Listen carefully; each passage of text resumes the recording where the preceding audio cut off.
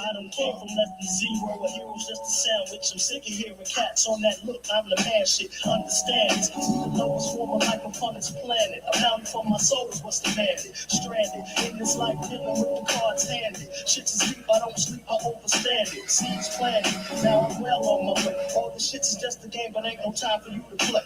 Feel what I say and then read between the lines. The clock is ticking fast, God, we running out of time. They done ordered up the new world. My girl got a patch that stops your ovulation. Ain't no exit, we can hatch. Everything got a catch, man. It seems like we stuck. Revolution's the solution. Don't nobody give a fuck.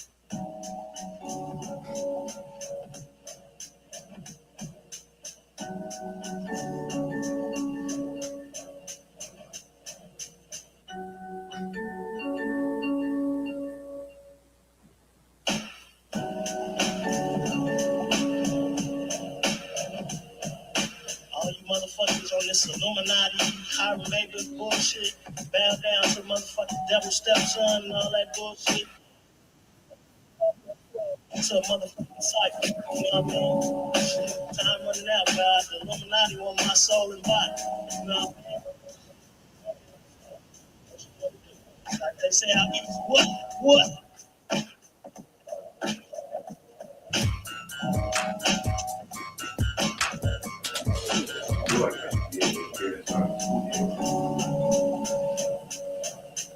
I did not know it existed until this year.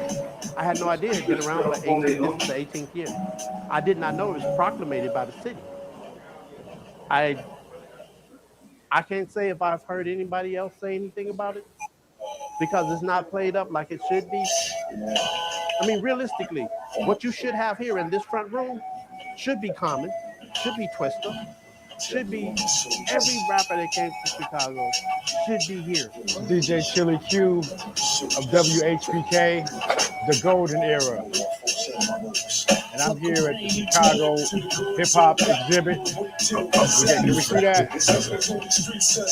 We're here at the Chicago Hip Hop Exhibit. You guys should really get out and check it out. It's taking me back from the very beginning all the way up to today. And every wall is covered with something that represents hip hop. And a lot of it is, most of it is Chicago hip hop. And it's very impressive. In the year 2003, a delegation of Chicago hip hop artists, including Amina, Chris Coolout, what's his name, TJ Crawford, Mark Armstrong, and a few others that I might not be having their names right off the bat, went down to City Hall with Walter Burnett, the alderman, and discussed getting a resolution for Chicago hip hop. And Mayor Daley officially signed it into proclamation on June the 9th of 2003 that Chicago's Hip Hop Heritage Month would be observed in the month of July. So from July 1st through July 31st, we're celebrating the essence of Chicago hip hop and all of its elements. My name is Artistic, and I'm a graffiti writer, b-boy, former DJ, and former MC. Born and raised here in Chicago on the south side, southeast side, or come up off on 101st, and been representing hip hop here in Chicago since '82. So I've always wanted to be a part of a movement. Before I got into hip hop, it was bikes and video games. But in '82, I made that transition from bikes and video games into hip hop, and it's been downhill ever since. You know, And I can tell you, just from me, how humbling it is. But I can best believe that if any of these people that are on this wall came to this monument, I call it a monument, the history behind it, to see themselves on a wall in what is practically a museum. There are no words to explain what this is. I can't explain it. I can only say I'm in awe. Look around. I'm in a few pictures, so if you want to see, man, this is it's wonderful, man. How about this? I was in the one room. I'm looking at a picture of me and nephew, 12 gauge, right? There's a picture. That's Mario Gage, for you all don't know, HBK DJ. But anyway, Kingdom points out to me, he says, man, there's a picture from HBK in the studio. He said, isn't that you? And that's probably the only picture that I know of me in the studio of HBK, and that had to be about 1988. So think about where you were in 88, maybe 87. So it's that kind of thing, you know. I didn't know that picture existed. I looked at the wall and didn't recognize myself.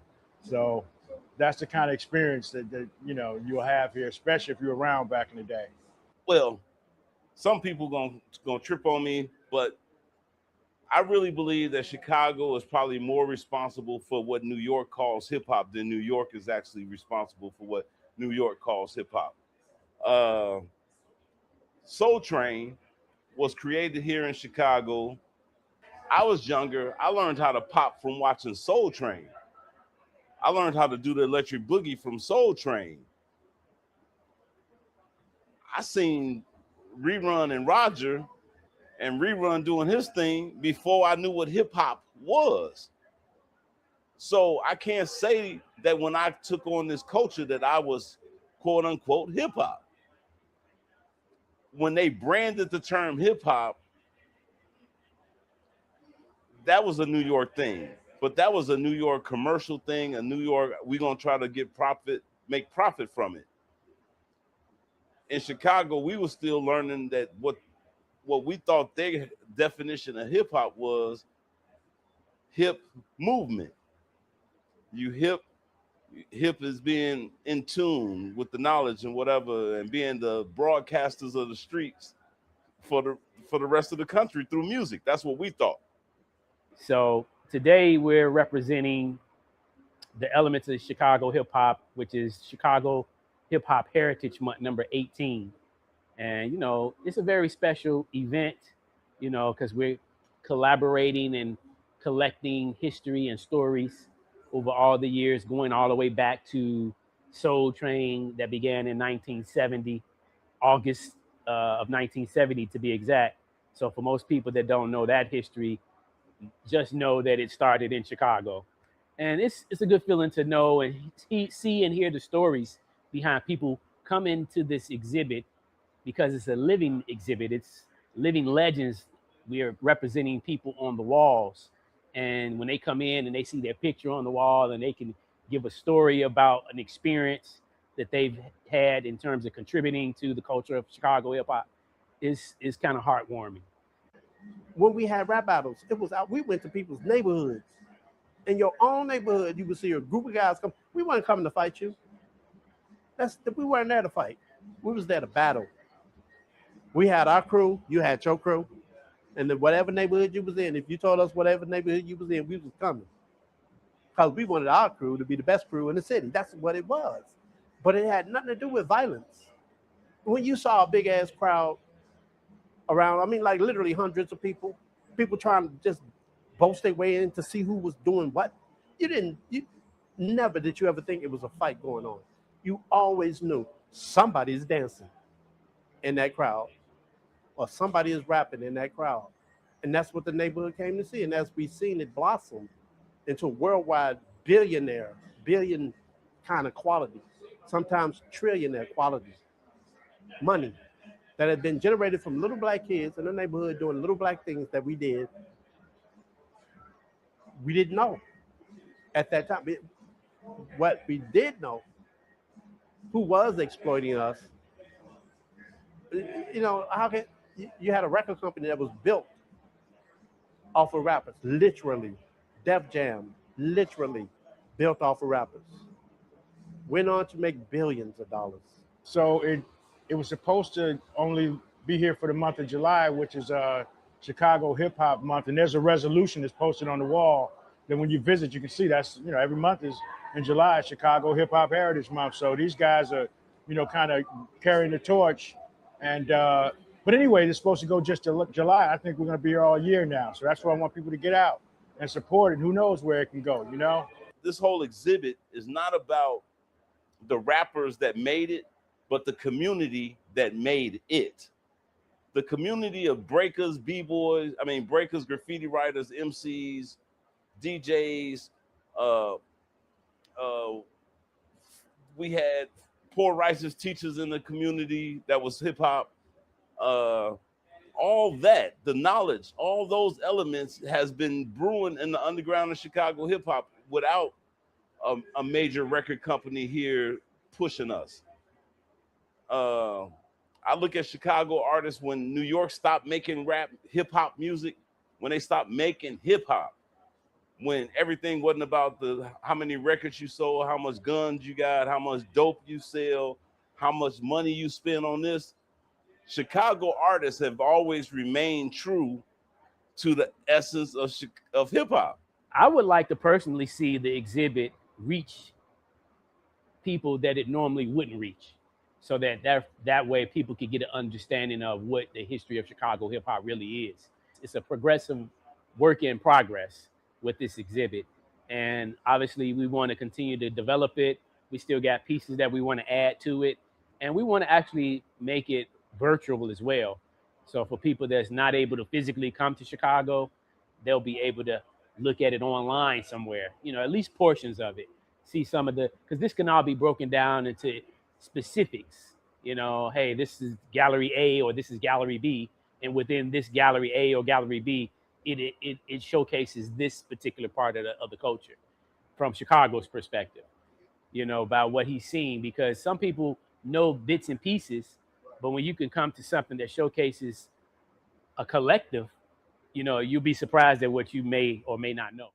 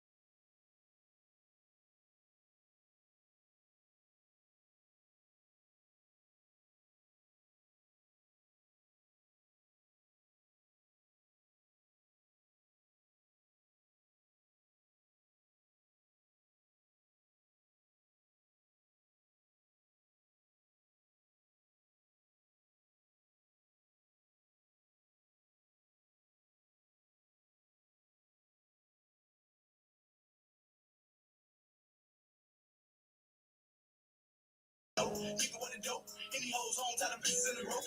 Living in the scope, another murder rope. Why you gotta die? Cause the sniper got smoke. Balance like a ghost, another nigga toast. Should've had a soldier on your motherfucking post. Soldier for the lows, killing for the notes. Taking all 150s in the fancy coat. Cause I've been hurting for the most. Tell us smoking soap. All like a star, but the sniper gotta go. Search you, hurting for serving. Looking for a come up. With the quick fast, give a nigga whiplash. With a kick fast, for the cash fast. I'm searching, hurting for serving. Looking for a come up. With a quick fast, give a nigga whiplash. Tell me where that cash is. Some motherfucker bitch gotta get rich. Got a leg, lot of bakes on the corner, and they selling plenty bricks. Stick up time, pick up nine. Love the shit or you get blasted. For the life of me, I can't see why I gotta do this shit for cash. Maybe it was a setup, but I can't let up. Cause if I do, they probably wet up my crew. And I'm more better with this than you. And if you fool, we don't play that shit. You can say that shit, I'm dangerous. All they bringing home, and if we get caught up, the judge gon' hang us. But I ain't giving a fuck, I'll be living it up until I'm locked. In a 5x7 cell, 6 feet deep with that nigga mug shot. Cause I'll be damn if I let him do some shit and don't be back on that block. I'll be walking the rocks with the money in socks. Your honey's a box, funny she got. All over my chop when they tell me gun got hot on your spot. Searching, hurting for serving, looking for a come. With the quick fast, give a nigga whiplash with a kick fast, for the cash fast. I'm searching, hurting for serving, looking for a come. With the quick fast, give a nigga whiplash. Tell me what that cash fast. But I really don't know what I'm searching for. See, maybe it's the nigga that I hurt before, or maybe it's the nigga that I'm working for. Tryna hurt me toe, work me hoe, till I coming up on cash back. When the drink, I make a nigga have flashback. Get his ass back, and then his flash crack, and then I dash back. As I smash back to the hood, there's a nigga called Ghost Town. These niggas think it's getting broke. Yeah, I'm to the business, it's getting broke. Come on, bro. Those niggas play, they don't play. Like, I can't hear, like, nope, I can't hear on any of those. Slow down, we'll still be able to go cry with a stick. I'm gonna go down, let me know now, cause I'm hurting for something. Let them all come up with a quick fast, give a nigga whiplash with a kick fast, for the cash fast. I'm searching, hurting for something. Looking for a come up with a quick fast, give a nigga whiplash. Tell me where that cash stands. Searching.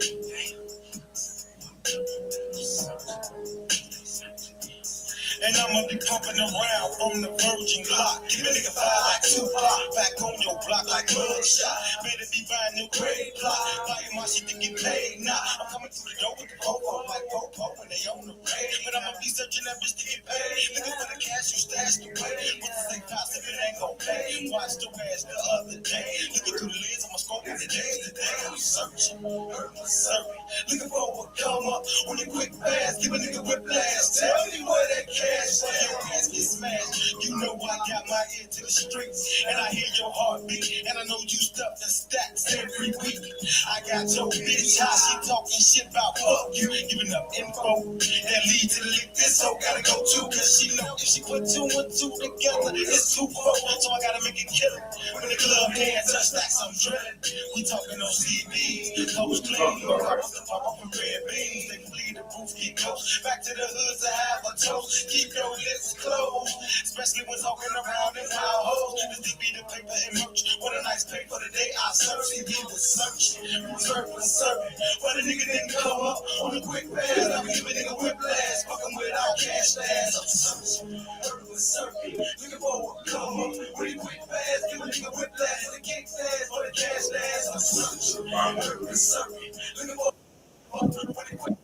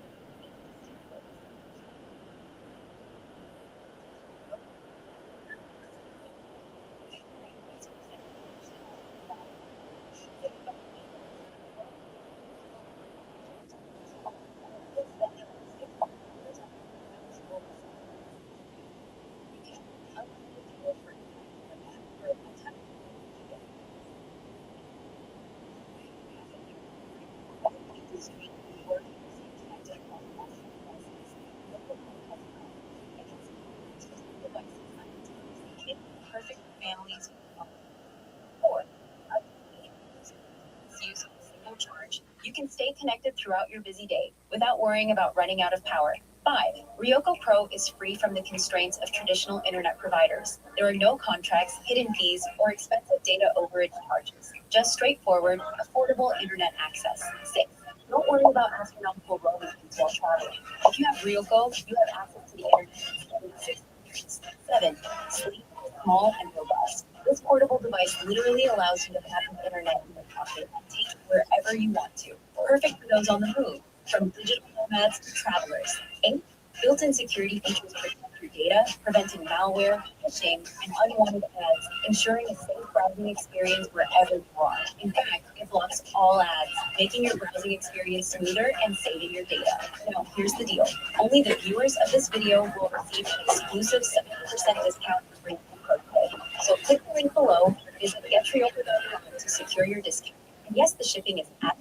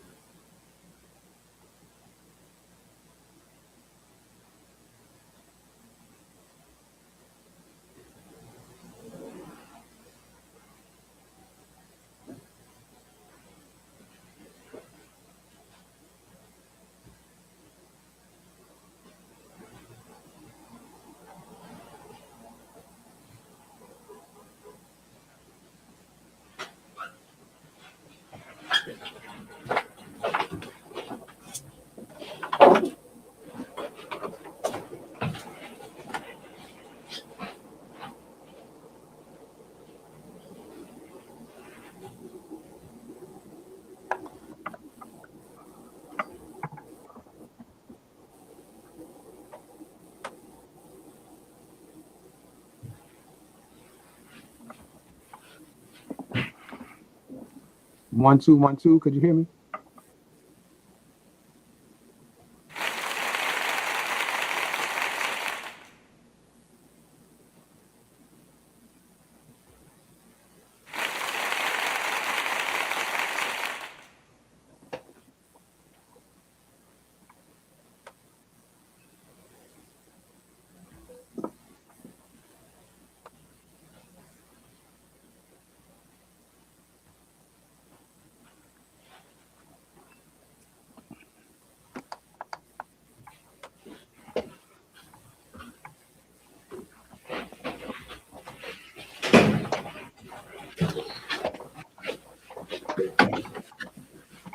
All right, y'all, good people. What up, Joe? Yo, could you hear me, Stan? Yeah, what's goody, Woody?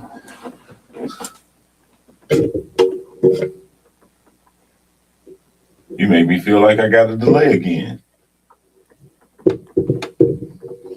Hello? Yo, 1 2 1 2. You can't hear me? I can hear. All right, you I can giving me hear a you. delay, nigga. I mean, you got. I'm talking. Could you hear me? Yeah, now.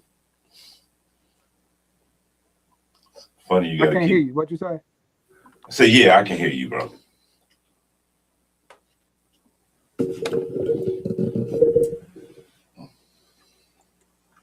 So, we started off by talking about how beautiful the museum was and all that good shit.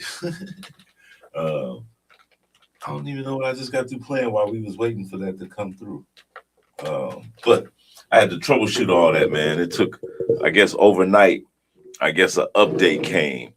And the update sent the system all the way to default. And I had to troubleshoot my way through all that to find out that there was a point that I had needed to troubleshoot some shit to get to the point where I got my speakers back on. So, hi. My brother D Nilla Determination, D Wood was good. Yo, what's poppin', son? I am doing good. I had a double sound in my ear, but I think I solved it. Do I sound clear over there to you?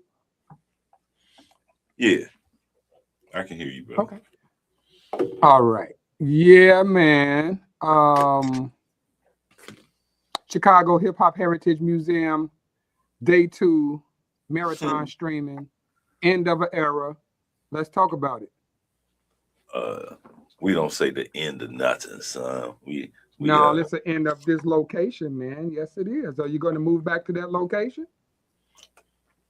Never leave it, brother. What'd you say? We marked this spot, nigga. I done pissed in the corners with some hydroactive motherfucking cat piss to mark my spot forever and ever, ever. And then our car CHHM on the stairs. I mean, on the sidewalk when they put the new sidewalk in. So we're going to be here for a while, bro. Okay. That's what it is. That's what it is. Yeah, but like you say, this brick and mortar is out of here for us. You know what I mean? But just the word "end" don't fit. You know what I'm saying? We've been saying it ain't goodbye, but see you later. You know what I mean? So Yes, sir. that's where Well, we let's at. talk about it. Let's talk about it, man. Where you wanna start at? I mean, like it's sort of it's a lot of functional words, and even the name of the platform, man. You got Chicago, you got hip hop heritage, and the fact that you all are putting it on display and putting it all together and as a museum. I mean, those are a lot of moving parts that have something to do with the intersection of history, creativity, and the heart and soul of like Chicago moving around, and like it's a lot to it. So let me ask you a question for a minute. I mean, you all probably have answered this question a million times, but you probably haven't answered it during a marathon podcast or a broadcast about, the last couple of days at this location. What and how and why, what, how, and why the Chicago Hip Hop Heritage Museum came into existence. Why do y'all even decided that this should be a thing? Oh my God, nigga. Like you said, I done answered that so many damn times. I'm like null and void. I mean, like just numb to even thinking about it at this point. Yeah, I done told this shit so many times. Okay, so now don't push back, because if this was the biggest interview of your life, or it's just that it's gives you, more, nigga. You know what I'm saying? It ain't the no, biggest because guess platform. what? It's just you, Guess nigga. You what? know what I'm saying? Aren't this is going to be played again? And I do want to know doubt the it. answer. I never I asked you doubt the it. answer. I know y'all niggas was doing it. Some people gonna slam like this. This probably be the last time some of these marks even hit this place. You know what I mean? But the Chicago Hip Hop Heritage Museum was just an idea sparked over time, brought into fruition by the work of me, Brian, and Artistic. I call us the A, B, and C of Chicago hip hop. A is Artistic, the B is Brian, and the C is C Kingdom Rock. You know what I mean? And so the three of us came together and decided to do this after COVID. The landlord was letting us use the space as an office space. Wasn't charging us rent. Just let us use it as a partnership deal that we had going with her, and with some back end stuff to go along with it. Hence the reason we thought we would be here a little bit longer. Fast forward, we started the Hip Hop Heritage Museum in July of 2021. It was year 18. Mary Daly had signed the resolution July the 9th of 2003, declaring Hip Hop Heritage Month in the month of July. And for 17 to 18 years, we have been celebrating it pre-COVID at block clubs, community organizations, churches, anywhere that people would accept our hip hop, and colleges, university as well. So this particular year, we had communication years before with New York about doing a museum, but we didn't feel like they were going to give us the right recognition for what we had, and it seemed like they wanted to just make us like suckling children to them again, and that was not the role that Chicago City of Big Shoulders was going to take. And so when we had this spot for COVID, we realized we had lost a lot of friends, and it was like people that we was trying to give flowers to at, like, we were going to have this event that we were going to put on for Shot Rock, Chicago's hip hop organization. You know what I mean? Chicago respect our creative kids, our creative kind. And instead, we decided to do a 1 month pop up here in the space and utilize the walls to acknowledge as many people and our history and heritage in hip hop. And so it was just a hip hop heritage celebration. And there was no day connected to, I mean, it was just a hip hop celebration. And it wasn't no long-term plans of keeping it past July 31st, the end of the month, the hip hop heritage start. At the end of that, we decided that we were going to keep it going until the end of summer.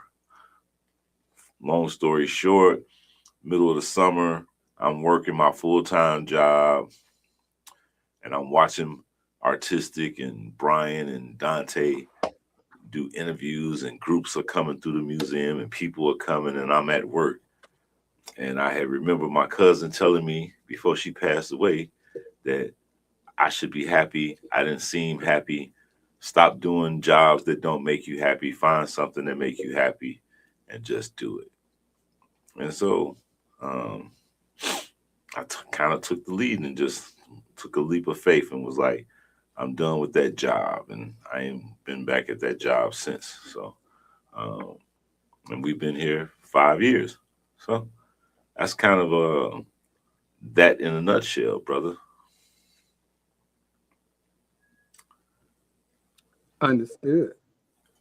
That's well, I guess it's safe to say that I know there's a lot of people glad that you bust that play because the museum is definitely something good. Man, go ahead, let's talk a little bit about this thing called Chicago hip hop, bro. Break it down. What you got going, man? I mean, whatever topics have, I'm just excited to be a part of this transition. I see you holding down a podcast space for all this time. It looked like you and I see Shot Illin with Kingdom. You know what I'm saying? It looked like that's gonna be the what's happening. That's gonna be a channel we're gonna be getting some information from you or something, because it's definitely giving off a nice little podcast title sound right there. And I'm assuming that's what you're going for. I'm playing dumb a little bit because I already think I understand what you got going on right there. Tell me, and seriously, I do want to know this. If that is the case, what you got planned for this whole deal right here, this Shy Illin with Kingdom deal? I saw you posted that on your Facebook. Yeah. Thanks to my man, Dr. Markenstein, for giving me my AI image. You know what I mean?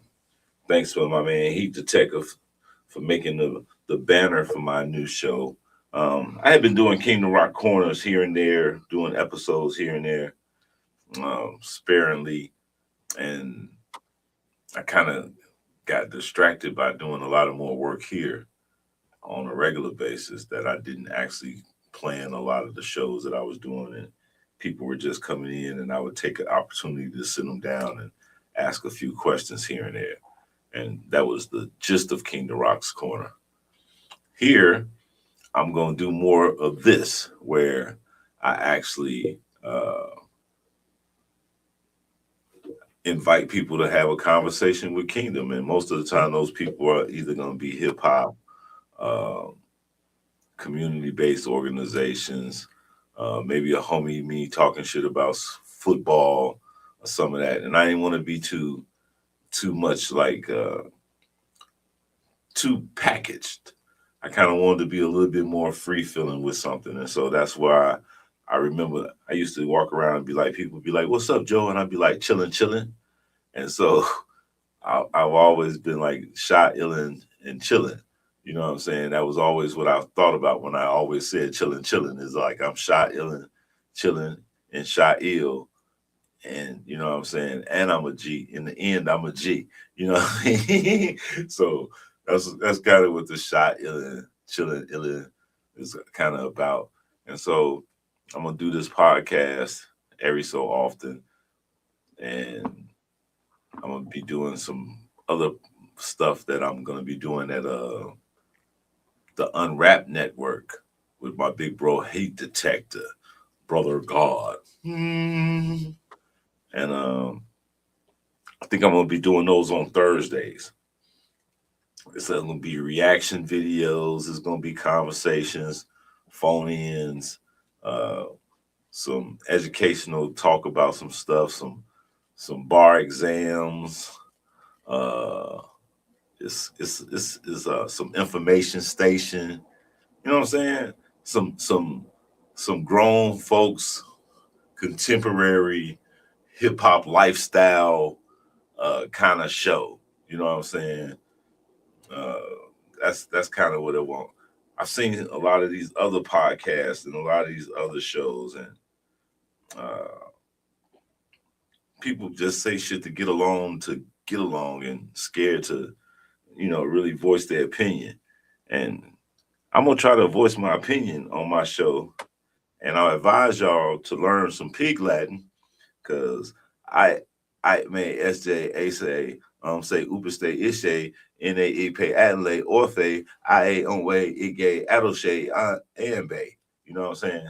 I'm trying not to be Adoshe and Bay. You know what I mean? And so if I can say all the stuff that if I can train myself that every time I get ready to say one of them things that I know how to jump right into my Pig Latin, I will never have to worry about me getting shadow banned and and y'all still being able to understand the words that are coming out of my mouth. You know what I mean? So practice up on y'all pig Latin, my shot aliens. That's what I think I've decided I'm gonna name y'all. Uh, People call people chat and all that. Y'all gonna be my shot aliens. You know what I'm saying? Get some t-shirts and some say shot aliens. You know what I'm saying? So yeah, I got some ideas, man. Yeah. Okay, shit. I want to see it pop off. Yeah, that's why I said I ain't gonna be talking too much about it. It's just gonna be happening. So the first Thursday after New Year's, I think that's the 7th. I think it's the 7th or the 6th, 'cause is my first day at the 8th. July 8th is my first date of my Thursday podcast. Thursday night. We haven't set a time. I think I'm going for 7, and I think it's going to be an hour and a half show. And I'm going to do it every week on the Unwrapped podcast. And like I said, we're gonna do all a bunch of stuff. Talk sports, talk hip hop, talk culture, talk right and wrong. Because I still feel like it's important. And there's some things that need to be said sometimes. You dig? Right. No, definitely. Man, it took a minute before you hopped up on here and even do your podcast thing. And we can't even be stunned. We do a podcast probably 80% of the week by hopping on in the morning, getting under the Wake and Bake Act, and talking about the world events, everything from hip hop to, whatever make the world go round. Man, you got to pop off one of them conversations, man. Yeah, man. Started, man. We was like I said, I'm really tripping on a lot of stuff, but I'm actually want to go in the green room and do my thing in the green room this morning. You know what I mean? And I just realized I gotta send myself the same little code that I sent you to do that. And so I think that's what I'm gonna do.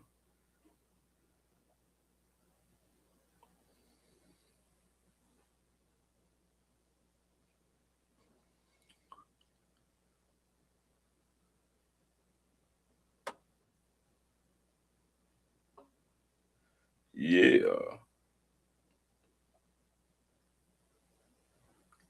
Yeah.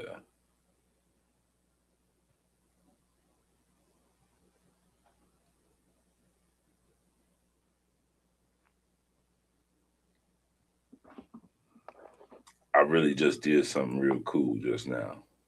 Cause like I said, I'm finna port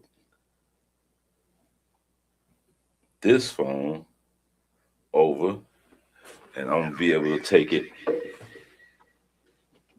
to the green room with me. Oh.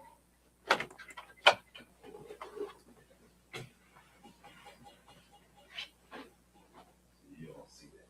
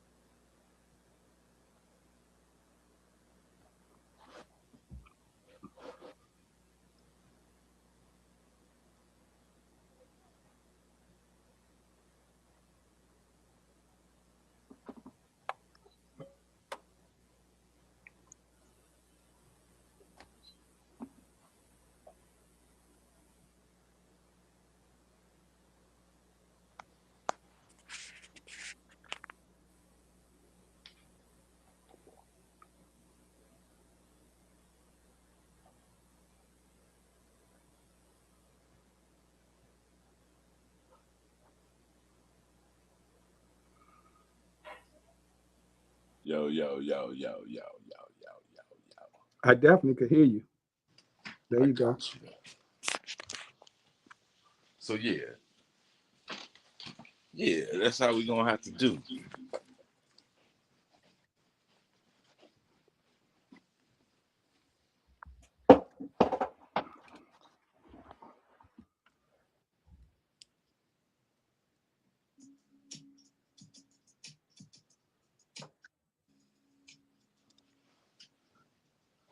All right.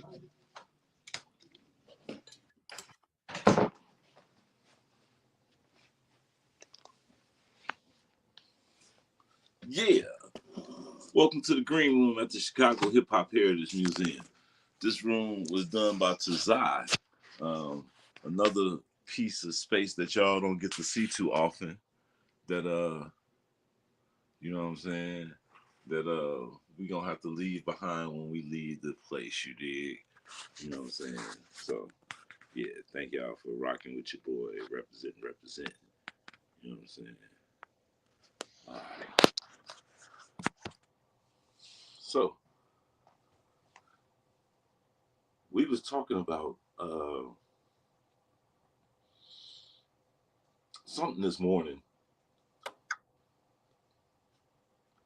that was going on in just general world shit. What was that we was talking about? Nigga, I was talking about, I brought up Snoop Oh yeah. and the fact about be careful who make you famous in hip hop generally, but be careful who make you famous, bro. Yeah, because y'all niggas is ridiculous about how much pressure y'all putting on that old ass man. Everybody ridiculous. See, and it ain't even really about him. I use him as the latest story because the man, which is obviously a Hollywood personality. He's been rich, or should I say famous? I don't know if he's rich or not. He's been famous for a very long time. He have a lot of jobs. I mean, it's obvious he worked with a talent agent or however it goes. He's just out there working. And because he's wake up and he still put on his Crip outfit, and he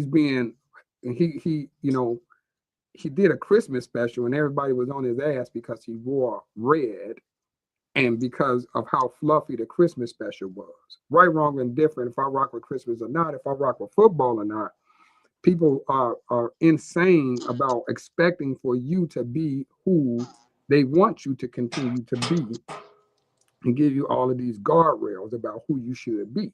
I remember Nas said something to the effect in one song a couple albums back, you want to owe me by the old records or something like that. You know what I'm saying? You want to owe me, you got to go by the old records. And it just, when I say be careful who make you famous, is because, I mean, it's not just in hip hop, it's in politics too. If you're a grimy ass politician and you build your fan base off of hate and spewing crazy words out of your mouth, and the moment you get in the bad graces with those very same people, you're finna be a victim of that exact same shit. So in hip hop, man, we be celebrating people for being real, for doing this, that, and the other, or being solid. And then the moment they have a point in their life when they mature past those peer pressure involved as rules, now all of a sudden you didn't join the ranks of this, that, and the other. And that shit weak as hell. That's mob mentality, and that's one of those things to me where you always gotta prove yourself to some motherfuckers. And I never rock with that shit. That's just it. You know what I'm saying? A lot of that shit, a lot of these people be and so like give you an example right now. I forgot which rapper it was that started the hashtag fuck the streets.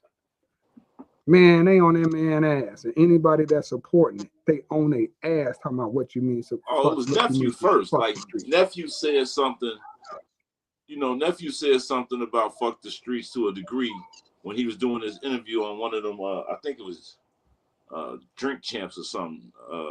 Who said that? Nephew, Herbo. Okay. Remember when Herbo was telling that he was like he he was telling a story, and he was like, man, I had to let some of my homies go because these niggas do some bullshit and call me asking me for, you know what I'm saying? And that's how motherfuckers get caught up with RICO acts and shit, is by a nigga keep doing some bullshit and you pull that nigga ass out of jail every time a nigga do some shit. And definitely no, and that even I'm okay. I'm a sidebar that one because that one is even based off of relationships. That one has even a little bit more involved human nature where it's like, oh, this nigga finna cut us off. The bag finna cut us off. I'm gonna set that one on the side. I'm finna keep dealing with this particular shit I'm talking about right here. Okay. You put up a hashtag and say, fuck the streets, and a million people you've never met tell you can't do it no more because you made too many records about the streets. See, these are the type of niggas that would never have let Malcolm X become Malcolm X. Oh, nigga, you ain't finna rob and kill no more. You ain't finna rob and stick motherfuckers up no more. You done stole out. You finna make yourself healthy. Oh, what type of shit is that? This is what motherfuckers really telling people. Yeah. So when a motherfucker say fuck the streets, it's a multi-layered thing. It ain't saying fuck every nigga that live in the streets. You know, it's all that bullshit ass activity like what you just talked about. You know what I'm saying? Expectations, and because all that shit is really mob rule, bro. I'm a man before I'm anything. So it's just like, well, motherfucker, I'm gonna keep it real. I'm gonna do a business and smack dad in the hood. Sometimes that only be loyalty. Sometimes that be peer pressure. Because if you move your ass from up out of there, all of a sudden you got one big house and not another nigga in sight. You know what I'm saying? So be careful who make you famous. Be careful who you rile up to support you. Because if you rile up some motherfuckers who supporting your lower self, if you put your lower self out there and you rise to the top, right? So at this rate, I'm gonna throw out a name, a scenario, and I'm gonna throw this rapping girl name into it. Let's say Sexy Red. She came out talking about booty hole brown, asshole pink, and all this type of stuff, right? And all her fans catapulted all of that bullshit to the top of people's ears. If the way things going, if she decided to dress up and put clothes on, them same chicks that rose to the top, I say she sold out her position. They did it to the one girl, Black China. She took her ass out. Oh, you ain't a baddie no more. Like, bitch, that was killing me. Like, I'm trying the shit that they be trying to. So that shit I'm talking about, and because I'm not in no part of nothing else, hip hop do that. Hip hop, they'll jam you up. They'll jam you up and tell you can't change. About 10 years ago, Master P, he rapped about being no limit soldier, selling crack, all this. That nigga said, I'm finna go straight. Man, people was on his ass, bro. They was just on his ass. And it's like, they was on his like ass. If you was a mass murderer and killer, like you expect the nigga to be able to be like, you would want the nigga to be like, I'm gonna stop being a mass murderer and killer, and I'm gonna calm down, and I'm gonna be right, and I'm gonna change my life, and all this type of shit. And the world like, no, nigga. Once you're an animal forever. You can't go back. You know what I think it really means? You know what I think it means? I want you not to be shit like me. When I wasn't shit, you was the best not shit person because you had a platform not to be shit.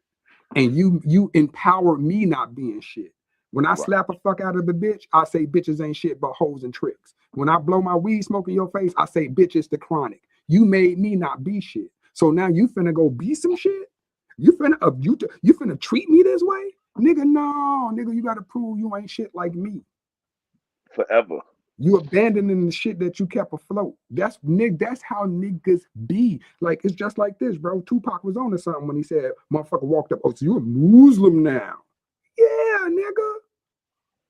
I was just getting shot at last week as a Crip or a Blood or a Stone or some shit. Hell yeah, I'm a Muslim now, nigga. That bullet went past my head right here, nigga. The bullet went right past my head.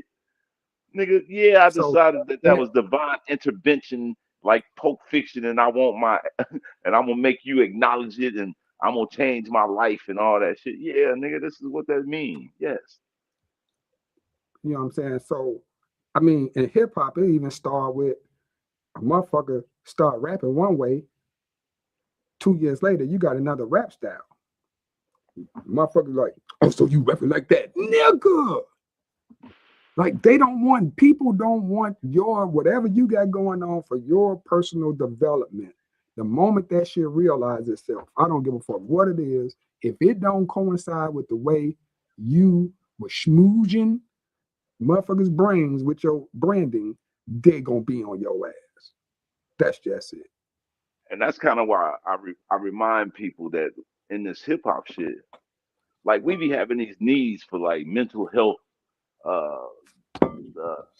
sessions that all of us do. And I realized before we closed up, I was gonna be doing men group sessions in the museum, and they was like, well, I know women. I was like, because it's some shit us men need to get off our chest before we even talk to a woman about it.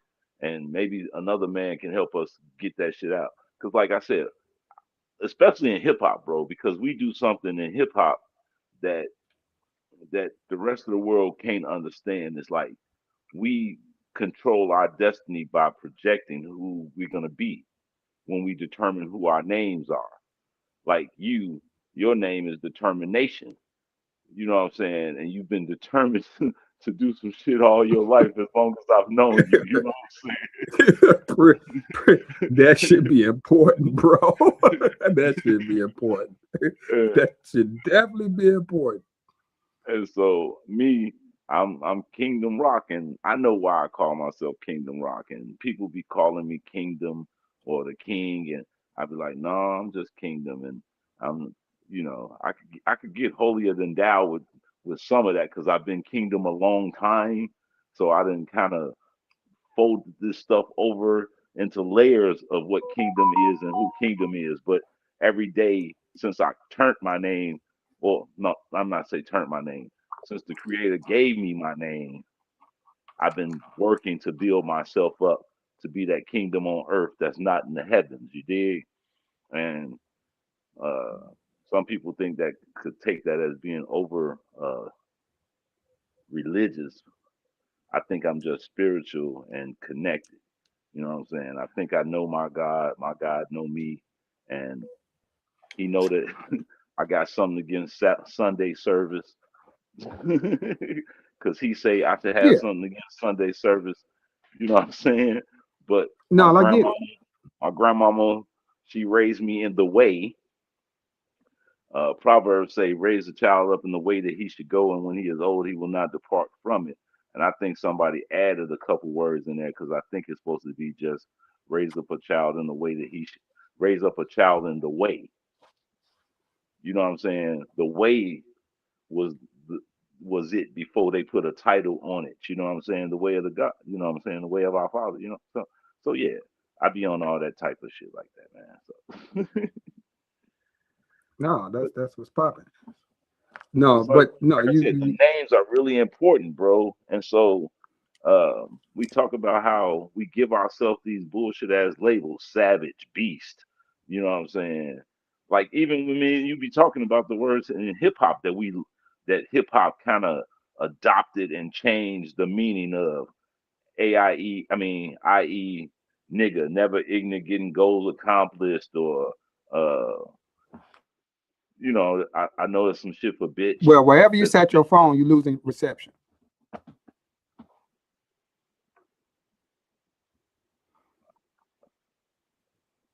I hear you, but that's my headphones, so you know what I'm saying? So that's through them. Wherever you are, you're losing reception. King, you can't hear me? Okay.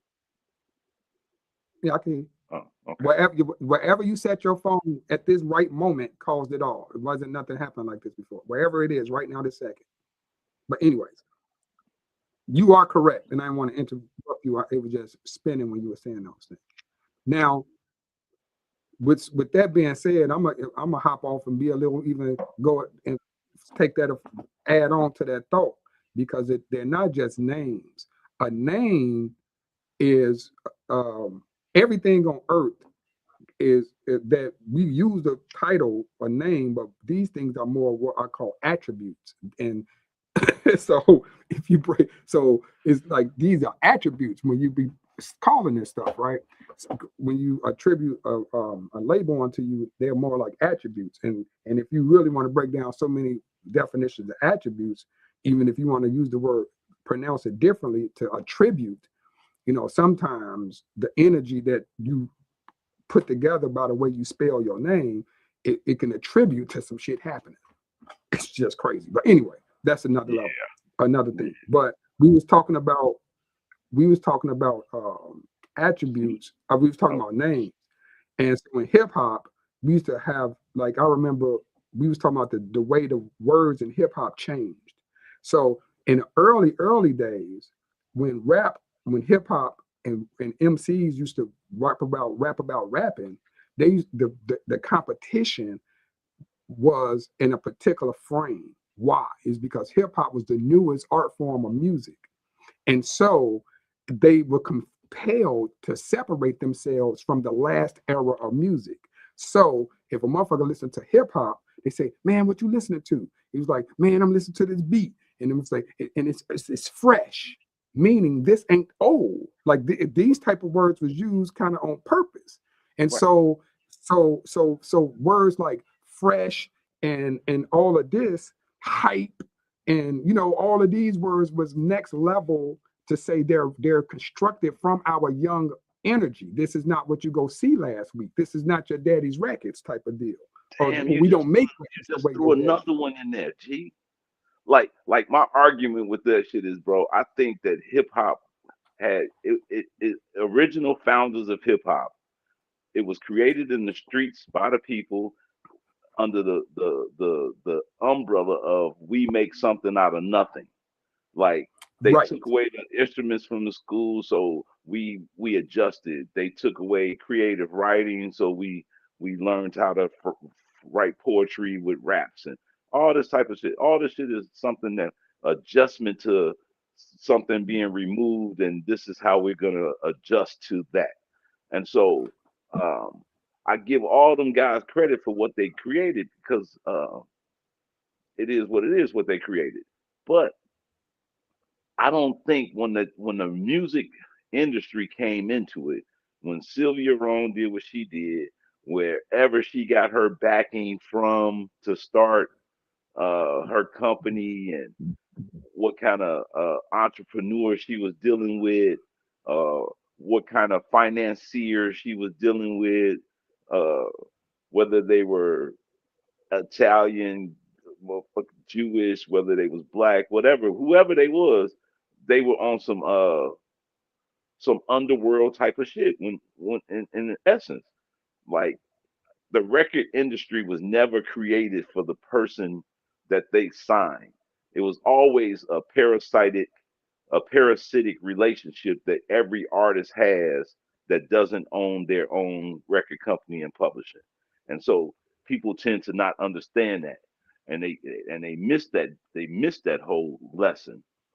But they still sign these contracts in search of that next move and to get themselves out the hood and to take that advance, and that advance be so extraordinarily connected with interest rates that a nigga never get out of debt. You know what I mean? Like this is no, I got you. No, I feel you, and it's directly connected. Okay, so I say all that about the record industry. So it's like we jumped to be in bed with the devil. You know what I'm saying? Unknowingly trying to get to that next stage because society keep telling us either you're gonna be a rapper, a basketball player, an athlete, an entertainer, or you know what I'm saying, to be successful as an African American in this country. So we hear all this shit all our lives, and some of that shit we take in and some of it we don't. But hip hop in its essence was its own underground apparatus, and this apparatus led to us being able to nation build under the eyes of the masses, of the under the eyes of COINTELPRO per se. You know what I'm saying? And all the people that we had learned from that got killed or whatever in '68 and all that, we were the people that was gonna tell their stories through hip hop. This Right. is what we Now, were supposed before to you be keep doing. going, I want to interject something. Okay. Keep I'm- going, keep I'm- going. Because So okay. we get that CNN effect of being the news reporters of the street. And this is all that I'm trying to get to, is that when we started, those people, I say we, as in the early founders of the tenets of hip hop that created the principles of hip hop or whatever, we thought we had a mission that we were doing, and these people had a job that they already understood that they were doing. And so when we sign these Clear. contracts, we don't know what we're signing the contracts for real, and they know what they're going to allow us to do and what they're not going to allow us to do. So when you get to those words that you talked about, like fresh, even the word deaf, we didn't say deaf as in DEATH.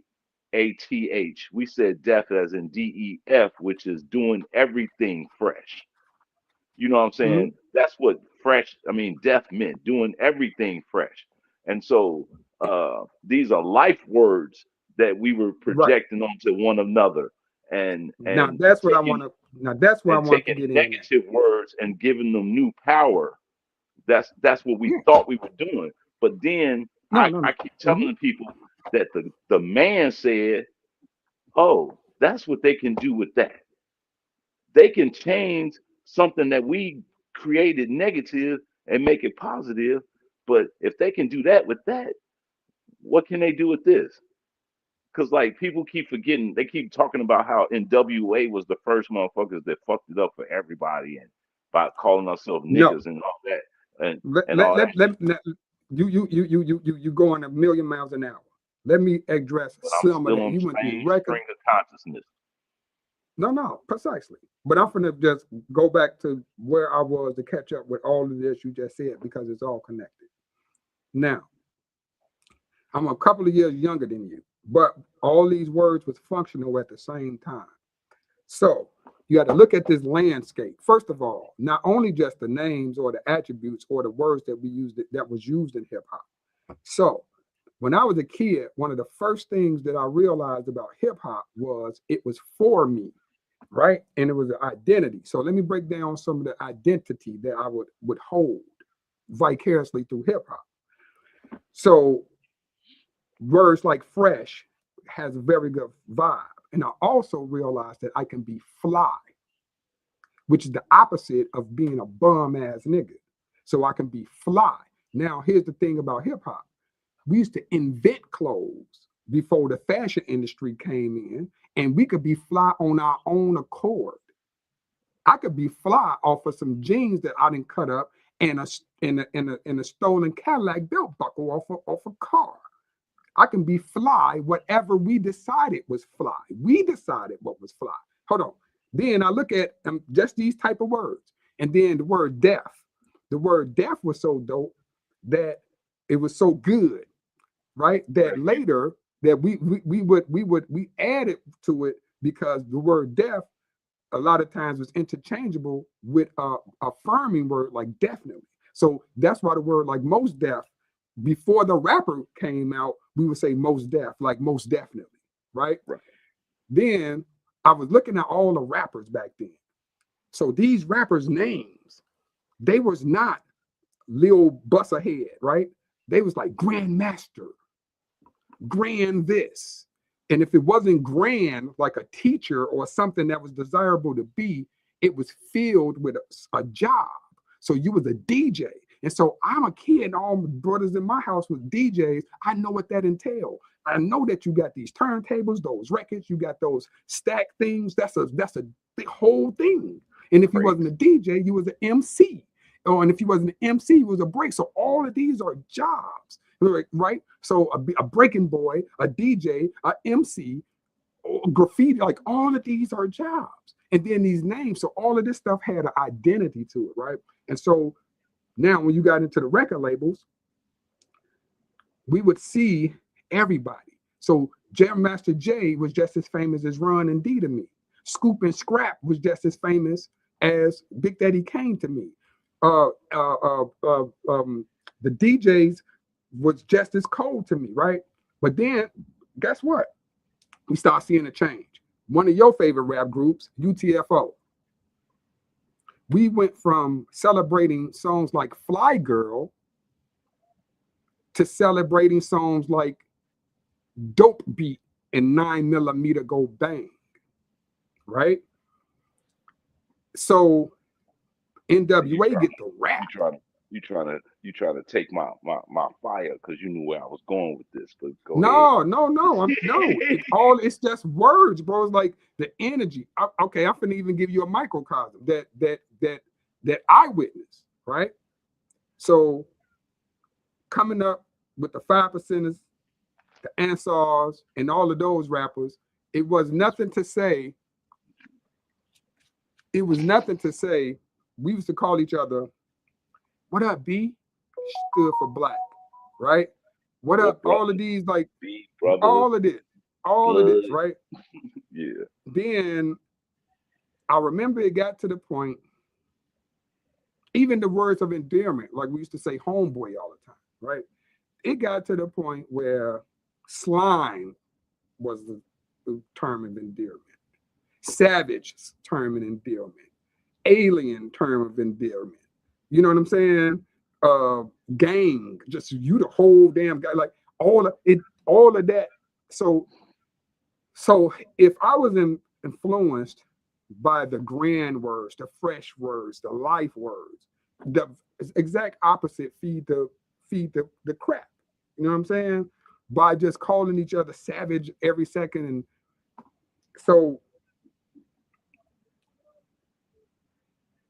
as far as the record labels go, we know how the record labels operate. And they dumbass let us sing them slave Riverside songs for about 7 years till they realized what the hell we were singing, because Fight the Power and all those type of songs, they was like, wait a minute, that ain't coded. That ain't coded. The rest of that shit was coded. We was coded. Hip hop was being rebellious in a coded manner for years before it was on Front Street that it was rebellious. Right. Right. So right. See, people don't realize. But again, the Ghetto Boys was political rap. That's what I'm saying. These same people, they kind of give and took at the same time. You know what I mean? Like I said, when people talk about NWA, they forget that NWA is a hip hop group first. Like they forget that when you first seen NWA, there was dancers on stage, there was a DJ, they had scripted skits and everything going through, and the actual shit that they was talking about was hood shit from the West Coast because nobody was hearing about it. But and also being the first place that had the crack epidemic in it, you know what I'm saying? So they were spearheading that movement because they were the first ones to have it. But people forget that they started out with Dope Man. And when people hear Dope Man, okay, they created Dope Man. And when they did Dope Man, the song, there was nothing positive about Dope Man. When Ice-T did I'm Your Pusher, it was nothing positive about being your pusher. It had its shine, but it was never a positive ending to those type of shits. Like the Dope Man, it was not positive. They was like, Mr. Dope Man, you think you slick? You put bullshit in my, and now my sister's sick, and I'm gonna put a bullet to your ass. You know what I'm saying? All this shit was coded, but this is I NWA. do got to give you some pushback on Ice-T. Okay, but I do got to give you some pushback on Ice-T. Okay, but NWA, Dope Man, that song, that shit was them anti-dope. Like it was songs. Even PSK, you know what I'm saying? As gangster as it being the first gangster song, it had its elements that it let you know that it wasn't a positive song. You know what I'm saying? And so we had that balance back then that everybody had a chance to be able to say something. But the point is that when they said Dope Man, we hadn't been talking about dope. it wasn't a song like that. We had anti-drug raps. Everybody had anti-drug raps. Everybody had anti-babies having baby raps. Everybody had put your gun down raps. Everybody had knowledge of self raps. Even you know what I'm saying. Even the like, I feel like the dumbest conscious rap was uh Run DMC's uh I'm drawing a blank right now. The I'm proud to Run, be. yeah, that was the dumbest conscious song we ever had. Like like there was no, I mean, like, nigga, if you listen to that and hold it to a scale of that shit was like kindergarten ass conscious rap. You know what I'm saying? Yeah, what it was, that was Black History Month board at school. Okay, right, right. That was the cool kid who, okay, I got to do a report for Spanish. I'm gonna do a poem, or I'm gonna do a, you know what I'm saying? Right. That was that Black History report. Right, right. That's what that was. But that was so early in the game. You know what I'm saying? And so when they did all this shit, it kind of made us think that everything was gonna be cool, and it was cool to take these words and flip the power to the word. And we had did it with nigga, and the white man was like, okay, do that with dope for me. Do that with bitches. You know what I'm saying? Make this shit okay for us to say to y'all, so that we can keep. You know what I'm saying? Like, we know that if you call a nigga a bitch, he gonna shoot you. So let's keep turning up that fire. That, like, let's make bitch more a popular word, so a motherfucker might fuck around and call a nigga a bitch accidentally. They was doing so good not saying bitch to one another. You know what I'm saying? And now you got to protect your woman from calling her girlfriend bitch. But you can't call your girl a bitch, but she can call her girlfriend a bitch right in front of you. And when you call her girlfriend a bitch, she like, you can't call my girl a bitch. I'd be like, you just called the bitch a bitch. Why can't I call the bitch a bitch? You know what I'm saying? So you get all that shit, bro. So it's pushed back from all that shit. And so, like I said, when KRS-One or Public Enemy did Dope Beat, they made it okay for us to give dope a positive, like it became a positive adverb. You know what I'm saying? I mean, a positive adjective. You dig? Like, when we take these words and make them positive adjectives about something that we do in our characteristics, it changed everything, bro. And that's where I feel like in hip hop, some of our elders might not have knew what they was doing, almost to the degree that Martin Luther King says, after all that shit he's talked about, he say, I think I led my people into a burning building. And sometimes I feel like that's what hip hop has done.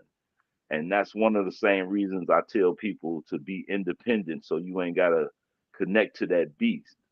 You know what I'm saying? And independent is the best way, because once you connect to that beast, you'll never know what you're doing, and somebody else controls your destiny. You know what I mean? So tell me how I got to push back on Ice-T and push up. I probably figured it out, but go ahead. Yeah, well, Ice-T, the song Pusher, as displayed in the video, was metaphoric. He was pushing CDs and tapes, literally. I got that new Tupac, man. I got that new, he was pushing CDs and tapes. And as far as go back in the history of Ice-T, his gangster raps, every single last one was a cautionary tale about don't fucking do this. It's always fun in the beginning, but it's pain in the end. So he glorified it, but somebody Shout always out to got Ice-T. I'm saying it because niggas don't give Ice-T enough credit, bro. Ice-T right. is, So yeah. So when he did go there, every single one was a cautionary tale, bro. He might glorify it, but somebody got popped in the song. that was bullshitting, or if or something ended the up ending in didn't wise jail up or good. some dumbass shit for life and shit. You know what I'm saying? Right. Yeah. So we gotta look at that part. Now, I know, speaking but of, it's still, this is still them giving, like, this is still the like I said, bro, there was always some of that going on. There was always some blowfly out there. There was always some PSK, of course. It was always some of that out there. Some of that Spoonie G as well. You know what I'm saying? The Godfather. You know what I'm saying? Because whether the Godfather, that's, you know what I'm saying. These are all terms of that we adopted because of prestige of what they meant to us. So the Godfather, or the player of the year, or the pimp of the year, and these are the people that we celebrated over the doctors or the lawyers and shit. You know what I mean? Like, yeah, the that constant let me roles ask you a that they question. gave us in movies where we can only be slaves or criminals, and to the you know what I'm saying, all that. Like, even your boy Mario Van Peep, not Mario, Melvin Senior, Melvin Van Peebles, when he did Sweetback's Badass Song, he did that as, like you said, as a protest song. I mean, as a protest movie. It was revolutionary. It was, I'm doing this without the system. I'm I'm making something out of nothing, and this is gonna be guerrilla filming, and we're gonna break the laws, and we're gonna blow up cars when we want to, how we want to, where we want to. All that shit that was in that movie, bro. And it sparked, there was no term as black exploitation until after Melvin made that movie. And so Melvin made the movie, and it showed brothers and sisters in a certain light, and the revolutionary militantness of it scared the white people. So they had to gain control of the the the narrative of what black exploitation movies was gonna be, and all that shit. You know what I mean? So again, these people, they come out and they do something on a revolutionary platform, or a revolutionary theory, and in the end they turn it gets turned into the excuse for why they can get away with what they do to us. You know what I mean? Right. See, it's all subversion, right? It's all subversion of the energy that we originally produced. Like, so here go the issue. You make a record at home, you make a movie at home, or by yourself, or independent as you call it. The moment you take it through any traditional channel, and normally that crossroads happen with distribution. At that point is probably sometimes the second point of somebody trying to change your story. The first point is if you're asking somebody for some money. Providing they not down with what you're doing, motherfucker might say, I don't agree with you. So if you I ain't say, got that problem, then okay, you want to have it, and you want to have it distributed, then they start playing games at the distribute level. Cut this out, add this, do something, put it a white person, all sorts of shit. So that thing happened with hip hop. So if you go back and listen to, same thing happened in hip hop. You go back and listen to those tapes before record labels took over. It was all those elements we was talking about earlier: DJing, rapping, breakdancing, MCing, whatever it was, harmonizing, all sorts of shit, remaking TV openings because you flipping words, all sorts of stuff. But how much got squoze out when it made it to the top of records? They start that distribute. How when we capture it to distribute it, what we going to squeeze out? What are we going to squeeze out? Same thing with those movies. Once we capture it to distribute it, what are we going to squeeze out? Why do you think when the DVD era, you would get a DVD after a movie you didn't watch and they got 30 minutes of cutting room floor? Those were good takes. Some of that shit hit the cutting room floor because somebody in power said that ain't finna go out with our name on it. That ain't finna shake what up and through here. So I'm getting to the point is when you And that's industrialize that things, the people forget that there's a department in the United States government for music and radio. Like there's a federal department that handles radio music, and I ain't talking about the FCC. Like these people are like policing every song and every movie that get green lighted out of Hollywood. And that's been going on since the beginning of Hollywood. You know what I mean? Since the people took over and started doing what they do. You know what I mean? So yeah, bro. no, definitely. So I think what I'm trying to say is we used to look at these silent protests from some of our greatest artists, like Nina Simone, Miles Davis. They used to do these strange things, and it looked like they were self-saboteurs. Like Miles Davis was famous for performing with his back to the crowd. Right. Nina Simone had this voice, bro, and she ain't take the big jobs, and a bunch of stuff was going on with these people. It's because they knew the crazy intersection between their art that came from their bodies and the industry that it takes to get it to the people. And so they used to be fighting this, bro. See, some people run down there to turn those albums in. Some people get talked into turning those albums in, right? And those people seem like they self-sabotage, but they know the problem. It's sort of like chickens. Chickens running free in the street, yeah, they could get hit by a car, right? But the chickens that's in that coop and they see this dude come out every Sunday morning and one of their little friends leave and don't come back. That's the problem right there, being in the organized industrial coop, right? So yeah, you could get hit by a car out here loose, independent, but the problem is the moment they put the chickens in the process, that's what throws off the natural birth and death rate of chickens. So the moment you put a record into the record business, I don't care how pure you try to be, bro. See, when I stopped rapping, I started teaching people the music business, and sometimes they was confused because they was like, how that's gonna make me famous? I said, it's not. This is not I'm not going to teach you the music industry. I'm teaching you the music business so that if you ever do get famous in the music industry, you'll be protected. Right?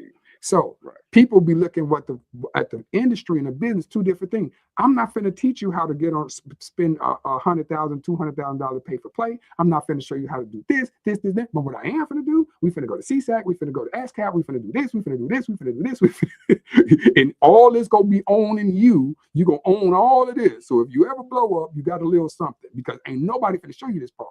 You gonna have a hit on the radio, and then you go try to backtrack. And it's gonna be too late because somebody else gonna do it for you. Right. But you didn't do it for yourself. Right. Because you ain't do it for yourself. So in wrapping up, what I'm saying is this part. Which is the real definition of independent. And that's the hard part. Now here go the hard part though. Even in being independent right now, they subverted the real independent person. And this is how. They subverted that. Okay. I remember when Merck and Pete, what's the young man name? Brother name? Pete. I think his name Pete. I don't know why I'm drawing a blank. But Merck and Pete was working with Chief Keef when he first came out. Now he was a phenomenon and a pivotal point in Chicago hip hop, whether people want to admit it or not. Why was he pivotal? That moment when he went viral, these was the blog days. Right? And the music industry was suffering. And they said, how in the hell did this man get this popular without our help? And they said it was a blog, right? So everybody got into the blog business because that became like the blog star killed the radio star damn near. You know what I'm saying? So everybody got a blog. Yeah, they was coming out 50 going north. Chicago's version was Fake Shore Drive, and it was Two Dope Boys, and it was all of these blogs, and everybody was trying to get these scoops and these interviews for these blogs to blow. Shout out, rest in peace to the brother Zach. And Zach on TV, he went deeper. So with them blowing up, they said, okay, we ain't buying these niggas blogs, but how could we take advantage of that digital real estate? And then all of a sudden, streaming services start popping up, like SoundCloud and whatnot. Streaming services start popping up where we can house your music, because they were smart. Could you still hear me?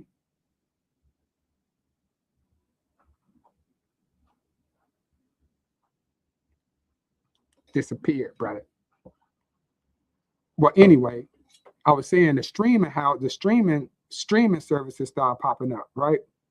Now, for 1 minute, we was truly independent because the streaming services was owned by people who just was smart enough to get streaming services. And so we would do these exchanges with the streaming services until, guess what? The people that used to own the record labels that failed bought all the damn relevant streaming services. So independent at this point, you still get run up against them and take a 70-30 and take some type of split that they determine. So that's why everybody crying at this point about how much the DSPs pay per stream. So ain't no real independent, to be honest with you, because you're still going to get to the point where your draws get ripped off. Maybe they're not telling you to change the song, but they don't have to, because if you put it in the algorithm, if it don't match the algorithm, they're doing the same thing, putting songs on the cutting room floor that nobody will ever hear. If you're drawing.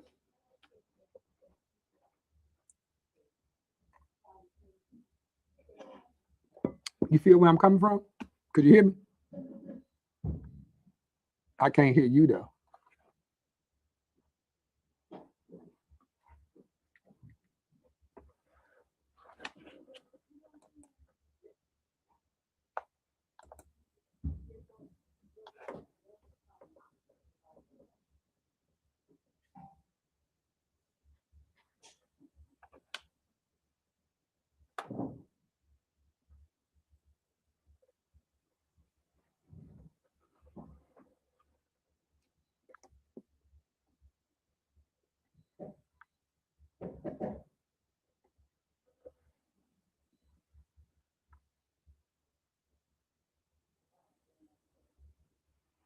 I can't hear you if you can hear me.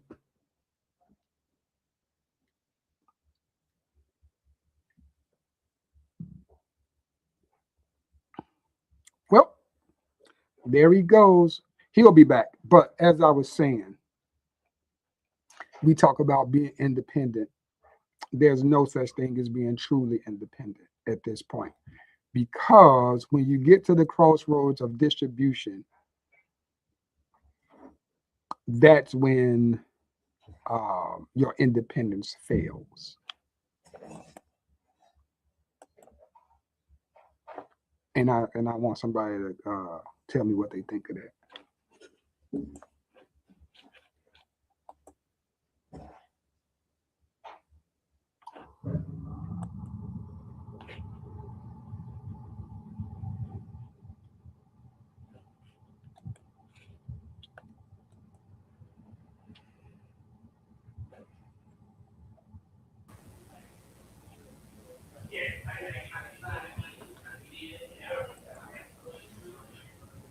It looked like we're back.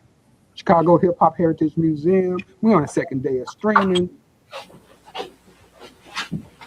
Yo, can you hear me? Can you hear me? Yes, I can hear you. I can hear you loud and clear. Okay. I can hear you loud and clear. Oh shit. I'm missing all the comments. Hold on. Keep talking, bro. I'm finna put some comments on the board. Yeah, let's put some comments on the board, man. Oh,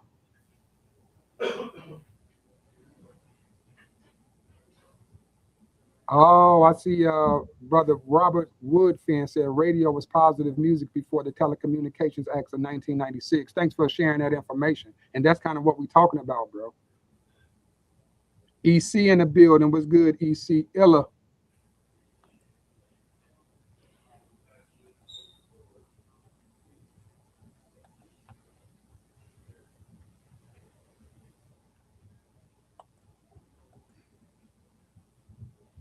I got to see all these comments. Where are all the comments? Man?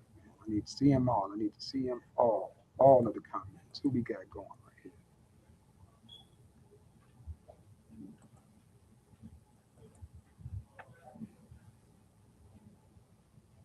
Yes, sir. Well, thank y'all for tuning in to the Chicago Hip Hop Heritage Museum streaming day 2, featuring your man Kingdom Rock, C Kingdom Rock to be exact.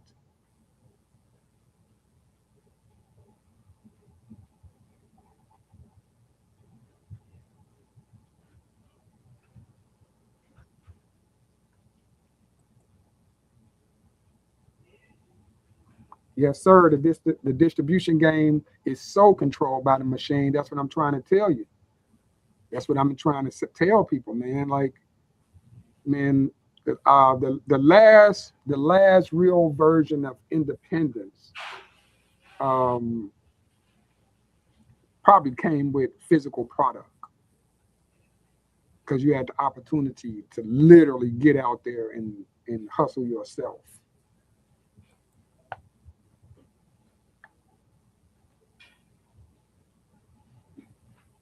But with this hip hop thing, you know,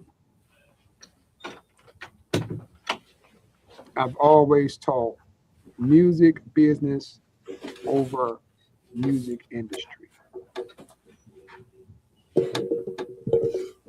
Word, man. We had a lot of people chiming in while we was back there. While I was in the green room talking, so I didn't get to see the board and shoot up and all that. No, I feel you. I see. I only see 4 out of 10 comments. I can't see them all.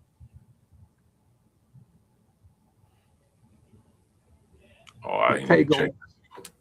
Tago say big up Ice-T. Definitely big up Ice-T. Definitely not gonna leave him up on those. Yeah. So. And just because Tago, I saw Tago's post. You know what I'm saying? I got to make it clear. The reason why I stood 10 toes down with the old man is because before I heard all them talking crazy, he was rapping about his DJ, dogging the wax, and all of that. You know what I'm saying? That was hip hop to me, man. You know what I'm saying?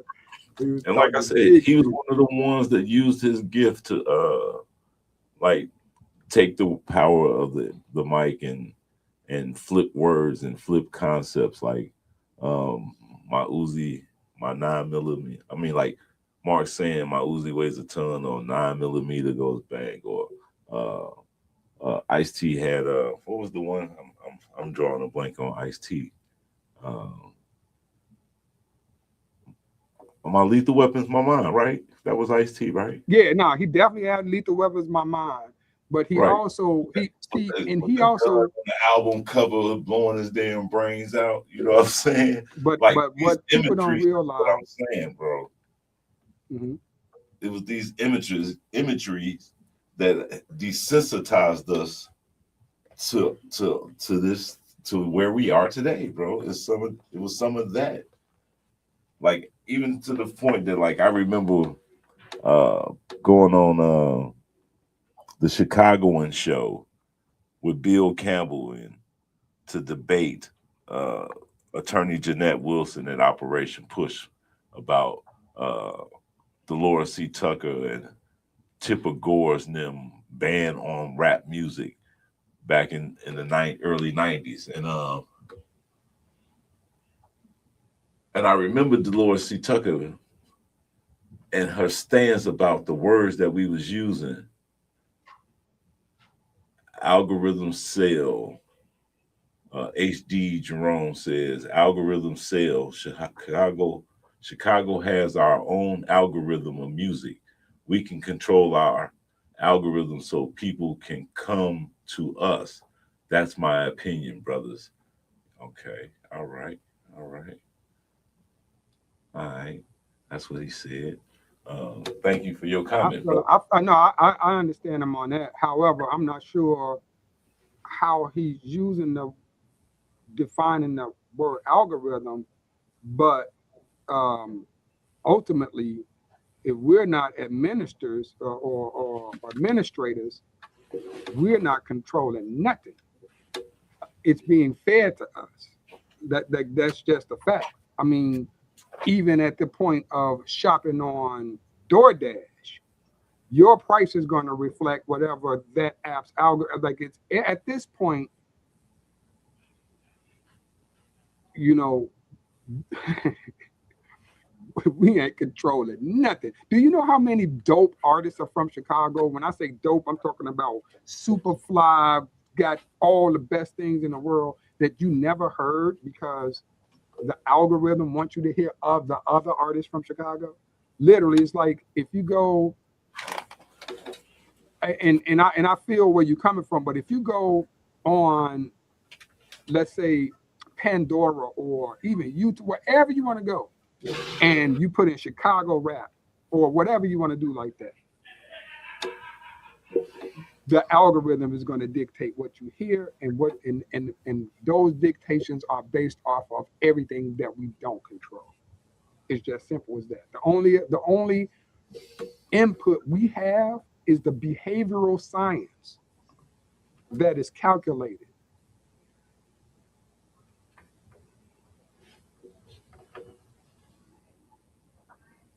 Right. Now, I see he said, for example, juke, footwork, stepping, etc. And I agree with you. And so, but I can ask you this. When it comes from content from Chicago, what is more popular to the masses? The Chicago rappers that be shooting back and forth, or the stepping, the juking, and those things? So you definitely right. We got a lot of things to be viewed, but it don't reach the top of those algorithms like the dark. It just because I remember it took Missy to give Chicago dancers any credit for the juking that they did, because she was one of the people. It's just not going to reach the top. It's just not going to reach the top. If you type in hashtag Chicago anything, the garbage is going to pop up right way at the top, and all of that stepping and footwork is not going to be there. Thank you for reminding me to tell the people the hashtag that last nights at Chicago Hip Hop Heritage Museum. I'm asking people that's watching that if you've been at the museum to hashtag the last night you was at the museum and show your pictures on your page and tag the Chicago Hip Hop Museum in it. Algorithms come from in their platforms.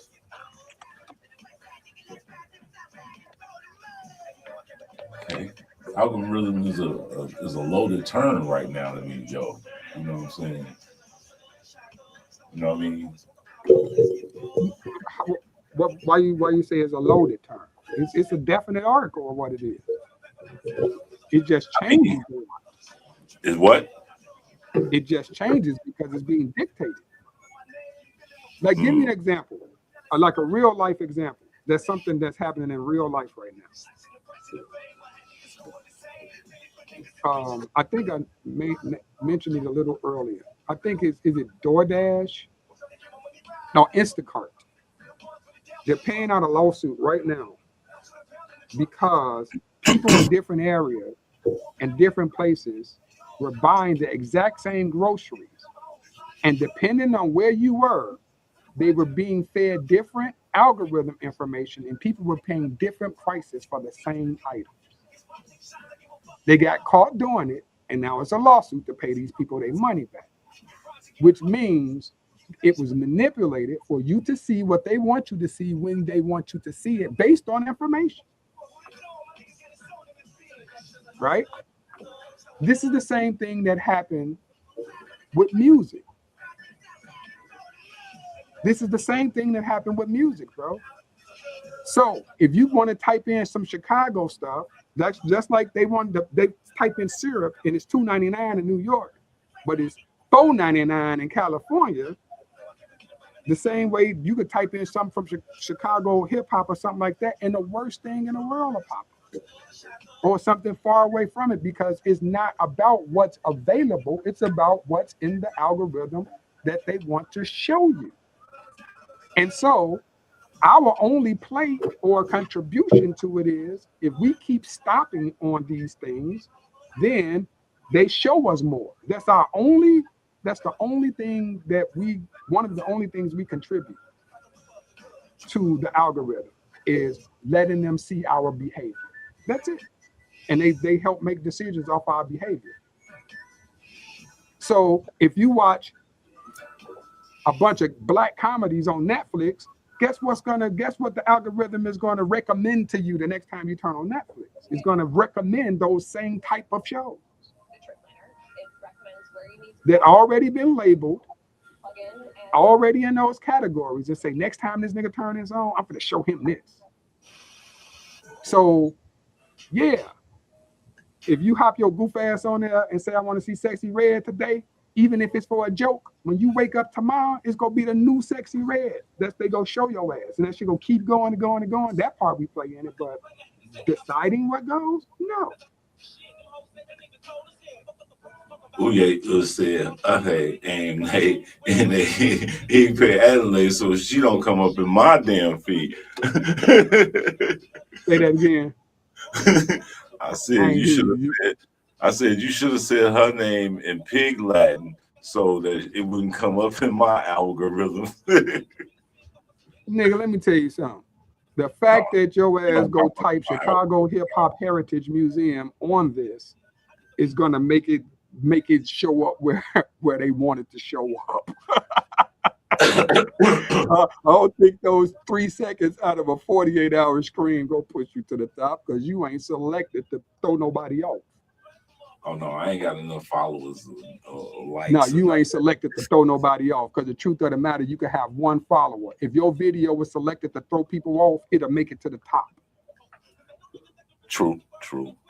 Especially if I ain't got no control. Or if your video was selected to throw somebody off, you wouldn't have to need no followers. Yeah. See, when I got into marketing, that's one thing I ain't trying to. When I got into marketing and digital marketing, I understand how this really goes down.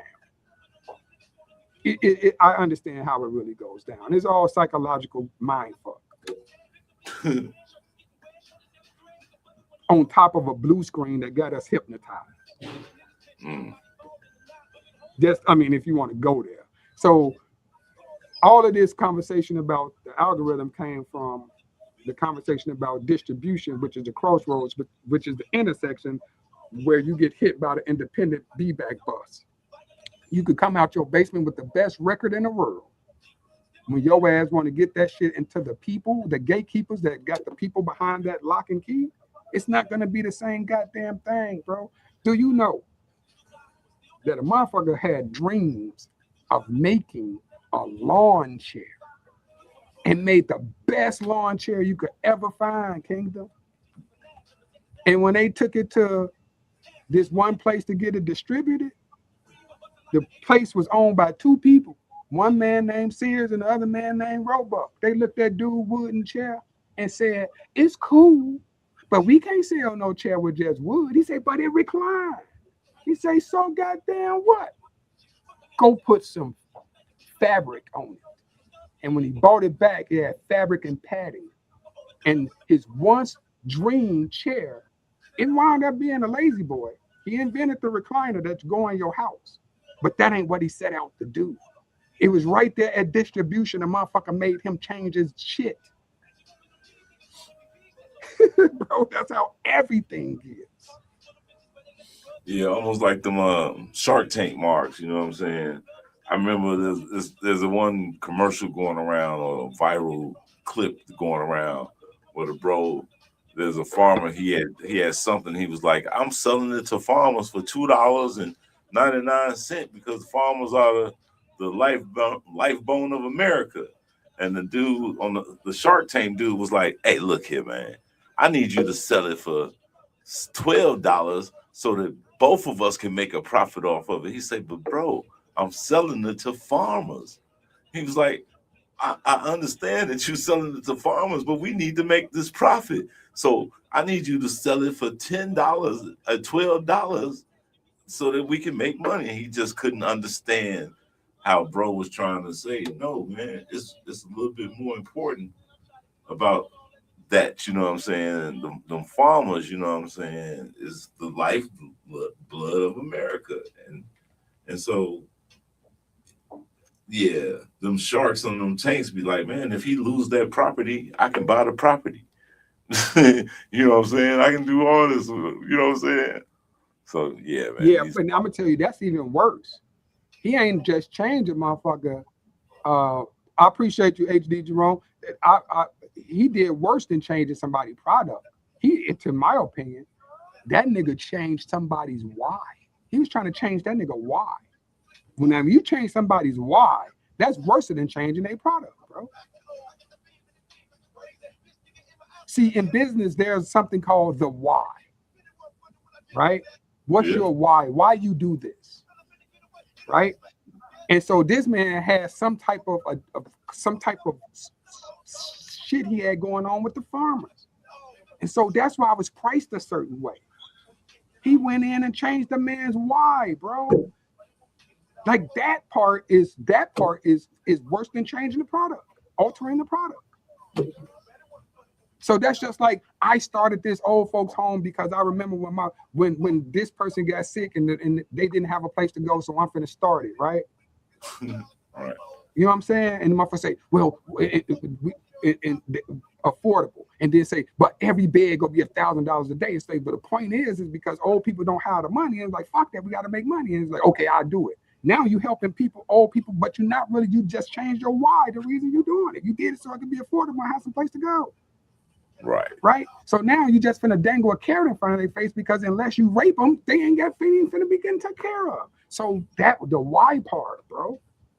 See, Sharon said they can't buy mild sauce in New York City. Damn. Said they. Hold on. You know, so that's even worse when you let a motherfucker change your why you do it. Now, if you let a motherfucker help you alter your how you do it, that's one thing. But if you have a motherfucker change why you do it, you wild as hell. They have to buy it from us. not all the laughing faces. You know, say they can't buy it in New York, they have to buy it from us. Hey. There's a bunch of shit we got to buy from somebody else. I get you. Yeah, they definitely made us consumers here in this market here, bro. But yeah, so that it's just that thing, man. And speaking of all of that, you know, we was talking about I just want to go back before I come back up, and if you want to change the subject, but it's almost like blues, right? See, my granddaddy and all of them, they was down there in them cuts in them woods, and their parents and all them, they knew about the blues before, sort of like hip hop before the record business, for the record industry, right? So they used to be in those backwoods in certain places and Natchez and all of these places with these homemade instruments. And it was sections of people that would do the church sounding hymn type of music. And those same people in a different time of day would use that same talent or people that's connected to them and do the nighttime type of music. They frolicking and talking shit and putting messages in the blues. And so when the phonograph came out, these whoish motherfuckers, like whoish as hell that ran these businesses, used to come into these backwoods and grab the nigga that been playing that homemade guitar or blowing on that damn that wood stick he done made a harmonica out of, and he know all of these songs, and they'll snatch the nigga up and take him and get him to dump all the songs on, and for a couple of dollars, And they was not buying songs at the time. They was just buying publishing. Stealing it straight from the damn back office. Then they used to do it so much that them niggas started wanting to dress up. Like, I hope you pull up today and buy one of my songs. And then what started happening was they'll give them a couple of dollars, sit your nigga ass back down, and all of a sudden, somebody singing a song on the record. And it ain't you. Up in New York City some damn well. And that happened for a long New York time. City. New York City. And then that happened for a long time. Then they start actually snatching some niggas from down there and cleaning them up and putting them on the records. Mm-hmm. And they would work for themselves. What I mean, their name would be on the record, their voice would be on the record, and they're the least benefactor of the whole situation. The least benefactor of the whole situation. And so when records start coming out, the same thing that we hear rappers say, they were saying. Yeah, there's a bunch of niggas on those records, those race records in the early days, but ain't nobody get paid. Everybody was famous, but ain't nobody get paid. It was better when we was amongst ourselves, down there singing to ourselves. True. So when I listen to hip hop OGs from like New York, like Cass, and they tell all the stories about the 10-year span where they was on stages and in the park before records. They talk about that as endearment before the spaceship came and let out the damn aliens. You know what I'm saying? So I just had to say that because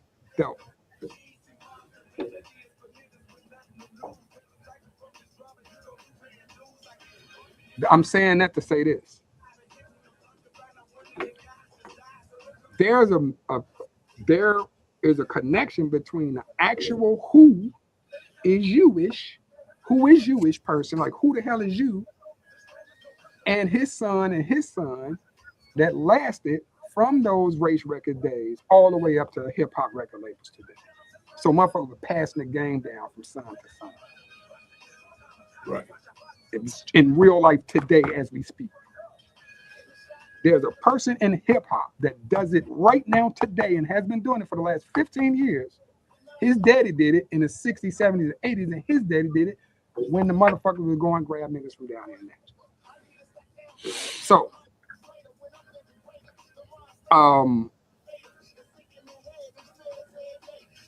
it's subversion. Is let me take what's natural to them and industrialize it. Same thing, motherfuckers say, oh, we can't do this. It's hot as hell. Them niggas over there do that naturally. Knocking them trees down and planting shit and being strong. Let's just take that shit they do naturally. We could come up off of it. All that shit kind of resonate to me to some point. Maybe I'm tripping. Yeah. Word to be born, son. You know what I'm saying? But that is a true story. That's them blues motherfuckers, before they actually got on the records, they used to drive down in those back, the city boys. Because guess what? Who live in the city? John that live in New York City, he stayed in the back alley in Mississippi. So he really come and visit his people because he went up to New York to be somebody. And work for Schumer and Clay and all these other type of names. So when he come back home, it's just like Roscoe Jenkins. You just come back down to the country. When I was little, my mom used to go back down to visit the country. I'm like, you from the country?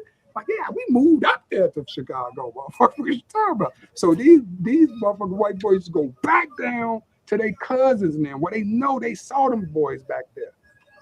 And scrounge them up and steal their motherfucking publishing, bro. The publishing game so motherfucking wicked. And that's the behind and that entire thing.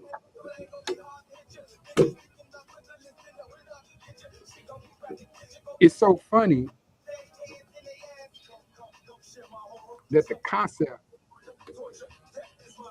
of an artist is the same concept when it comes to natural human beings being a person. I remember first time police pulled me over. This hip hop right here, break dancing on some linoleum that somebody said that got stolen out of somebody's old abandoned house. So we young enough, well, police pull up. Where you get that linoleum from? The alley, nigga. What y'all talking about? And it was rolled up so perfectly, just sitting there waiting for us to get it, to bring it out here to unroll it. You know what I'm saying? Mm-hmm. But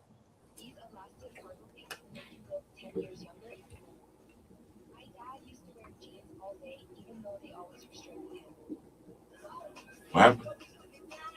I'm coming. I lost my damn train of thought because I just literally thought about me and Rock and all I had got in trouble fucking stolen. Wild as hell. Shout out to Roddy D out there. Mhm. I saw Roddy D was in the comments at one point. I said, shout out to Roddy D. Yeah, shout out to Roddy D.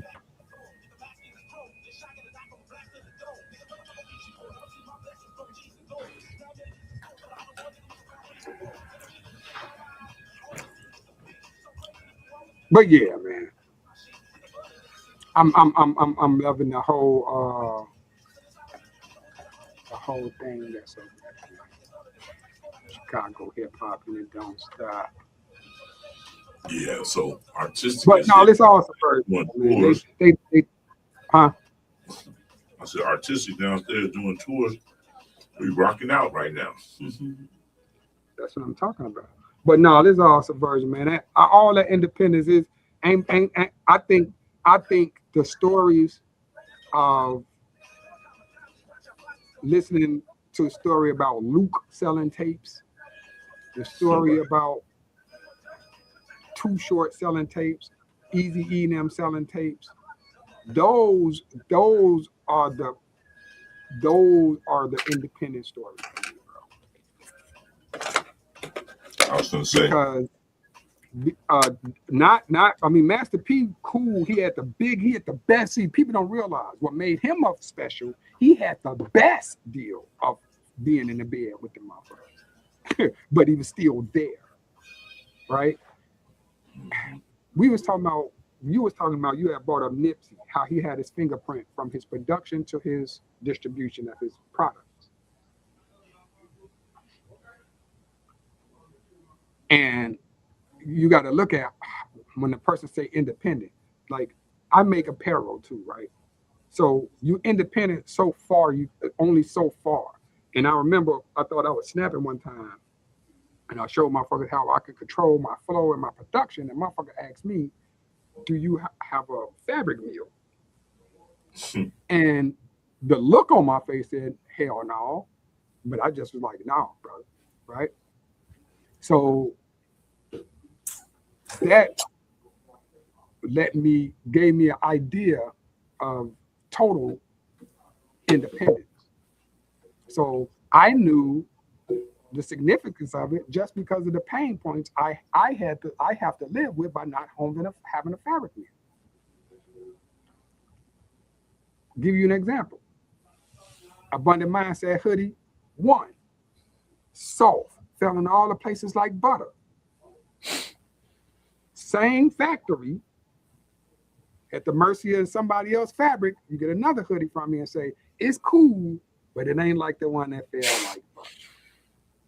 So that inconsistency, you even just mentioned it, right? Why? Because I'm at the mercy.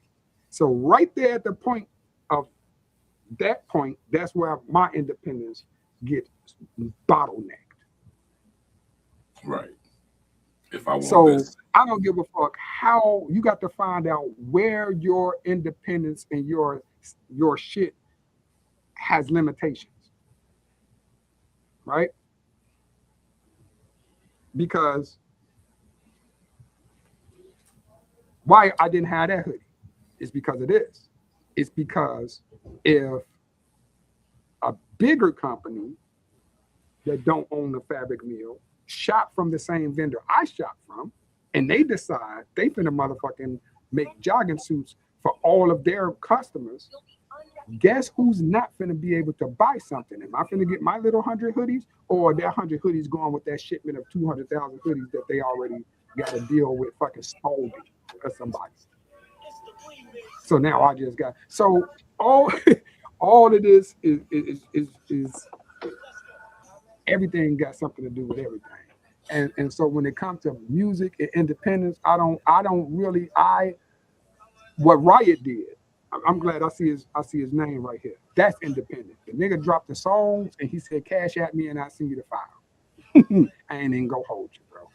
If a motherfucker could read, if a mother, and the only reason that only thing that would make that not independent is if the record labels were smart enough to buy all of the damn thumb drives.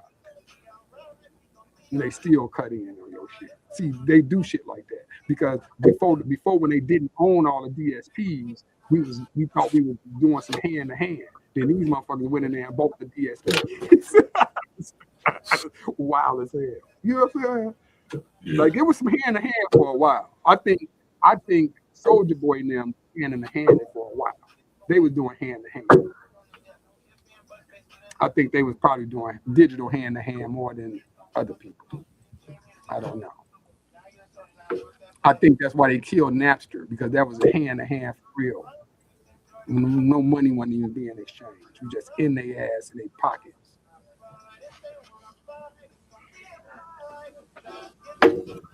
Yeah, all their ass, man. Like I said, this whole, like the next shit is your man's Max, man. You know what I'm saying? Max and them is the next you dig to take over, you know what I'm saying? The limitations that people once had, you know what I'm saying? Everybody gonna be able to do what we do, or do some kind of iteration of what we do, you know what I mean? See, I'm gonna tell you what, the ironic thing you just said about that. All our life, motherfuckers been trained to be Dorothy, the Lion, the Tin Man. Shit, some people want to be Toto so bad. And everybody has become Dorothy, Toto, and the whole 9 yards. And the moment they got everybody to play those characters, the end of that movie, they revealed what was controlling the entire reality for those folks. I say that to say, if you rewatch the movie, you would want to become the guy that was behind the curtain. Otherwise, you would just be a user of the fucking reality, opposed to an administrator. That thing ain't gonna take jobs. This thing ain't gonna take away from things that need to work, should I say. It'll take away from the people that use the things.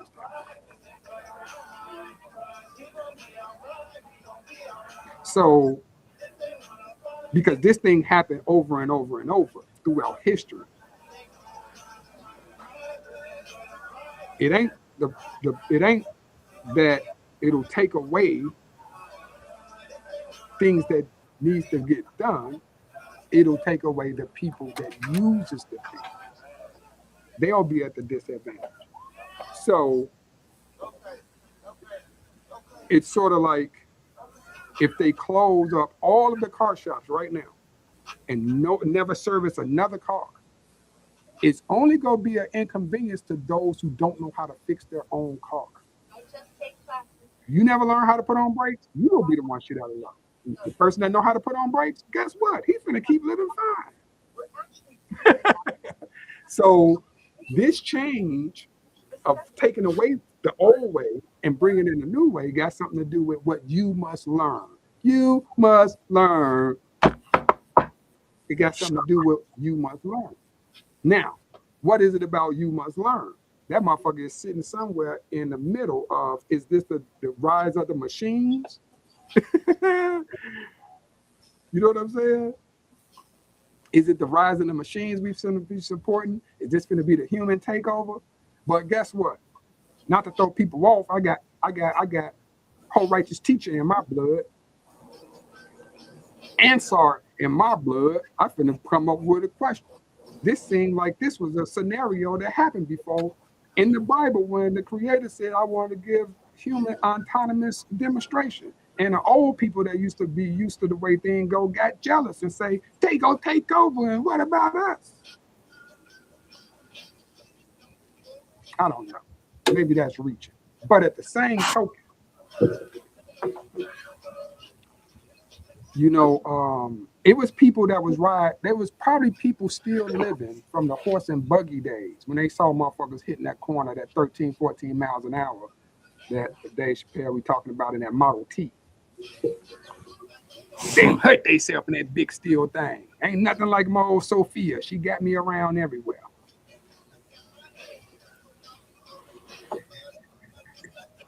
Yeah, I have. What you Yeah. say? Yeah, I had people telling me like when I was driving, it was like, man, don't drive and hit a tree or nothing. I was like, nigga, I wasn't thinking about that. Why would you think about it? You know what Hold I'm on for saying? 1 second.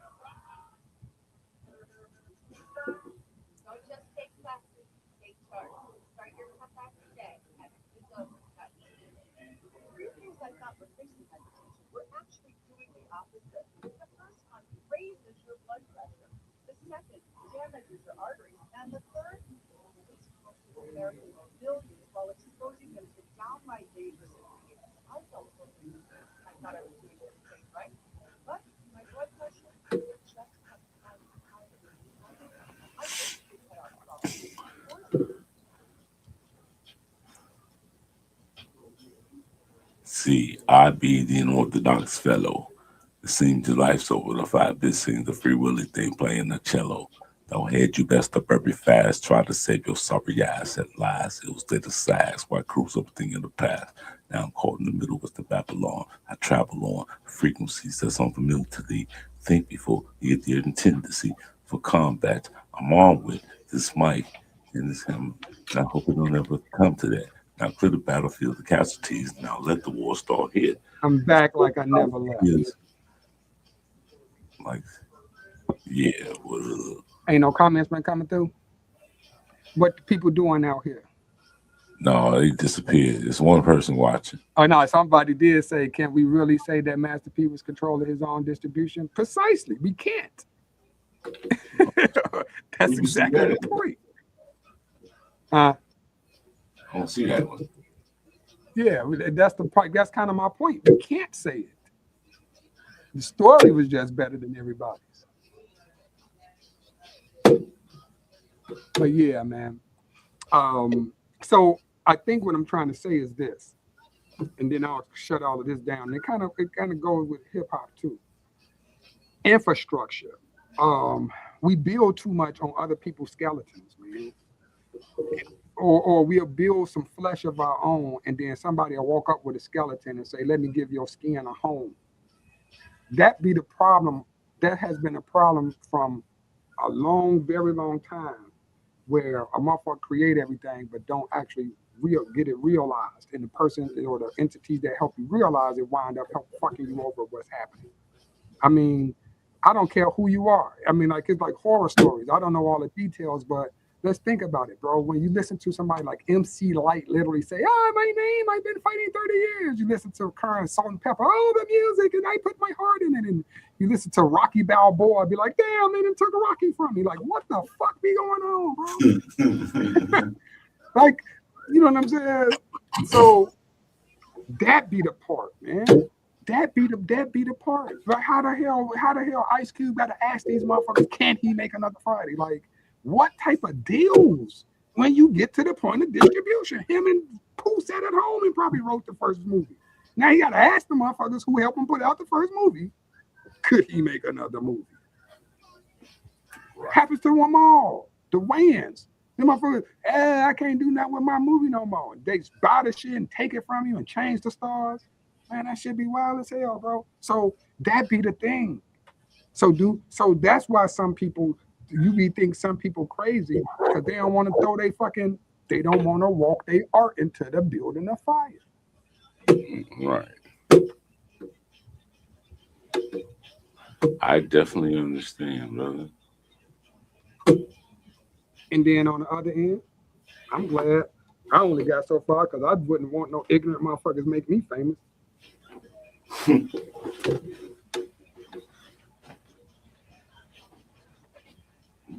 Look like you're losing gas. This damn remote. I definitely need to go pump up for the gas.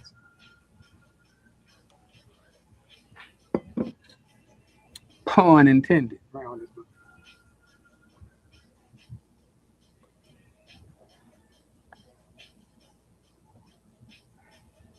Pun intended. But I am gonna probably have to take a break. I'm definitely in it with you though. 14 comments.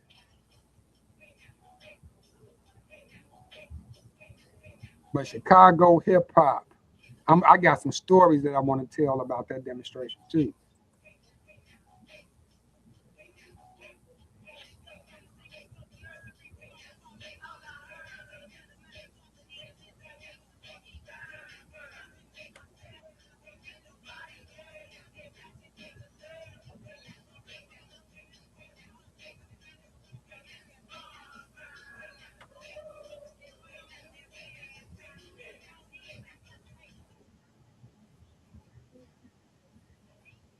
Man, I gotta get me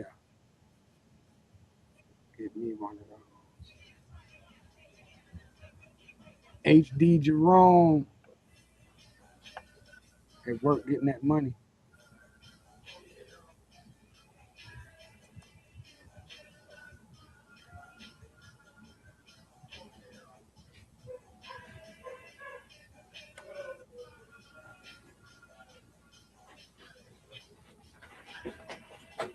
I was able to actually use the mouse from the desk here for a while, and then it started acting up, and that's what kind of started giving me problems right there. So yeah, I'm sitting here thinking about like you said, taking a break.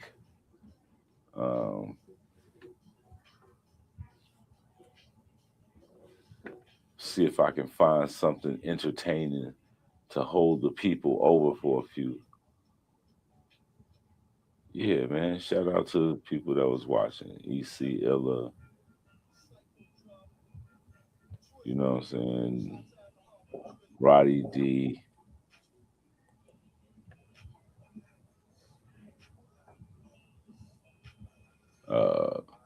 I wonder, like, let's say I don't be knowing who these people are no more when they be having their real names up here or aliases and shit. So I don't know who HD Jerome is.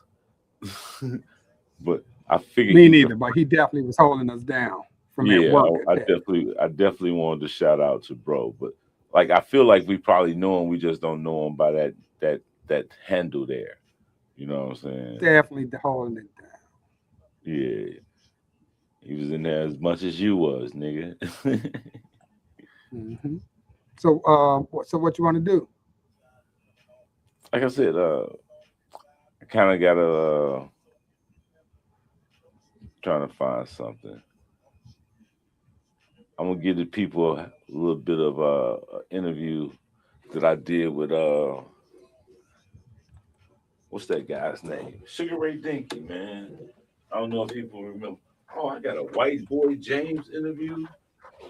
Oh yeah, man, I got a few interviews I can rock. Let it ride.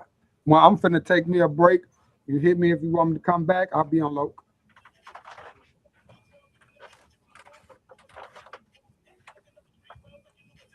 You heard me? Yeah, go ahead and lead us out, bro. Well, I want to thank everybody that can so far on the second day of this live stream in Chicago. Well, it started out in Cincinnati when I battled Eminem, and final week, and we finna let it go. Peace.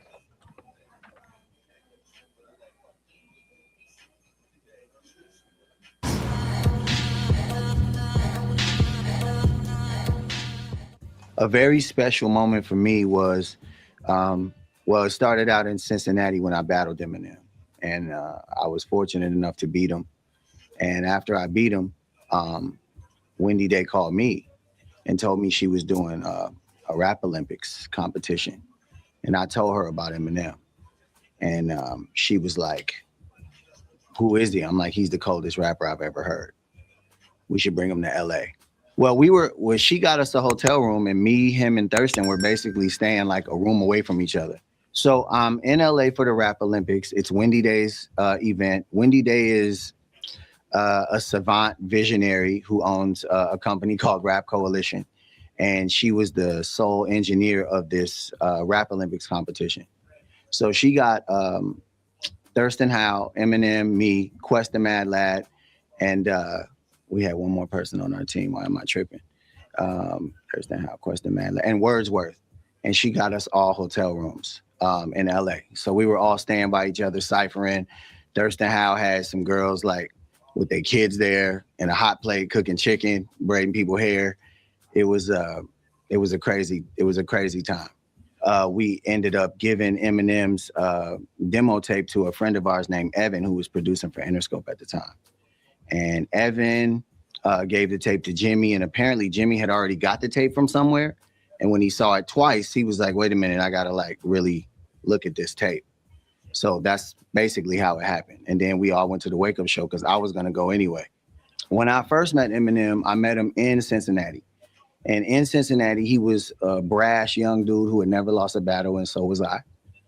And he basically was like, if we battle, it's gonna be ugly. And we was at the bar, and I ordered like 3 Heinekens, and I gave him 2. And he's like, why'd you give me 2 Heinekens? I'm like, well, you Eminem, it's one for both of y'all. So the mental game started there. But I knew he was as good as me, possibly better. But I felt like I had enough to pull it out if we went head to head. And I never saw what would happen for him because I never saw him getting a record deal because what we did was underground. We never did it for that. So I never thought we'd go to LA and then Dr. Dre of all people would hit him and have Jimmy behind it. And then with Jimmy behind it, it would blow up, and then it would blow up to a level bigger than anybody else, even Snoop, and then be the #1 dude in the world. I never could have thought that. I never thought I was intertwined in that. I have a rap line where I say, they will never get sick of me. This is hickory smoked. I rap just to be soaked in different histories, right? And I just did it for the history's sake of it. I just wanted to be part of the history, but now I'm actually part of the history. And only now are people starting to understand how I was part of the history and why. Like how I was good enough to do that and why to this day it's still that way. So I'm blessed for it. The biggest misconception of me as an artist, it's that people think I can't write. So I have albums and albums full of material, and people feel like I wrote it and it's dope, but everybody classifies me as a freestyle rapper. And being a freestyle rapper means that you don't get the credit. You don't get the tours, the publishing. You don't get the accolades. You don't get the plaques. So everybody, to me, always thought I was that rapper because, you know, I was the one who, I feel like I have the highest degree of difficulty. Because when I go to a show, they tell me what to rap about. They tell me that Jello might have on a black mask and Tito got on a red shirt, and then they let me rap. But everybody else gets to do what they want. So I think I'm trying to change that perception, and so I can be seen like people who get those plaques and eventually get those myself. To me, that's the biggest misconception.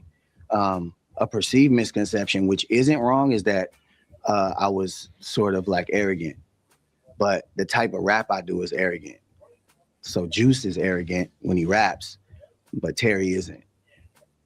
And if you don't get a chance to drink and know Terry, you might think that Juice is really an arrogant guy. You might really think that. And the third misconception I would say is that I'm difficult to work with, but I feel like I am. I feel like I'm somewhat difficult to work with because I only want specific things to happen for me. Like I want the biggest level of success you can attain in music. And if the opportunity isn't that, sometimes I don't understand that opportunity would build toward that. I'm ready to do the last step. I know I'm good enough, but I don't know that opportunity helps me get there all the time. I'm only seeing that now. So I think if I had to encapsulate 3 misconceptions, it would be those. If Terry could talk to young Juice with the knowledge I know now, I would say probably you're gonna grow up and you're gonna have a lot of opportunities, and you really need to feel through them, right, to see if they're gonna help you get to where you need to go. And don't look at every opportunity as a negative. I would put a negative spin on everything first. For instance, if 24/7 HH wanted to interview me, I would have put a negative spin on it. I would have been like, oh, it must be something where they're trying to demean me, but this is the same media that you need to get where you're trying to go. So I would have actually possibly missed the opportunity. I wasn't the type to flake. Like if I agreed to something, I was gonna do it. I would just early on make an obstacle. And then when the obstacle happened, I was like, see, I told you they didn't have my best interest at heart, but it was really me. So that's probably what I would look back and say. I would alter that. I would correct that. I would use autocorrect on that. I would use a little mental whiteout on that. I saw another interview you did where a gentleman said he was his worst enemy. And that was me. I never wanted to be famous. I only wanted to be good. Once I got good, I thought that was enough until everybody else had beach houses. And once that happened, I was like, well, wait a minute, I'm good and they're good, but I'm not good. I didn't have that many financial struggles because I was resourceful. I had other ways to make money, but this is how I wanted to make my money. This is what I was put on earth for. And I was sabotaging it. I was thwarting it. I was stopping it from happening. So that was part of my narrative. And I understood that. And one of the reasons I'm here is I'm changing that narrative. I'm easy to work with and I'm a funny guy and I have a personality and I could write for other people and I could freestyle and I could battle and I could do whatever. And any opportunity I get, I'm going to step into it wholeheartedly and see what it does.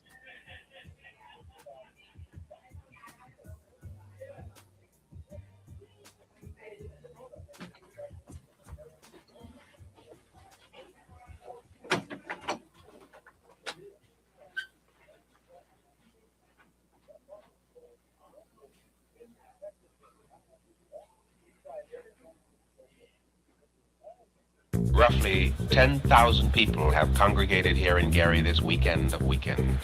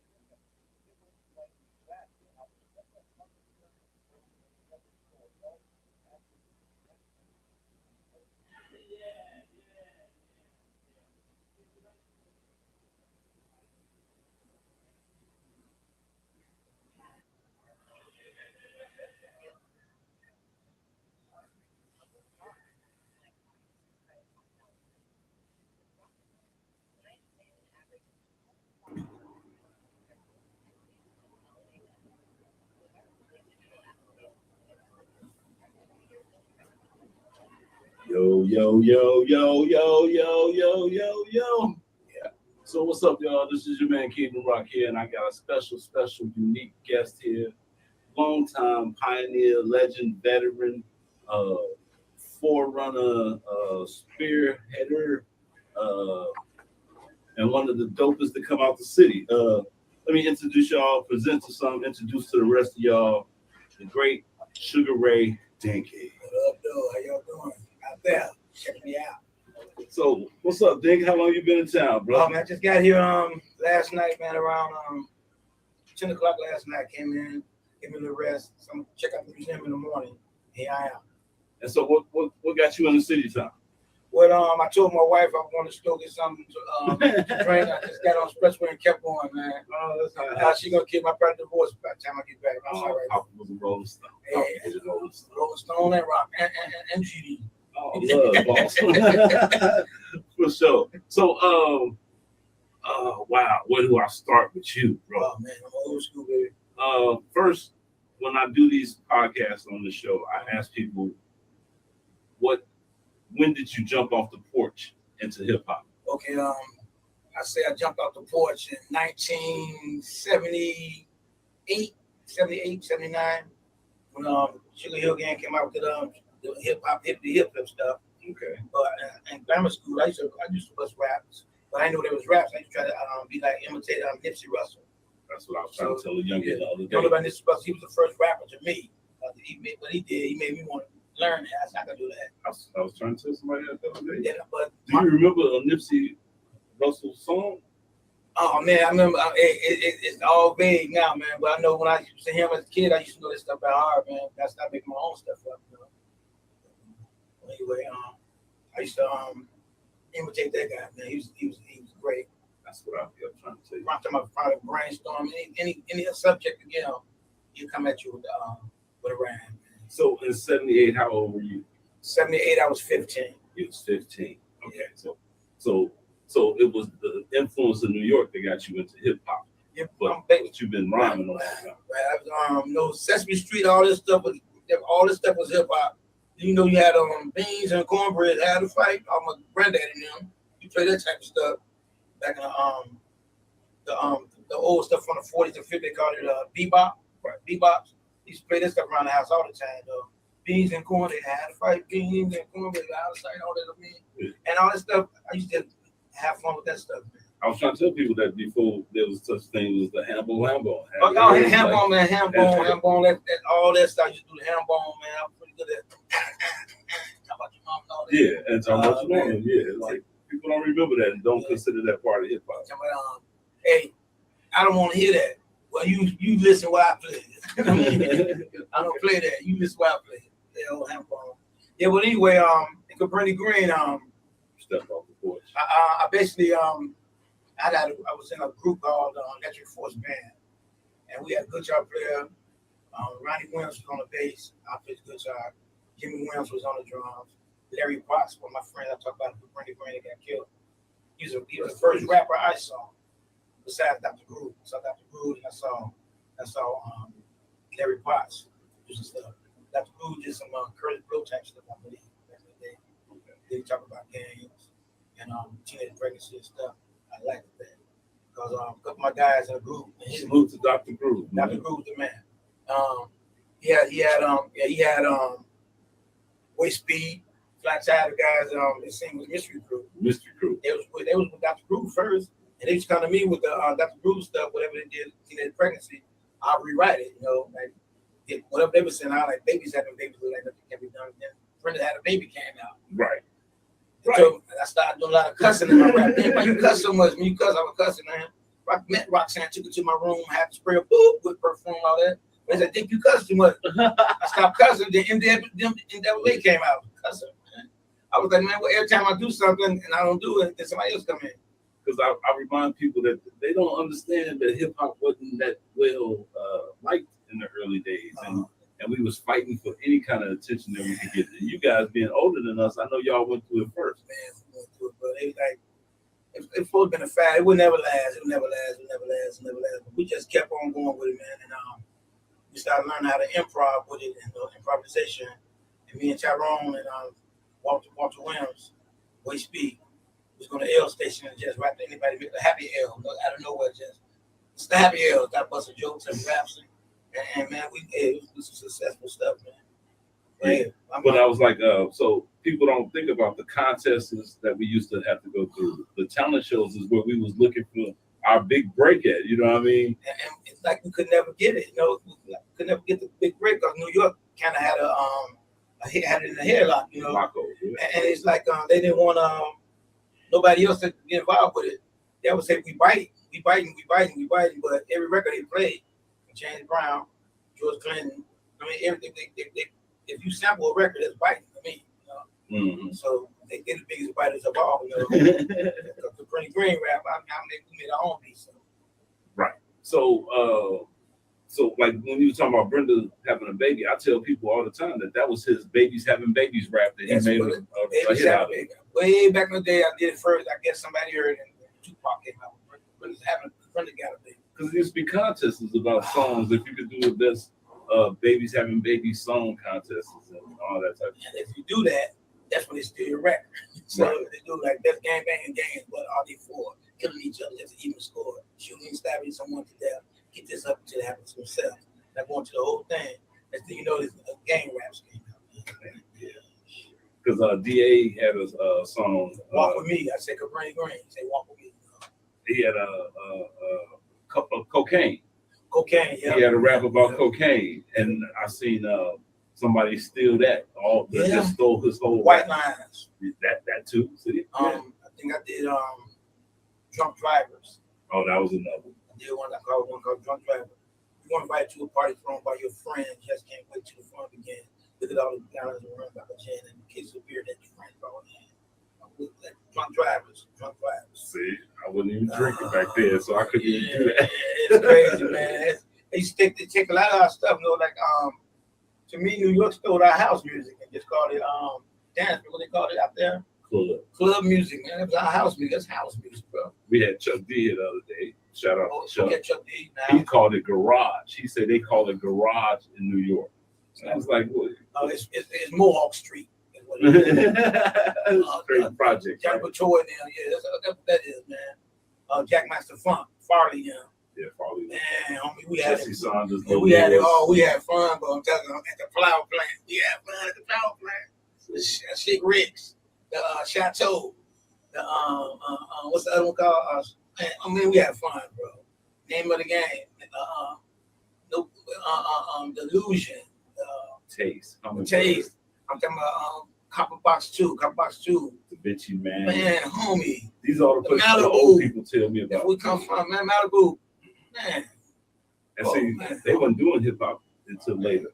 I had to hip hop. My dad won't buy me nothing to eat. He said, get out there and get you some money for it. I had to go out there and put the box out there, man, and start rapping. So what you mean? Put the box out there? Put the box on the ground out there on State Street. So you act like that's like common practice. Yeah. These kids don't know nothing about that. They have to put the box out there, and then and lunchtime, all the people going to lunch, they coming and going.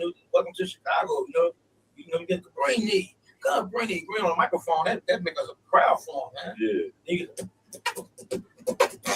On beats and stuff, man. You know? Okay, you gonna have to give me a segment of you beatboxing on this show, bro. I got to hook you up, yeah. Because I mean, like, people, I'm 60 years old, man. You unique as hell with what you do, bro. And I've heard people try to do what you do. Like, I don't know if you remember Billy, the beatboxer. Remember Billy was a good beatboxer, man. Yeah. We had Ricky, then we had I liked it Dougie Fresh. Not Dougie Fresh, but Slick wasn't there. Dougie Fresh. Yeah, Dougie Fresh. But I mean from Chicago. Like that's what I'm talking about. Rick was my boy from Sneak Attack. He was right. That's my he man. was here not too long ago. And then you got Flat Tie, I'll be boxing. And then Way Speed and me, we was the kings, bro. We was the king of comedy. We was the king of the beatboxers together. Top Dog and Double C. Top Dog, Double C. Smash them. Take their money out. I'll have to ask my big bro. Oh, you got to ask. I asked Top Dog himself. Well, Casper, you rest in peace, Casper. He used to be a thorn too. Yes, Casper. Salute to Casper. Yeah, man, he went with it, man. I love that. So you skipped some stuff, and you just told me about some of the other artists that was out when you was out doing what you was doing. But so the Magnificent Mal rapping, like the Water Tower rapping. Okay, the Water Tower rapping. That was a place I put my box down. Right. And Marshall Fields. I did on State Street and Randolph. right there. That I made a lot of money right there. Marshall Field. I stayed there so much. I ended up doing a Marshall Field commercial. The president came outside and had me for a commercial. Marshall Field. This is a radio commercial. No, television. We got the outfits on there. They had me dressed up like a teenager and everything. I was about 30. Get on. Yeah. I ain't seen. I mean, I gotta check. I tell you, I have to get y'all some stuff like that. That's what I we got waiting the on. whole video, Ted. Rapping Roots, Red Fox, and Curtis Blow. Rapping Roots. I did that one. When you know, every time you turn the radio on, Rapping Roots, Rapping, you know, the D stop playing your favorite song, Rapping Roots, Rapping Roots, with the DJ playing Roots, all that, man. Rapping Roots, I did that whole thing, man. What? Curtis Blow, Red Fox, and what's his name? I forgot. It's been so long ago, man. Man. But yeah, I did that one. I did Pound of Peanuts commercial. What? I did McDonald's commercial. When you wake up in the morning with breakfast on your mind and the clock is telling you that you don't have time, drive with Mickey D's for a breakfast sandwich. You can have no ease. Make an egg and cheese biscuit, sausage with egg. You can have a sausage biscuit instead. Handle a tasty egg McMuffin too, or sausage make muffin with egg and choose. Hop in your car, they want to go far. They're always at McDonald's where you are. Let Mickey D's for breakfast in your hand, so you can get going with your morning plans. Good time for the great taste of McDonald's. Now, I hate McDonald's. I don't go to McDonald's for shit. You just made me want to go to McDonald's. Like, that's crazy. I want McDonald's now. I was the first one doing that stuff. Now, all the guys, some of the first one me rapped in Chicago. I believe you. You probably was the first one rap. I was the first one made that record that went around the world from Chicago. Bernie Green rap. Okay. The Oprah Winfrey show. You was on Oprah Winfrey show? Before, I was on Oprah Winfrey show before Oprah Winfrey. It was called AM Chicago. AM Chicago, for sure. So I did that first. When she did that Bernie Green visit, the rest was history for her. I think the ratings she got for the Bernie Green show, shot her straight to the roof. That's when Jane Byrne was down there? Before Jane Byrne. She came before Jane Byrne. Oprah Winfrey came to Chicago. She was on Cabrini Green. She came to Cabrini Green. And she did a show at the Lower North Center, mailing stamps. There's a whole lot of daughter, Justice. No, but Justice was a little girl. There. Right, Justice. Shout out to Justice. Her mom. Rest in peace to her mom. Her mom. I was an activist with Mary Stamps. She encouraged me to write the Cabrini Green rap and stuff like that, and keep it real without the cursing and stuff. But she was like one of my favorite fans. Mary Stamps, may she rest in peace. Rest in peace. Oh, bless her soul. That's dope. Yeah. See, these stories that people don't get to hear, man, and I'm glad I took this time with you. Mm-hmm. Glad you came out and checked us out. Oh, yeah. I ain't ready to let you go, though. So, okay. So, how many people was in your group? I'll get this real quick. Do ask a question. What's up, Cheryl? What's up? Hello? Yeah, I'm on an interview right now. You on it now? Hi, Cheryl. Hi, how are you? I'm great. Oh, I know you don't act like that. How are you? Yeah, this must be a wrong number. No, not now, Cheryl, not right now. I'm on the air. Dude, you just come and get me. Okay. Bye-bye. I got something for you, too. Maybe not now, then. Okay, just let me know when you come, Cheryl. That was Cheryl. Hey, Cheryl. So, how many people was in the group? Which group? Mystery Crew.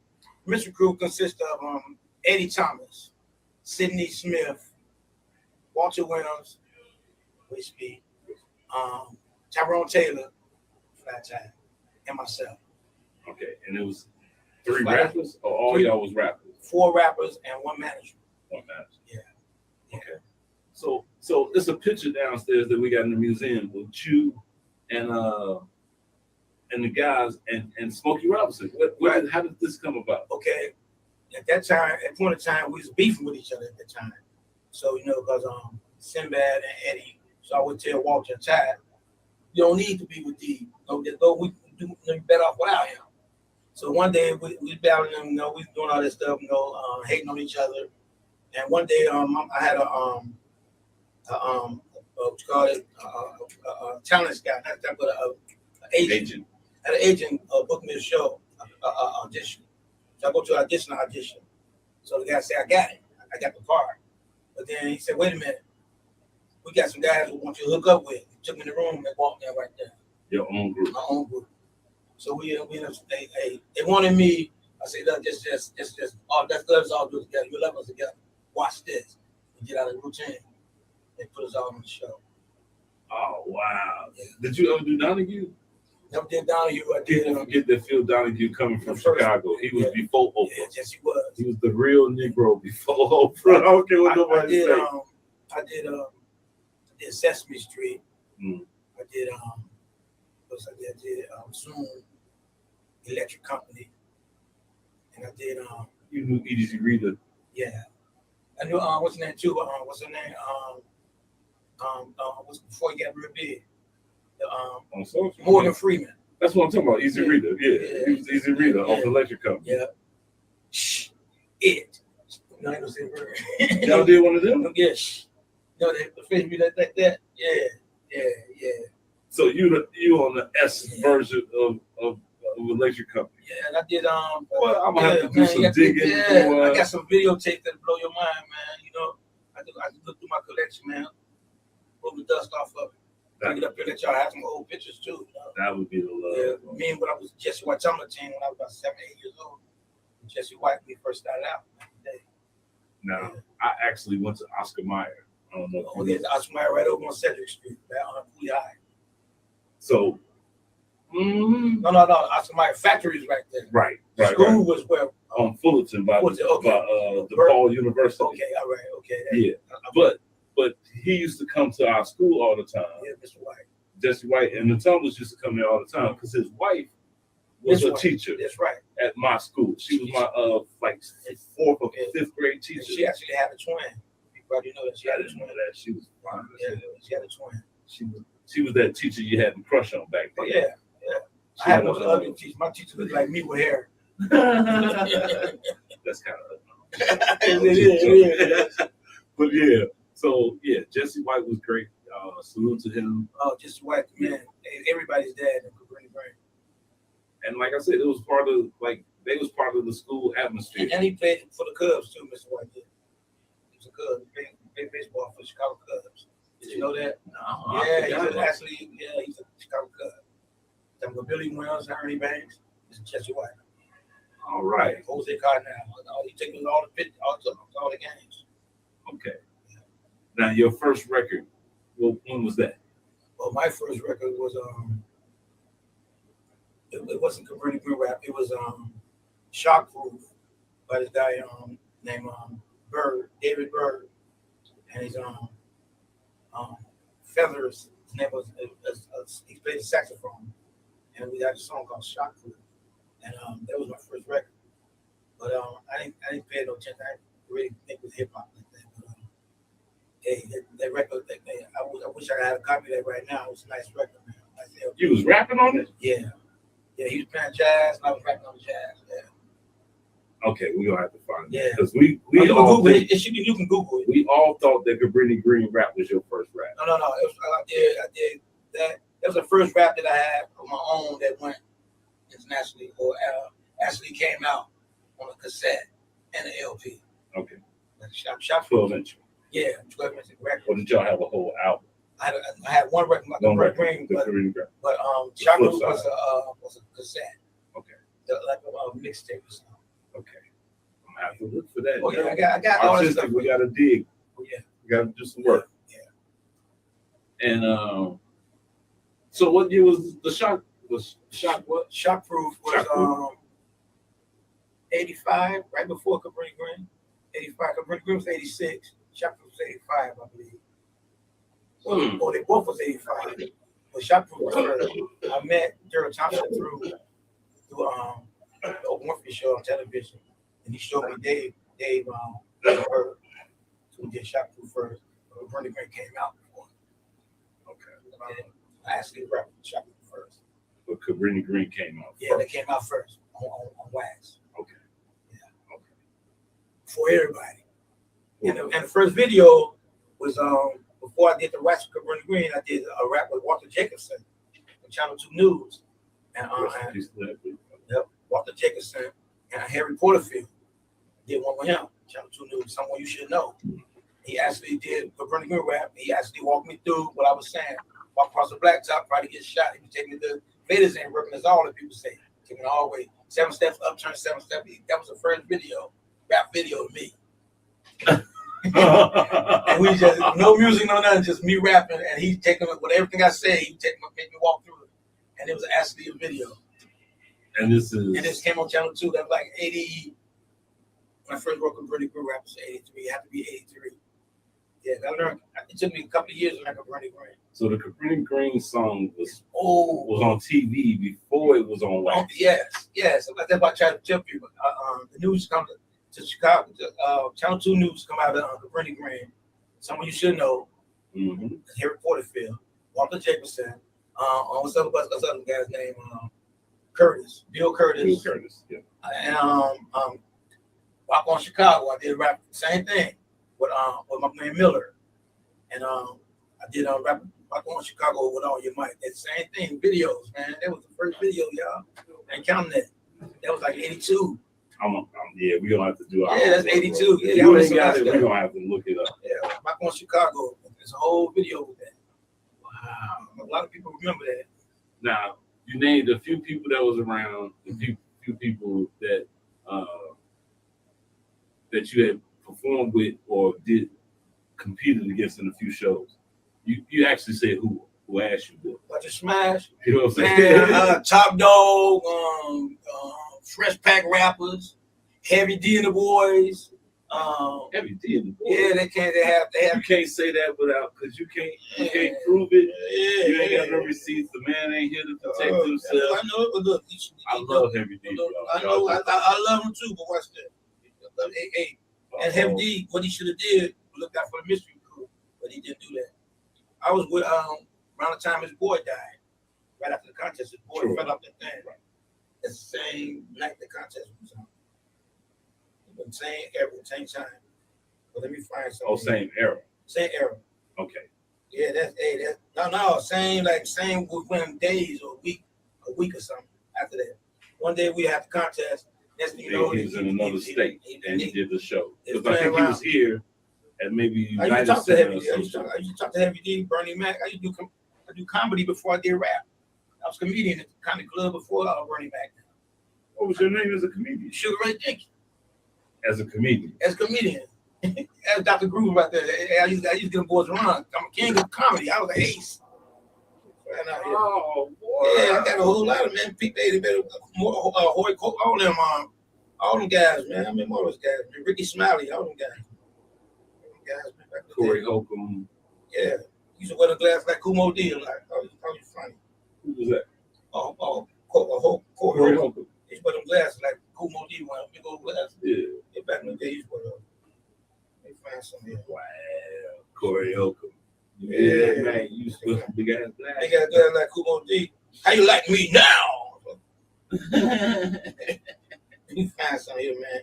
So these they call it World War III or something. Rap contest. I got the phone. Yeah, Heavy D, Mystery Crew, some more people in the Sequence. Vanessa Sequence? Yeah, they got whooped at me too. The females? They got whooped, bro. How you beat the women, man? We don't care if we got that money, man. We're hungry, bro. We got kids, bro. We from Cabrini Green. I can find this picture, man. Hold on.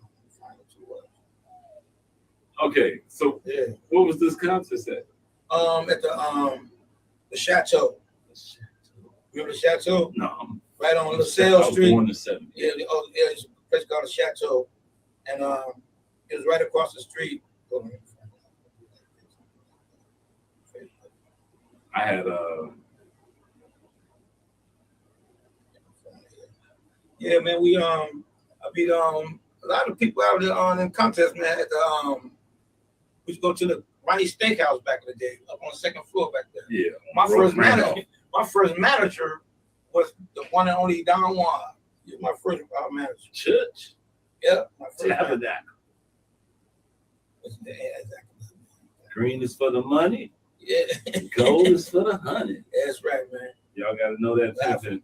We'll get that. But see, now he was looking for the receipt about him beating down Heavy D. Yeah. I'm gonna have to take his word for it, but you know, Heavy ain't here to protect himself. Oh, yeah, yeah, but And hey, the fact rest in that peace. I'm just saying his name so many times is because a lot of this New York celebrating 50 years of hip hop, And then celebrate the 50 years of that ass. they're not celebrating the dude who was like one of the pioneers of New York.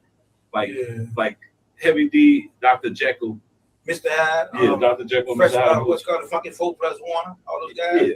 They don't give them guys enough credit, man. They talk Houdini. about They not talking about them, Houdini, UTFO. They're not talking about none of them guys. They're talking about everybody after them, everybody that came off Crush Groove or Peace Street. LL and all that. Yeah, they pretty much gone by then. The real rap. Right, when it got commercialized Yeah, by then. they started corrupting everything, man. So yeah. That's crazy, bro. So yeah, you don't have to send me the receipts because when we edit this up, I'm gonna make sure that we put it in. Yeah. Say, because I think we got the flyer downstairs, bro. You probably do. We got a booklet downstairs of It like say 300. It say 300. It say World War III battle with New York versus Chicago rappers, and it was at the Chateau. I got the trophy on and everything. We should give you the trophy. Yeah. No, Walk got the trophy. I'm getting it from Waste Speed. We should give you the trophy and put it up in this museum. Yeah, that's what you got that what y'all need. So we can prove that Chicago been whooping their ass. And he was doing Mr. Big stuff on stage. We kicked that bull. Big stuff behind. Oh, this is crazy. When I'm not looking for it, I can always find it. Okay. Yeah, we look up for that. Yeah, shout out to Heavy D. Yeah, Heavy D and the boys. Respect. White Knight, he was in it. I'm on this picture with Easy E, Dr. Dre, and this flyer should be right back too. And I found some pictures, so this is crazy. Yeah, like I said, I'm gonna keep on scrolling back. So let's keep talking. I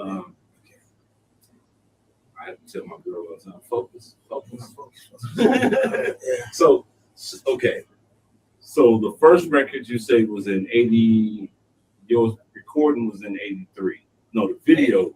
Oh, talking the about first video of Cabrini Green was in 83. They put Walter Jackson, Channel 2 News Crew, right. Channel 7, NFL, WLS, and Channel 5.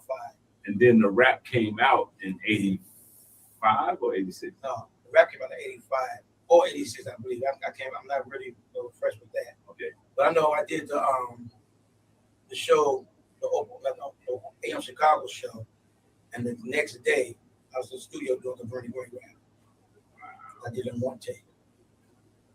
With Oprah Winfrey. Before she was Harpo. Right, she was she was just a news reporter. A host of AM Chicago. But she was just a Negro. Yeah. And she was dressing good, she wasn't pretty, none of that. That's Oprah. Yeah. Yeah. So I got stories of me and Oprah. No. So that was cool. And the babies having babies raps, the contests, all that type of stuff. People don't know how important that was. But y'all were street performers and hustlers early in the game. That's right. And people don't recognize that because, like, I used to try to come down to the water tower and get in the ciphers. You know what I mean? I wasn't that guy. So I would jump on the train and ride the train back and forth, rapping on the train. Yes, we did that too. And so that was one thing that we did. 95th train, straight to 95th, and rap all the way back to Chicago Avenue. Yeah. Man, we had fun them days. What part of town are you from? Cabrini Green, near Northside. Oh, don't ask questions. Cabrini. What high school did you go to? I went to Walter High School, Lincoln Park, called Lincoln Park right now. Is that what it is? Yeah, it's Lincoln Park High School. Was Waller before it was Lincoln Park? Yeah, same colors. Water Wolverines, Water Wolves rather. Wow. And now they're Lincoln Park Lions. I got ready to go to Lincoln Park. Like I said, I went to Oscar Mayer. I got accepted to Lincoln Park. Wow, I didn't know that was called Waller before then. I thought White you were going to tell me too high. Cooley High was another school that's near North. Cooley High turned to the North. After they rebuilt After it. they knocked it down. Okay, now when they did the movie, but that ain't where they did the movie yet. But the movie is Cooley High. Second Street, Cedric and Division. But that ain't called Cooley High. It was Cooley High, 7th division. We had upper grade, second, lower grade. No, this is dessert. I ain't even got to the church. But that's not the one that's in the movie, though, right? That's Cooley High, the one in the movie. Yeah. That's- Okay. They The told shoe me guys in the classroom, Yeah. school, Cooley High School teachers and students. Yeah. We snuck with the bird on the toilet paper. Yeah. We got the real shit on. Yeah. Yeah. Chris Stone, real game banger. Oh yeah, my guy Torrance, Bird's Eye View interviewed Stone. And, This is my best one. yeah, they was real game back. Real G. Yeah, one guy got killed over the dice game. Yeah, that's what Stone was saying. Yeah. Rest in peace to that, brother. Oh yeah. Man, so how did life change for you after Cooley High came out? Well, Cooley High came out and didn't change it out. Just when you bought me a ticket and checked it out. That's about it. But y'all famous. Y'all got Cooley High, Good Times. But they got nothing to do with me. They didn't get no Bill. food stamps. They didn't help me with my We gonna stamp. let them go first. Okay. Anyway, like I said, Cause I don't know nothing I took about the Sugar Ray Dinky character.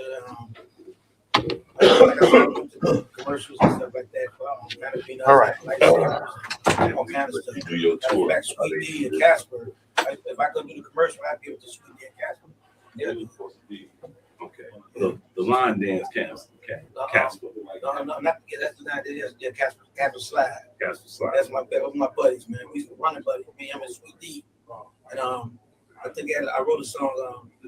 I saw Cheryl walking down the street. Girl, she would not be beat. I said, Cheryl, you want to be my girl? I only want a man with Catholic Club.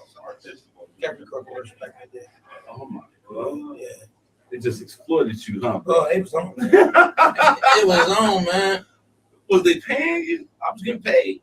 Just saying, but for the ones I was doing, but like, you know, like I said, if I couldn't do them, like I like, and if I go to California, I was out there trying to peanuts, trying to get commercials and movies, things, man. And what's his name? The guy, R. Kelly, Craig Williams. Craig Williams, he's the producer of the commercials at the Chocolate Factory. It's called Chicago Tracks at first. Yeah, now you go to Chicago Tracks and do commercials. Not Wayne Williams. No, Craig Williams. Not Wayne Williams. No, Craig Williams. Okay. No, Wayne Williams. Craig Williams is the one. As a matter of fact, he ended up with R. Kelly. I used to tell R. Kelly a lot of stuff, man, when he was before he made it. Yeah, because y'all were the stars in the city before We was the stars inside of the Cotton Club. Jimmy Spinks. He used to help me out with a lot of gigs, man. Yeah. And we used to win a lot of contests. I mean, Mystery Crew.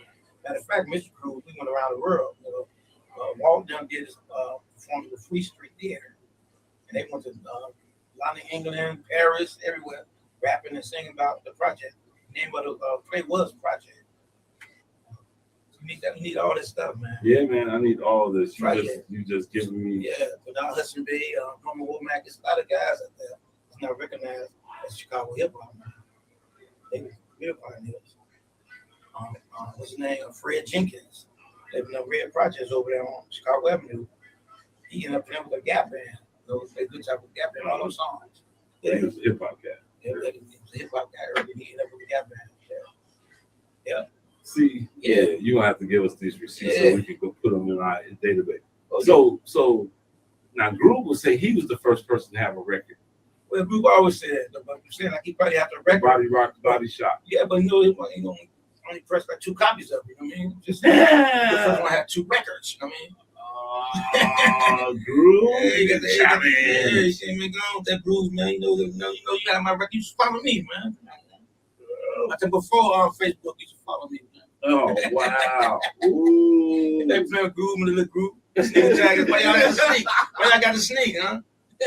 Oh yeah. It's gonna be good. They ain't want no smoke. We old, so I still want to smoke. Anyhow, man, come on, yeah, bring it on, sing, yeah. No, knuckles, suckles, baby, knuckles. So you doing voiceover work or no? No, I didn't. Okay, I thought you was gonna drop one on us, like you was the voice of the character. No. Tom and Jerry or something. I was like, knuckles, baby, knuckles. Yeah. That's that gangster. Yeah, then we do that before we rap. We battle so bad. We say knuckles, baby, knuckles. Yeah, man. Yeah, that's great, bro. Like this battle culture, the talent shows, the street entrepreneurship. We got all that from y'all, bro. We got all that from y'all, man. I thank y'all for all that. It's Panama. I don't do none of that stuff. We used to have a ball, bro. I'm telling you, we look forward to Mondays and Wednesdays, Thursday nights, to meet up with each other. It used to be the same 10 acts running around the city. The D. Smart started getting in the picture. He was a bad boy, man. I love D. Smart. That's my man, man. Then we got Cassius D. That's my guy. He's revolutionary. You know what I'm saying? Yeah. I don't know if he got a white wife, though. I don't know. No, Cassius ain't got a lot of black brothers talk all their brother peace and they have a white girlfriend. Yeah. Yes, honey. Big brothers. I can't wait to see Cassius. That's my man, man. Oh. Zulu Nation. Yeah, yeah, Zulu Nation. Yep. Yeah. And like a couple of weeks we was here at the African Fest and Cassius was there. Okay. Fred Hampton Jr. was out. Chairman Fred Hampton Jr. I seen him out there. Was out there. Yeah, they still active, bro. Just like his dad. Yeah, all these people still active, bro. So that's the one good thing about it. I want you. I really like. People don't know. Like, how many times have you been to HPK? What's HPK? What is that? The college radio station. Never been there. Okay. Did you go to NUR? I've been none of these. Never been none of these radio stations. I only went straight to GCI with Steve Harvey and Michael Jordan. Mike Dick. I went to that name place. But this was later then. This was in 78 and 90. I never been to the colleges, and the college I went to was when I attended. There was Dawson Skills Center right there. Washburn State, Washburn Trade School, and then Dawson Skills Center. So come on in. As far as rapping and performing, only at High School. Okay, you write your name down? Oh yeah. Cannon Bar, Cotton Club, Illusion, stuff like that. So how did that stay good last night? We grew up on. Look, I was trying to hang with you. I would have thought that. Is there a beatbox section on the? Like I can't remember the Cabrini raps no more. Yeah. But was there a beatbox on it? No. So it's on something like that. Tyrone trapped the beatbox on it. They edited them out. Okay. Yeah. Okay. Now your beatbox is like classic Chicago beatbox. Yeah, I made it up from my little sister's coming out in the room. I said, how you doing that? My little baby sister used to do that, man. Now I told her to show me that. All right, let me put my phone down here. That's Sugar Ray Dinky up there right now. I see. All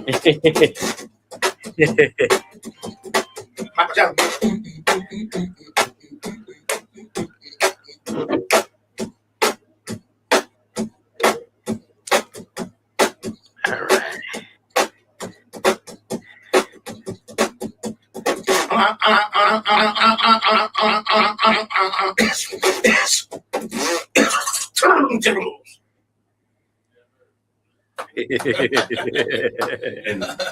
and you I'm tired of them up. You say you how old? I'm 60 years old. I'll be 61 in January. And you still do it like yeah. My grandbabies and stuff like that, just shut them up. Okay,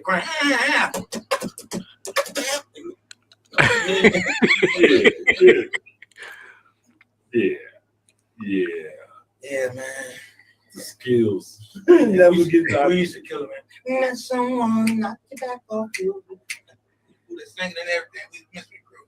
Never know what we was gonna do next. So like a snowball rolling down the side. Yeah, man. So I'm glad, we made it to this is our last day here, Yeah. So we're actually creating a new building on 44th and State.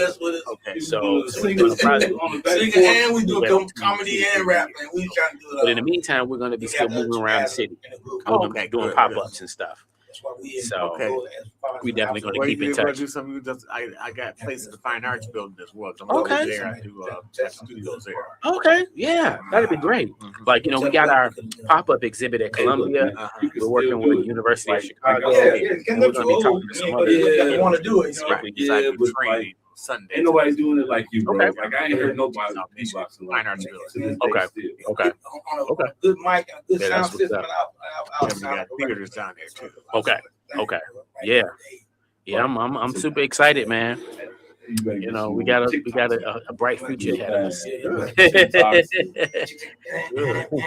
all paying off. Yeah. This guy here.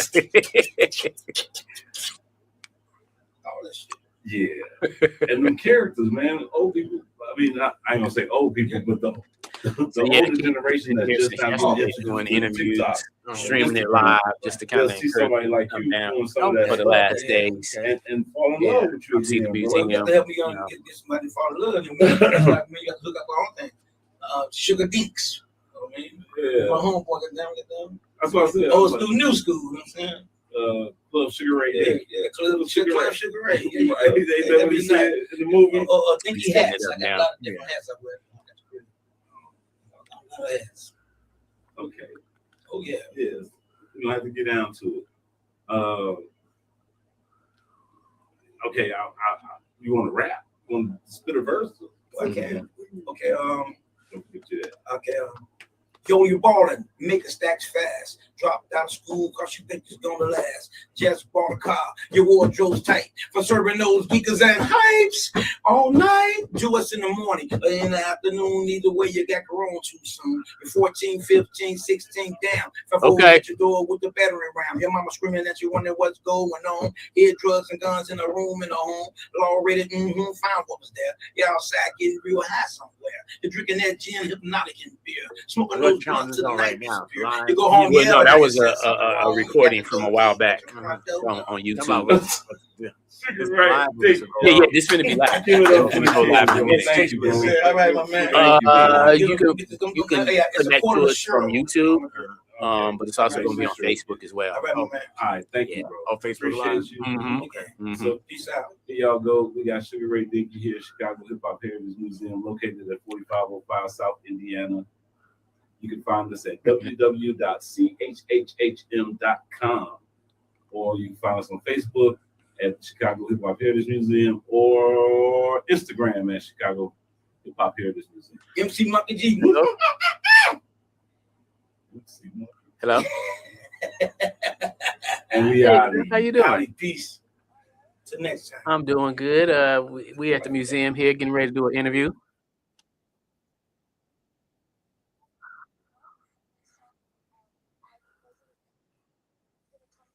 Huh? Okay. Okay, no problem. Yeah, we'll be here until later on tonight.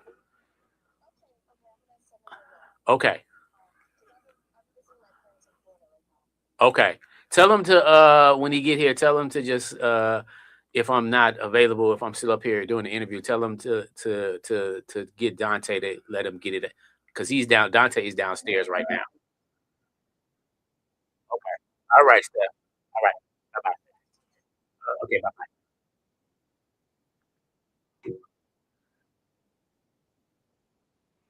All right. I'm ready. Sixth grade. That's true. And he's younger than me by years. So I've known him since he was a baby. That's true. So I'm happy to let y'all get down with the brother Profound. Y'all make some noise for this brother. Chicago, make some motherfucking noise! What's up, y'all? But y'all, do me a favor. Come on, let's give you family. Can we get close, though? Like, I'll give y'all a reason to get close. Can everybody get up and get close? B-Vax, we did sound check, right? So play something that we sound check. We gonna show y'all what this hip-hop shit is all about. Turn that shit up. Don't play with me. Turn it up. I got some things we gonna do. We got Griffin in the house. We got Cool out in the house. B-Vax in the house. Folks, I'm gonna play it out here. And I'm on the rest to the head. See Boy Smith in the nigga right here. I'm right there with the camera in the face.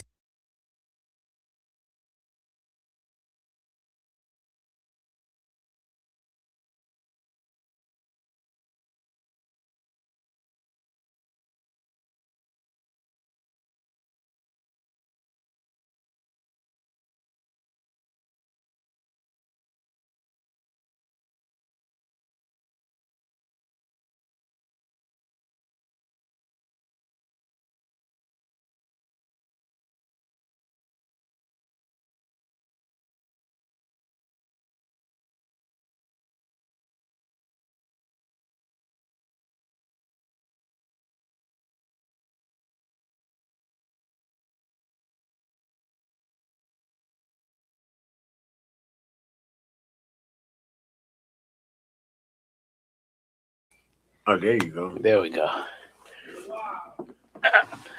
Yo. What's up, everyone out there in Chicagoland and around the world? My name is Artistic, Shot Rock Nation, Basic Crew, and I'm sitting here today at the Chicago Hip Hop Heritage Museum, our last day in action. This is the last showdown.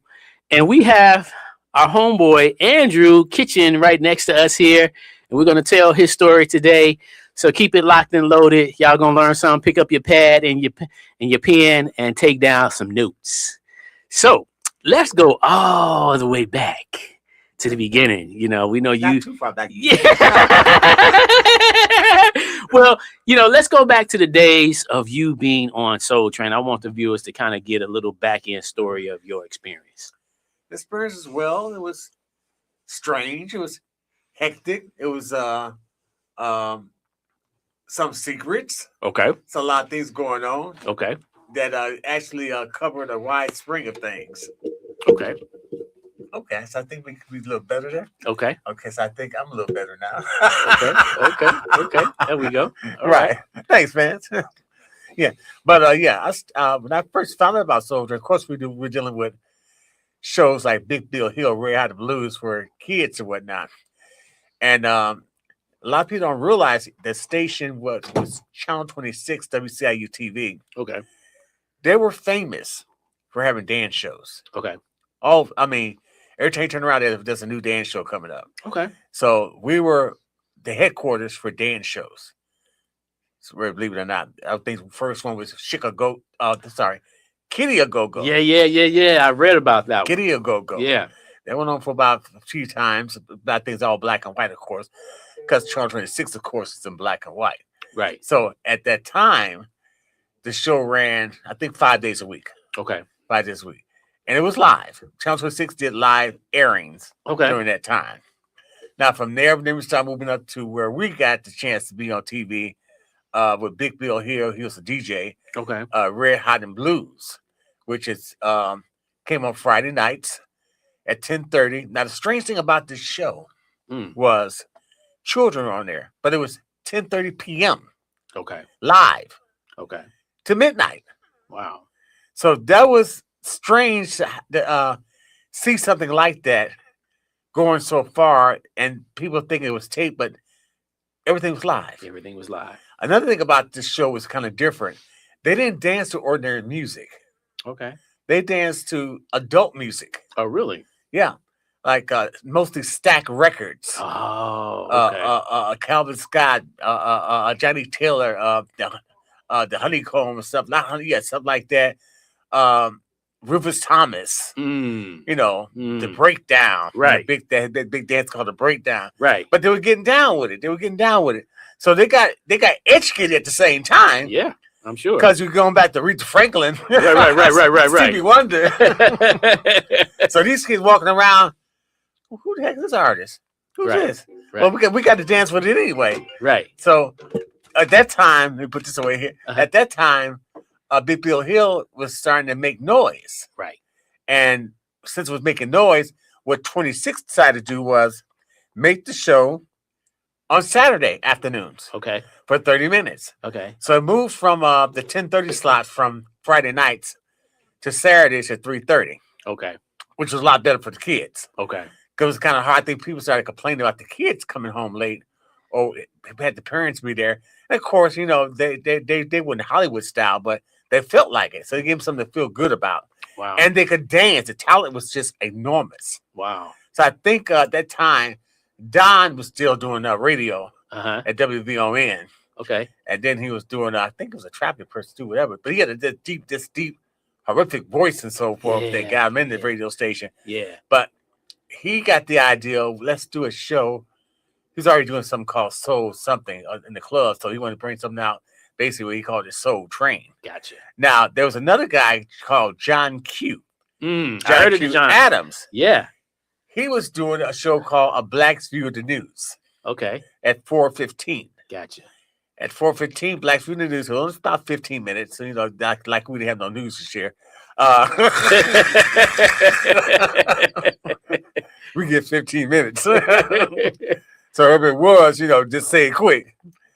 So after that came 4:30. Then that's the premiere of Soul Train. Don brought out Soul Train. Okay. I saw the show. I said, this is different. This is kind of different. You know, wrecked up train coming through the tracks and whatnot. Right. Like it's going to go off like Amtrak. Right. And then the voiceover, Soul Train. I can do that real good now, but I'm not going to go and do that. Right. But the show was very interesting. It showed us. Yeah. It showed us actually breaking ground. Mm-hmm. Now, what people didn't realize is the illusion make it look like a little big studio, but the studio was as big as a bedroom. Wow. A bedroom. Wow. And it was kind of hard to get all those dancers in this, plus do the advertising as well, because they had Pepsi boards and so forth that they had to put in front of and do commercials and so forth. Right.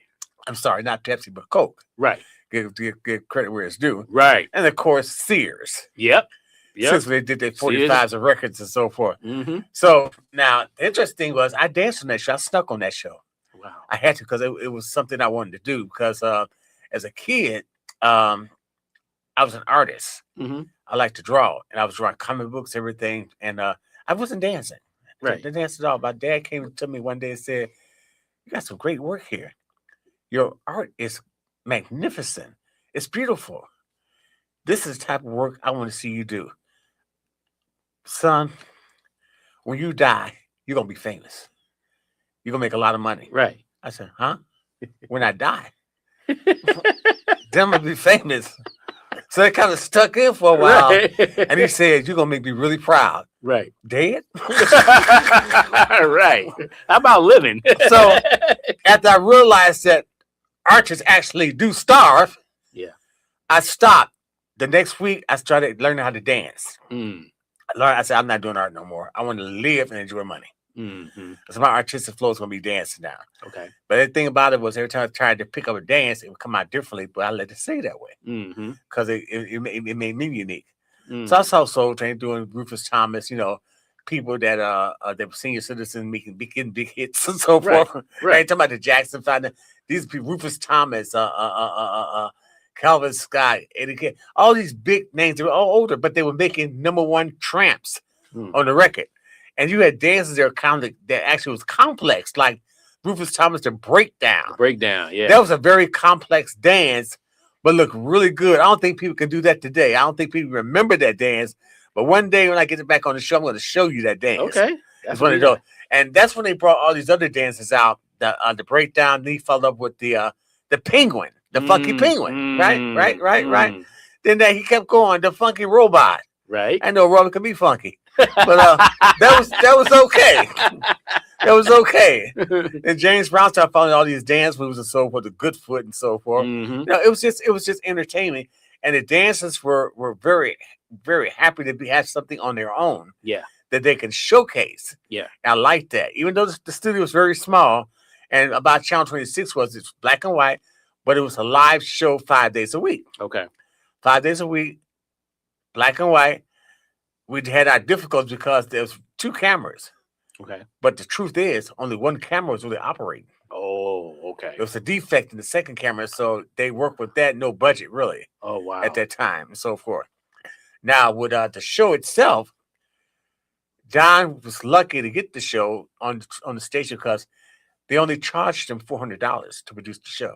Oh, okay. That was really good. Right. That's really good. For that time. And that time sounded good. So he made use of it. And the show, before they knew, became extremely popular, where you had dancers come down there every day, lined it up to be on the show. So it's a good thing. Now, moving forward, the show got big-time artists, B.B. King, staple singers, The Emotions, right? Curtis Mayfield. You know, we were full of Chicago artists. And these were top artists on Billboard. Right. So we wasn't playing around. Right. Denise LaSalle. It just the list kept going on and on and on. The impression, it was unlimited. Yeah. Jerry Butler. Yep. I mean, just so many. Yeah. So many. So we had a Hollywood block of stars to be on the show. Now, let me ask you, though, because you mentioned earlier that you snuck on the show at 10. At 10 years old. So how did you maneuver that? I stayed behind people. Oh. And then I just came in with them. And then I was in the back. So then I started doing the wild dance. The cameras came coming in the back and whatnot. They said, Okay. "Who's this guy?" And I made it look good. I made it look good. Okay. Okay. Well, they just said he must be older than 10. Then. I wasn't gonna say anything, but I knew I wasn't older than 10 because I got home. My mom made sure that she showed me I was older than 10. Because I was supposed to be in school. Yeah, well, at least you had a good time. But I had a good time. It was worth. The beating was worth it. Okay, okay. I feel you. I felt it too. I definitely felt it. That was crazy. But I learned a lot and whatnot. Yeah. And it gave me hope in things that I could do something. Right. And it made me want to go into entertainment. That's what made me want to go into entertainment. Go into the entertainment. And I did, and it felt really good. The problems with Soul Train had its own little problems. So now people didn't really know that because we had Clinton Gent was very good on the show. Yep. Everybody remember Clinton Gent. But what they didn't know was there was another host for Soul Train, not Don, not Clint. Okay. Because when Don got to the California one later on, right, there was also Gene Chandler. Gene Chandler, there you go. He was the host of Soul Train for a limited time. But you never see any footage of that. There's no footage of that. And moving forward, for some reason, when Soul Train went on for 6 years, 5 years in black and white, last year in color. Okay. Which is a good thing. Right. But Channel 26 at the time wasn't famous for preserving tapes. Gotcha. So at the time the Soul Train's run ended in 76, it ran in reruns to 79. They had like 20, 30 tapes of episodes, but each week the tapes got smaller, 29, 28, 27, to only got down to like 3 episodes that they were showing for like 6 months. So it got redundant and so forth. Okay. Because they were kind of cheap in buying tapes. 3/4-inch tapes were expensive, so for each show that they had, the Spanish shows, whatever case of shows they had, they would recycle the Soul Train tapes. So they was taping over. They wouldn't preserving them. Yeah. And that's why today you don't have any film footage of Soul Train, Chicago. The Chicago version. When have you seen it? Yeah. When have you seen it? None. You're not gonna see it. No. Because it was not preserved. Right. Okay. Right. Don said they had some, but I don't think they did because it would have surfaced somewhere. Yeah, by now. It would have surfaced somewhere. For sure. Which is why most people think that it started in California, Exactly. because most of the footage that you see is from All Chicago. the footage is California. Yeah. Unless you see photographs from Chicago. Yeah. Right. You can see You a can few. see that. Yeah. You can pick up a book called Soul Train, America's favorite show. Right. You pick that up, you see all the pictures and photos you see on Soul Train. Right. But you're not going to see any footage. Right. No more than the opening. Right. The opening. Right. Of the old train. Looked like Metro Train. Right. But Right. other than that, it's a shame that they didn't preserve that because they didn't realize how popular of history they would be. It would be later on. Yeah, and that Yeah. became a big history. So now it's common that people think it's from California, and they didn't really know. But Don explains all that to them and so forth. But and the story that came out, I'm not trying to dial the story, but it's what's it called? The movie, the series is called American Soul. American Soul. Yeah. Now I'm gonna be the first to say this, and you can take it any way you want to take it. Right. That was not the real story. Okay. I done Soul Train. Okay. Beginning, that was not the real story. They did a lot of fictitious writing in that one just to make it look good. Yeah. I would say 50% of it is fictitious. Oh wow. Not the truth. Gotcha. So then some of the things that's about Don is not also fact. Gotcha. It's fiction. Right. Okay. Right. So the dancers fiction. Some of what they said, they wasn't there when this happened. Right. So how can you say it's accurate? Right. It's not. You're not there. In fact, you weren't even born. Right. How does that work? Right. You're in your mama's womb. Soul Train. Yeah, right. Yeah. No, Yeah. it was fictional. That was not an accurate series for Yeah. Soul Train. Yeah. And I hate to be the one to say it, but you get a book called Soul Train, America's Favorite Show. That gives you the history. Yeah. The real history about Chicago, deep down in the suburbs of Chicago, going and moving forward. Yeah. You'll get the truth in that issue of book. So let me ask you this. In order to make something more accurate in terms of video, like film, what would you suggest? Would you have to Could it be done from some people that wasn't there, or would you have to literally go to people that were? You have to go to people that were so you can be more accurate. Mm-hmm. And then you're going to have people that enjoy the show that want to learn from it and base it on that. You can do that. You work together for a common cause. Yeah. You should want the truth. Right. Because the truth is actually more exciting. Yeah. More memorable, more dramatic, and the truth becomes more thrilling. Yeah. Because you want to know, man, how this happened to him? Right. It comes thrilling.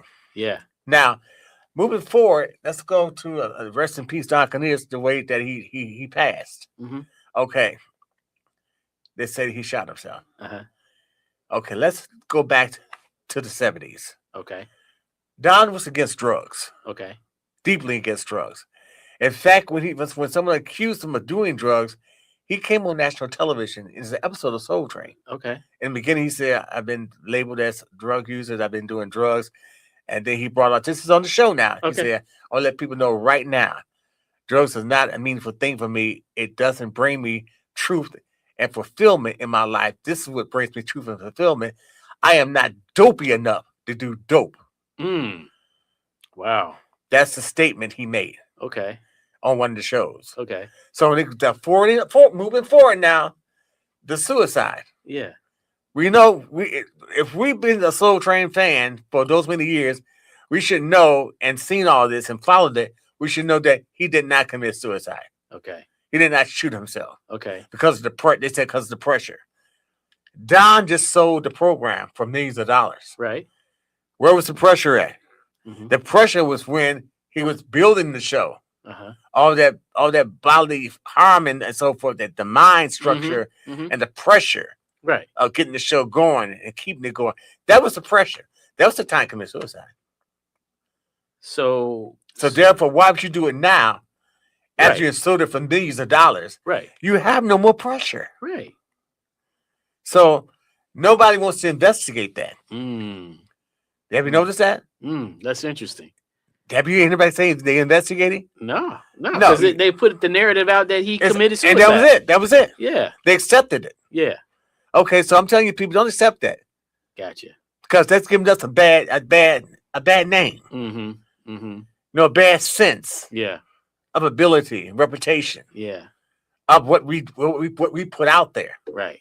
For the people. Yeah. And for us. Right. We don't accept that. Don't accept it. They just didn't investigate. And they didn't think because they probably didn't know the show like we do. Yeah. Yeah. Who's going to investigate? Nobody that watches American Bandstand? They don't know. Yeah. So the show is so out there, so intimidating for others because a lot of people don't realize that Dick Clark, as long as he's been on, he was jealous of Soul Train. Yeah, I am aware of that. Now, a lot of people don't know that. Yeah. Because he went on and got his own black entertainment show. Right. Called Soul Unlimited. Yes. It was limited, though. Yeah, right. Don, cut that real quick. Well, actually, Jesse Jackson did. Yes, Soul Unlimited, where he took the Soul Train dancers and put them on the show. And when he got some of Don's artists and did the first show. Wow. And it was on ABC, so the show was not syndicated, it was national. Gotcha. So Dick Clark had it all right there. And I forgot who the host was, but he was terrible. Wow. He was terrible. Now, what exactly did you do when you were working on the set of Soul Train? Well, I did a lot of performing and whatnot. I did like promotions and so forth. Okay. I was like, and I was getting ready to do my own dance show. Okay. And because I said, well, when Soul Train went to California and it disappeared in Chicago, and it should have continued. Yeah. Yeah. It should have continued. A lot of people realize that Soul Train Chicago was also featured in Right On magazine. Right. Right. Did you know that? Right. Yeah, I am. I'm aware. Yeah, it was Soul Train dancers in California share that. Yeah. Yeah. And they were Chicago Soul Train was also in Right On magazine with the Mhm. Clinton Gent and the rest of them. So that was a milestone right there. Yeah. They was telling you that the statement was that if you think they can dance in California, you got to see them in Chicago. Right. Right. That was the real truth. Yeah. Because they had different names down there with Tyrone Proctor, Sharon Hill, so forth. But Chicago, we had dynamic names like the Masquerader, the Pinball Wizard, Sugar and Spice, Cupcake, Arthritis, Rheumatism, Bronchitis, Asthma. Yeah. We had names that my name was the Dancing Magician. Okay. We had different names that stood out. The puppets. The puppets, right? The dance groups, right? The puppets. Yeah. We had one called the Southside Equators. Okay. One called the Kicks. Right. Yeah, I remember the Kicks. Right. There's Yep. another one that was a group called Hot Ice. Okay. Hot Ice. Wow. Right. So Wow. and the names, and then we had one called the Ten Commandments. There was only 5 of us. Okay. So we changed the name to Commandments. Okay. Later on, we dropped it and changed it into Dancing Superheroes. We dancing like superheroes. Wow. So the names of dance crews kept continuing to pop up, pop. We were the masters of dance. Wow. We didn't get credit for it, Right. but we were the masters of dance. Wow. Our big name people, Jody Watley, danced on the show. Mhm. Jermaine Stewart. Jermaine Stewart. Just- There you go. just Jermaine go- was also a part of the Kicks. Exactly. Yep. The list kept going and going. Now, this is history that you need to know. That we are famous for that. It's not California. That's good. They had their time, but you got to come back to the roots of where it all started from. Exactly. If it wasn't for Chicago, there would be no California Soul Train. Hello. Okay. Hello. Can we say that again? So let's bring it back to the truth, where it all began and where it all started. And it didn't end. It just floated. Right. So that's what I want to let people know, Mm. because you need to know the truth. Mm-hmm. If you never knew what it was before, now you know. You know now. Mm-hmm. We evolved Yeah. a long way Yeah. with our shows, and it made us go to better things. Yeah. Yeah. Took us to more successful Black entertainment. Yep. Okay. Yep. Hip hop, disco. Right. Where disco actually say they died in 5 years later. Yeah, but it came back 2 years later after that as house. Yeah. Yeah. Disco transformed into house. Right. Right. All right. Right. I'm there on that one. Yeah. Now here's another thing. Rap started. Okay. Some rap stations in different cities killed the radio stations because it was rap. Yeah. And they slowly kind of like went down. And so they did something about it. Rap evolved in a different form, just like disco turned into house music. Right. Rap transferred into hip hop. Mm-hmm. Get it? Mm-hmm. So now transformation stays. Mm-hmm. Because now it's music for everything. Everything's a hip hop rap. So you can do it in every aspect of it. Well, now, and just for clarification, I want to just highlight something, because I think this is where some people get confused, because most people, when they talk about hip hop, they allude to rap, right? But really, rap is one element of hip hop. Yes, exactly. So hip hop is like the house, right? It evolved, it took over. It's evolved. It's an umbrella. Yeah. Hip hop, It's an umbrella. But rap is kind of like looked at as like, just like in a house, you have a room, right? That's it, and then you have another room, kitchen, a bathroom, Right. You know?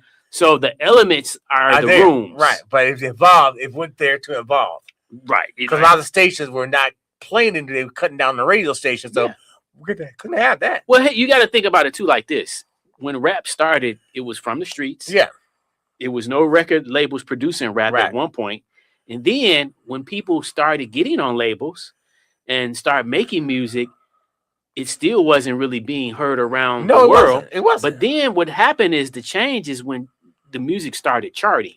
Yeah. Just like other music. That's right. You know what I'm saying? Like, oh, that's We started Curtis getting Blow. noticed. That's Run DMC. That's Right. the Fat Boys. Uh-huh. That's Right. Houdini. And that's good. Now you brought something very important up. Mm-hmm. I'm gonna take you. Let's go move forward just a little bit. Let's go back to the 80s now when MTV first started. Right. Okay. What did we see on MTV? A lot of artists, not mainly us, but artists. Right. Like now, here's another thing. Now, there was a thing called the box. Yep. I remember the box. Yep. Where you paid your $2.99. Yep. You got your music. Yeah. Okay. Here's what happened on the box. The box did something that they did not like. Okay. They put African American music in the Billboard top 10 almost every week. Oh wow. Every week. Wow. I mean, we were killing it. Yeah. Because somebody had the same song they paid for 30 times. It would come up 3 times, 4 times in a row. Good point. Yeah. Good point. Yeah. They didn't have to ask your mom and dad. You just use a charge card and they find out later on. And you just pay the consequences. That's all. But you're happy with that beating. Right. But what happened was that we were dominating. Mm-hmm. Dominating. Yeah. So what happened is, and I'm teaching you this now. Yeah. MTV decided to buy the box. Right. They said, oh, the MTV's gonna buy the box. Oh man, it's gonna be big now. Wrong. Right. When they brought it, they destroyed it. Yeah. They did not bring it back out. Right. Their purpose was to get it and stop it. 6 months later, we were not dominating the charts anymore. Exactly. Meatloaf and Eagles out. We're not dominating. Yeah. It took a while before we took over. Michael Jackson made that happen. Yep. Afterwards, I remember. Janet, I actually remember Prince, that too. right? I remember but that. we were about to slide down. Yeah. Because they took that for that purpose. Yeah. But it didn't work. Yeah. It worked for a little bit. Yeah. But our music was dominating. Yeah. Yeah. Michael was the one that got these videos that we across. If it wasn't for Michael, they wouldn't be like they are. Wow. It wouldn't be like they are. So it's history that you need to know. Yeah. Yeah. Why was this taken down? And why did they do it? Right. You know, so I'm letting you know now that they may be mad about that, but tough. Yeah. You know, the truth must come out. Yeah. No, I totally agree. And I think that's what this is all about in terms of what we do here at the museum and surrounding spaces is we want to put the truth out. Yeah. Because to me, you know, like I'm always fascinated about how things work. Right. And when you figure out the truth of how it works, it's just like, you remember in the 80s, there was a little game puzzle called the Rubik's Cube. Of course. And so I remember when people had access to that and they couldn't get it all right. So you had to kind of study the pattern. You had to be focused. And Yeah. And at some point you could get it. You could get it. You know? Yeah. And so it's just like, wow, it was amazing. How did you do that? It was so many people that couldn't do it that they decided to make an alternative game called Rubik's Grenade. Yeah. Where you got the grenade and you unclog. You had 30 seconds, right, to put the pieces back together. Right, you have to be focused. Yeah, got to be focused. So I just think there's some satisfactory about learning the truth, right? Because a lot of times the truth is not bad. It's just educational. Yeah. Like you want to. Sometimes they say, well, you know, the truth hurts. But it does when you don't want to learn it. There you go. That part right there. And I always felt like I would rather learn what the truth is of the matter and how things work versus you lying and covering up. Right. Because then, you know, I feel like you're cheating me. Right. You know what I'm saying? Like if I give you $2 for a candy bar and the candy bar costs 50 cents, but you only give me 30 cents back. Right. You know, I can count. You're cheating me. You think I can count? That's the first thing we learn how to do is count money. Right. And we can't count nothing else. Right. We can count cash. So who needs math? Right. The most important thing is counting your money. Yeah. Okay? Yeah. And that's how you get cheated. Yeah. And I think it's no different when it comes to history. Yeah. You know, they don't put a lot of these valuable pieces of information in books. Right. You know, they on purpose. Yeah. Like I say, his story. Right. And then like in your case, like you say, a lot of things that you were actually there firsthand to be a part of, and yet you can see a documentary or a film, and it's like you say, 50% of it is false. Right. Like, well, because they wasn't there. Yeah. So that's interesting. And I don't like stuff like that. I don't watch stuff like that. Yeah. Because you're brainwashing a lot of people. A lot of people still don't know the real history. Yep.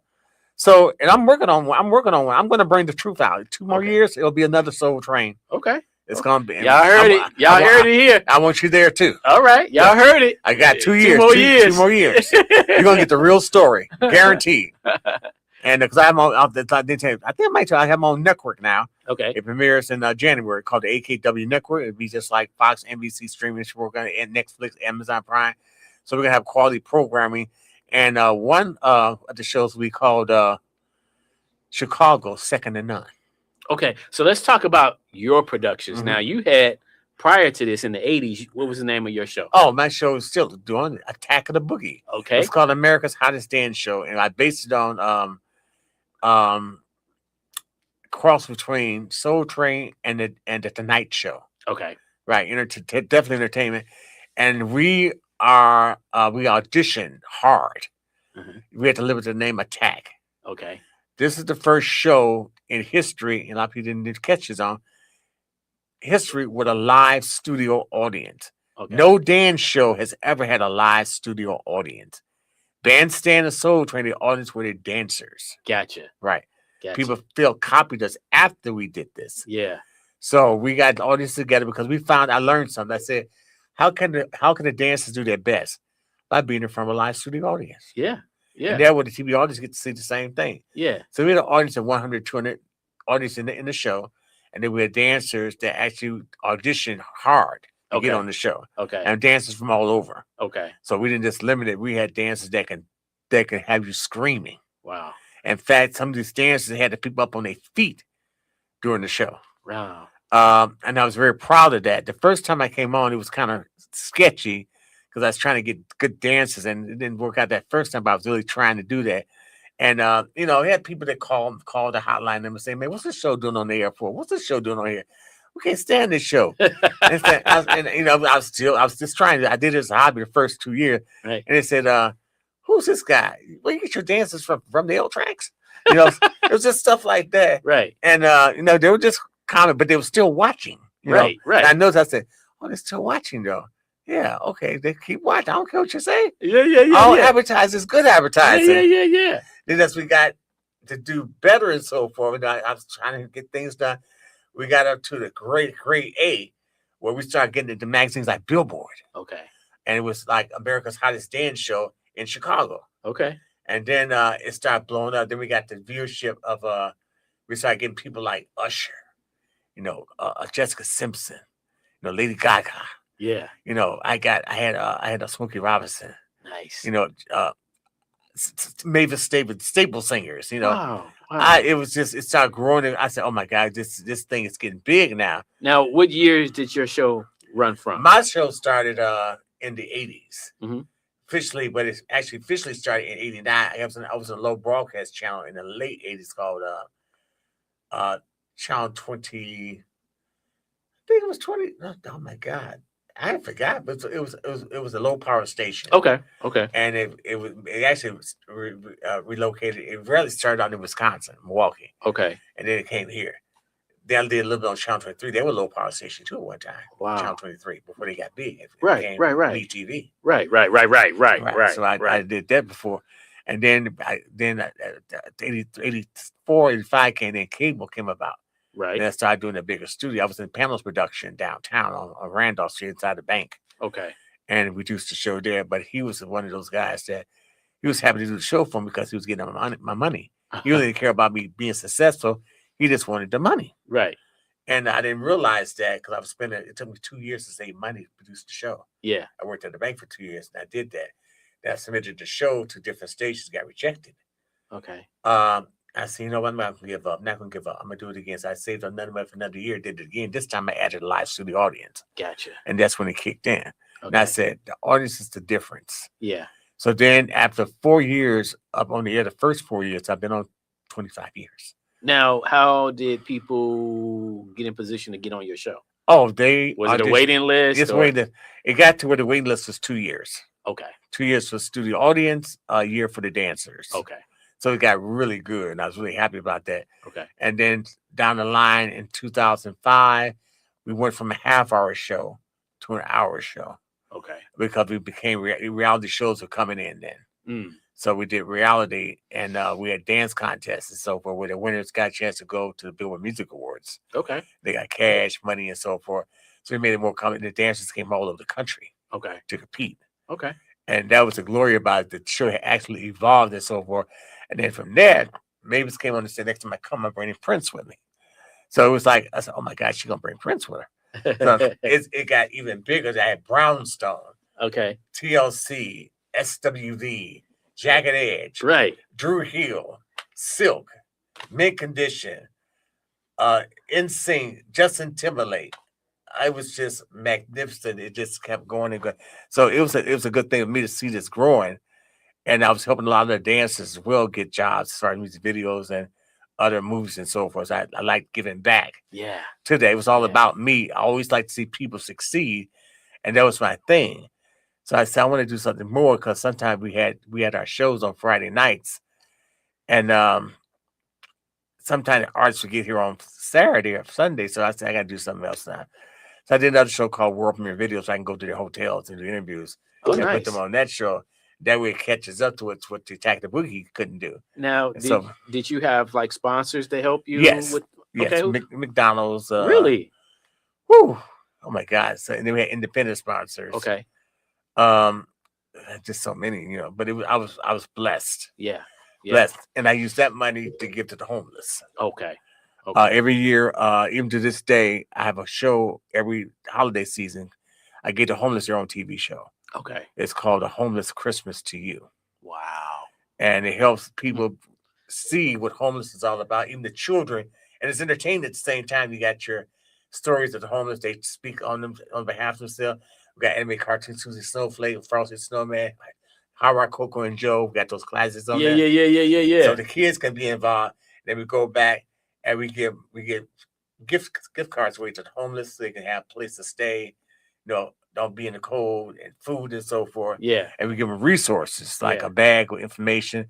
They could trust me, they do get resources, but my thing is, why are you giving the homeless all these resources when they can't do nothing with it? Right. I said, what you gonna do? You got all this information. So what I did, we gave them resources. I said, here's what we're gonna do. In your bag is all your resources, but look in that bag again. Now you got a phone. Yeah.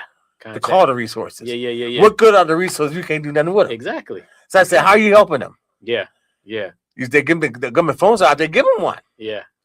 Okay, so that's how you contribute, and that's how you bring things together. Yeah. You can't help everybody, but feeling some is better than none. Yeah. Because they don't want to give all their money out to them. Wow. So I do that. This is my fourth. I didn't do it last year because the funds were really depleted.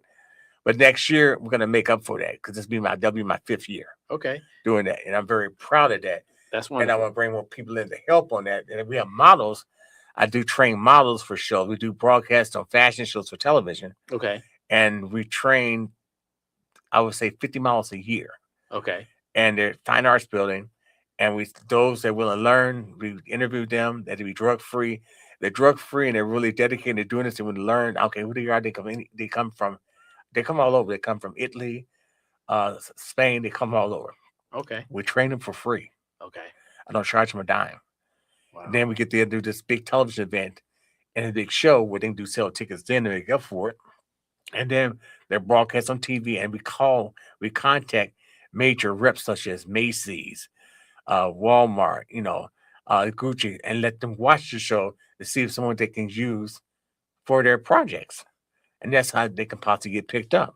Nice. We had one girl got picked up by Revlon. Okay. Revlon. Nice. And she was our hardest one. Nice. Right. So if I try to do a lot, I'm not guaranteed it's going to be for everybody, but it's up to you. We built the foundation for you. It's up to you to use it. Now you let me step back a little bit. You have had music projects too that you put out, Yes, right? yes. Now, what was your music project? Was you singing? Yes, or what was you doing on these absolutely, projects? Yeah, I did the help with the theme song for Attack the Boogie, which is the dance show. Okay. The show got very popular in France, where they were selling the record to $45 or $450. Okay. Which I didn't have a copy at the time no more. Okay. I wasn't gonna buy it. Right. I wasn't gonna buy that for myself.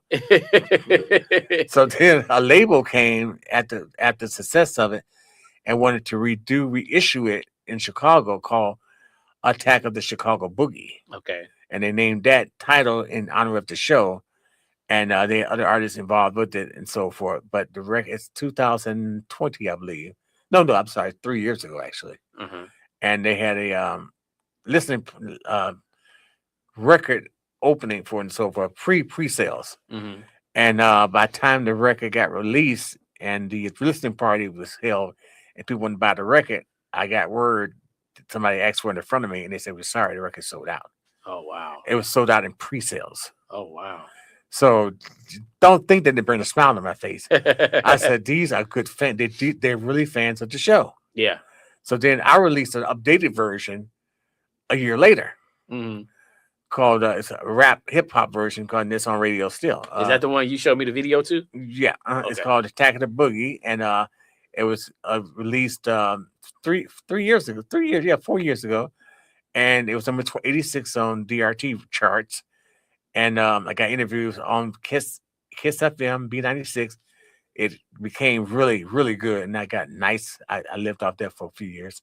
Nice. And then the last one I did was one with a artist named Pepper Gomez. Okay. The Wake Up Music label was called My Heart Plays for You. And that came out a couple of years ago on our radio station, and it made number 30, debuted at number 35 on the iTunes Top 100 in South America, in South Africa. Nice. So it's a lot of good things. And then they brought out the new DJ Wall of Fame with the songs on it. So with big name, Rosio Carver, big name, one of the guys from the Hot Mix 5. Yes, So it got really big. So this is the DJ Wall of Sound Volume 2. Yes. Y'all see that? Oh, this is nice. Now, what year was this released? A couple of years ago. Okay. Yeah. Yeah. So nice. I was very proud of that. And our next one, we're doing something dealing with I think they're nice covers too. Yeah, nicely designed. Mm-hmm. Yeah. Wow. Yeah. So I was a label called Wake Up Music. Okay.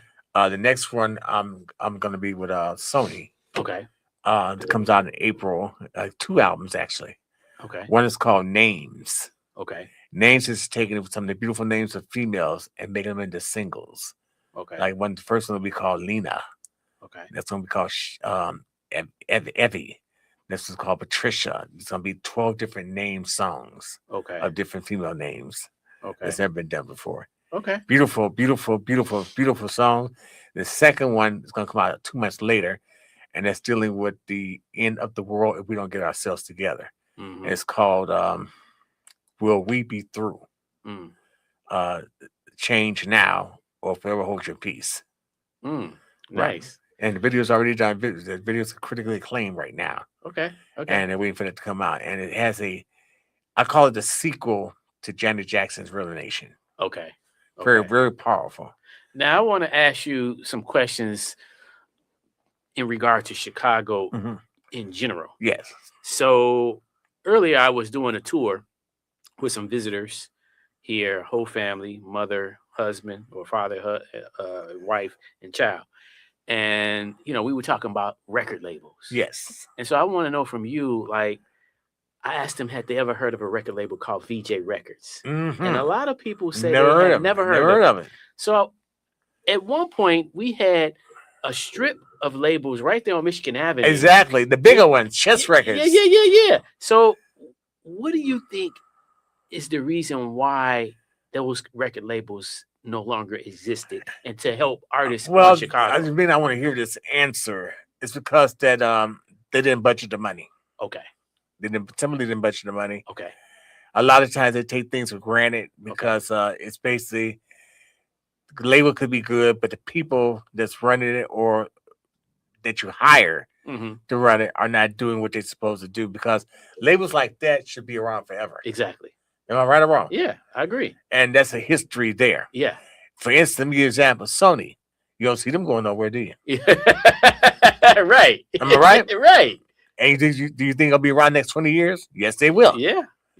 Yes. Because like you say, they're budgeting properly. Right. Okay. Budgeting properly. And then Michael Jackson had the nerve to own half of that. People didn't know that. Yeah. He owned half of Sony. Yeah. So therefore, when people say he's broke, Michael was never broke. Right. How can you be broke when you own half of Sony? Yeah. And you own the Beatles? Yeah. Explain that to me. Yeah. Which is what we were talking about earlier, because I was telling them before they became the Beatles to the world, they were signed to VJ Records. Right. Exactly. And VJ was one of the labels that actually went into bankrupt. Yes. Their fault, not the Beatles. Yeah. You had the Beatles. How'd you go to bankrupt? Am I right? Right. So just letting these people know, it's the people behind the labels, not the label itself. Okay. We have some strong labels here. Yeah. And it can be before we continued, because we had, like, we had MCA Records here. Yeah. A lot of people realize, they say Jive's in New York. No, Jive was in Chicago too. Yeah. See, Michigan Avenue. Mercury. Mercury. Thank you, Ohio Players. Right. I forgot about that. And you were absolutely right. It moved on and on. There was no limit. Right. And this is why let's go back to Soul Train. Let's go back to Soul Train. They offered Don either to move to California or move to New York. Okay. They said, because why? That's what the talent is. Okay. They lied to him. Oh. Now, when he got to California, guess what happened? Surprise, surprise. Hello, Jerry Butler. Can you come to California to perform on the show? Hello, Curtis Mayfield. Can you come to California to perform? Hello, Stable Singers. Can y'all come down to? Hello. Wait a minute. All the big artists that were on Billboard were from Chicago at that time. Yes. Wow. We're from Chicago. Wow. So he was calling people to come down to. So they lied to him. Uh-huh. He could have actually kept it in Chicago. Yeah. It's got a bigger studio. Yeah, that's what I was kind of Right, wondering. but he didn't know. He didn't know. Yeah. They were in his ear. Yeah. It was in his ear. Yeah. And so therefore, think about it now.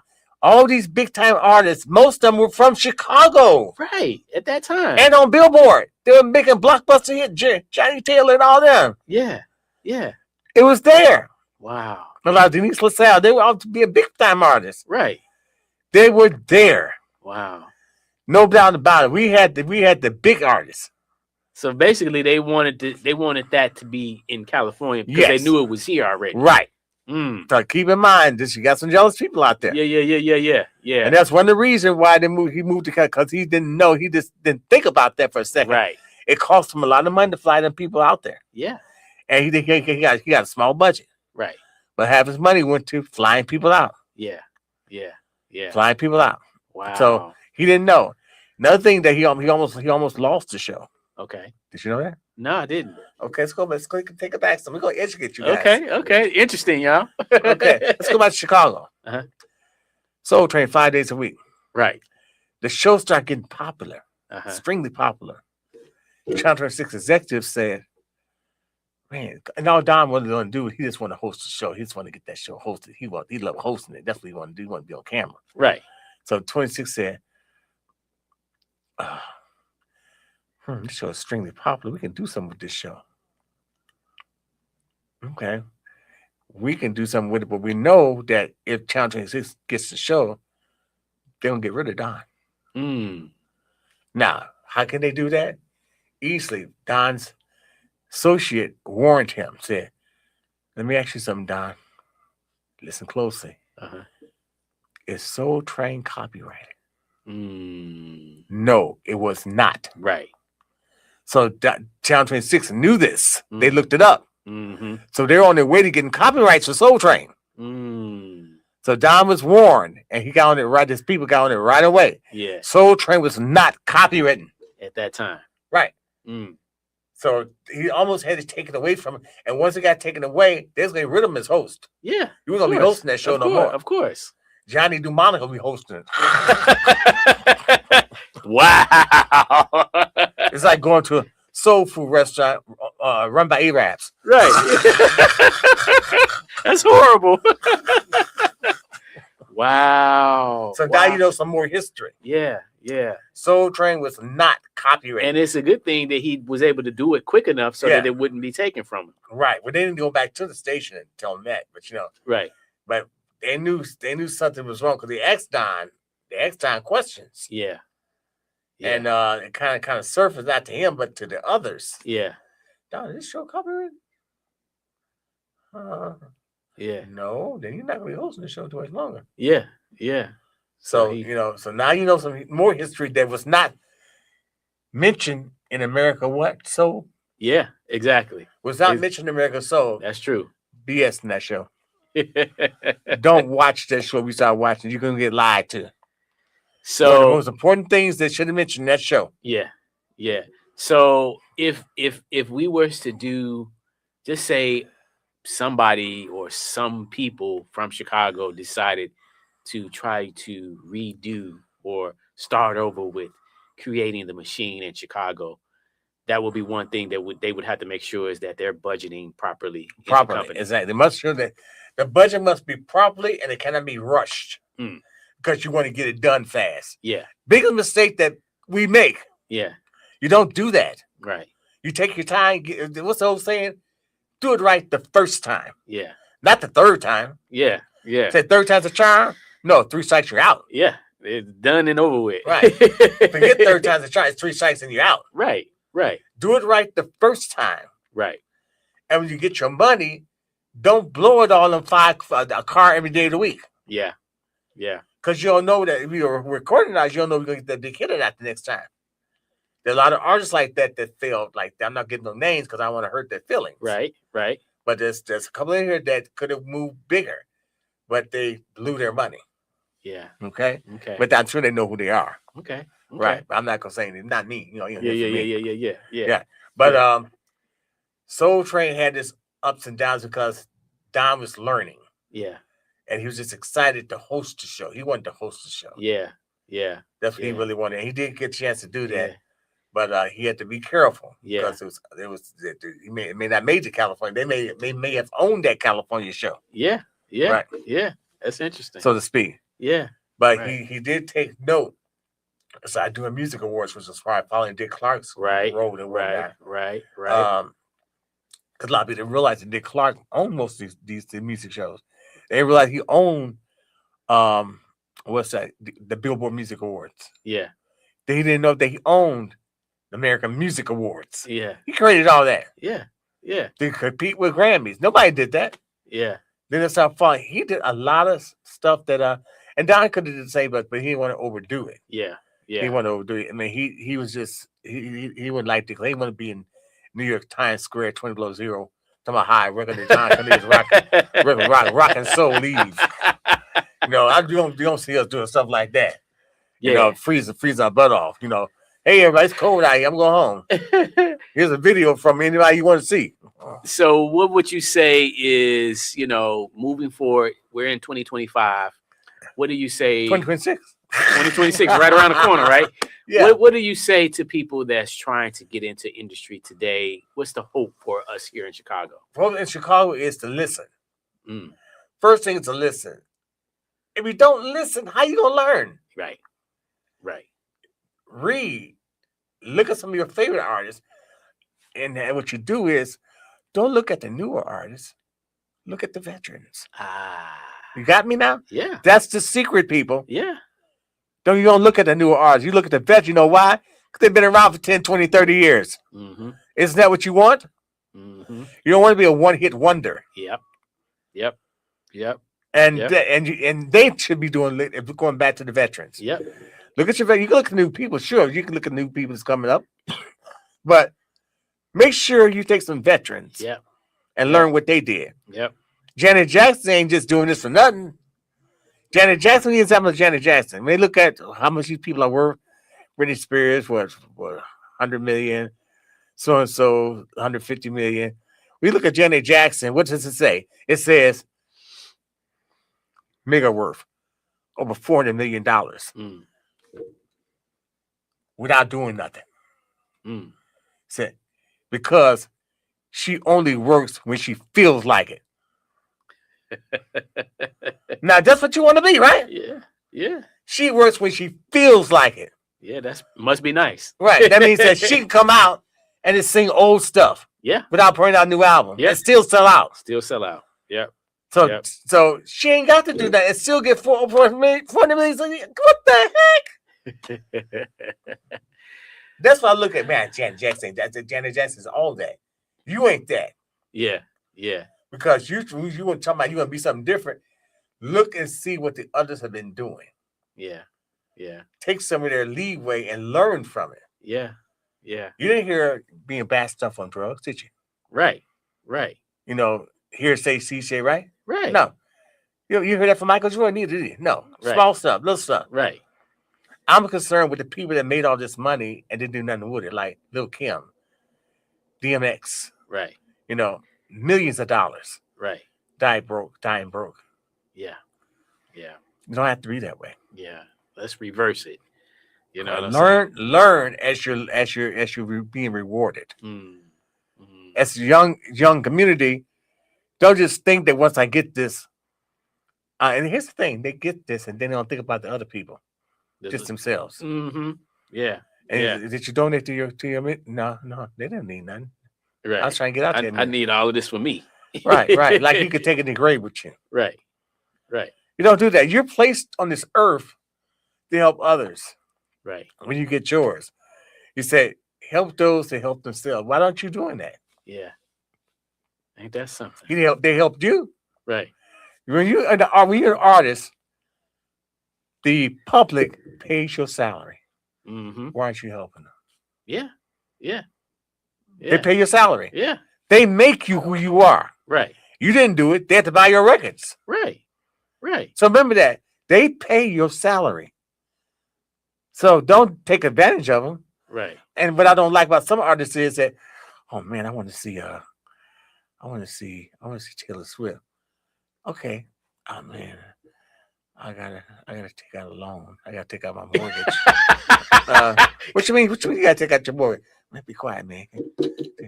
How much can I get? I can go to the bank. You can go to BM or Bank of America. How much you need? Oh man, me and my wife going. You think I can get? You know, if I put my house up for things, I can get 50,000. 50,000 for what? You know, I just want to get nosebleed seats. What? Just want to get nosebleed seats. What? What? That's crazy. Man, that's the way it is. Yeah. And when they leave, you're broke. Yeah. You're broke. Mm. I was with a Janet concert one time.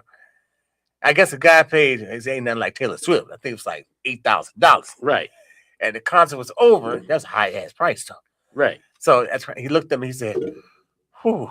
And he just in his pocket. He said, man, I feel bad.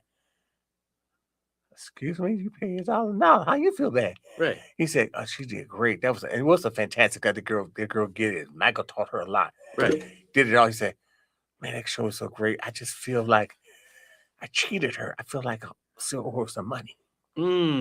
That's how great she was. I never heard anybody say that. Feel like he cheated her. Yeah. I feel like I still owe her some money. Wow. I wanted to say, well, can you get to me? I kind of almost make sure she gets it.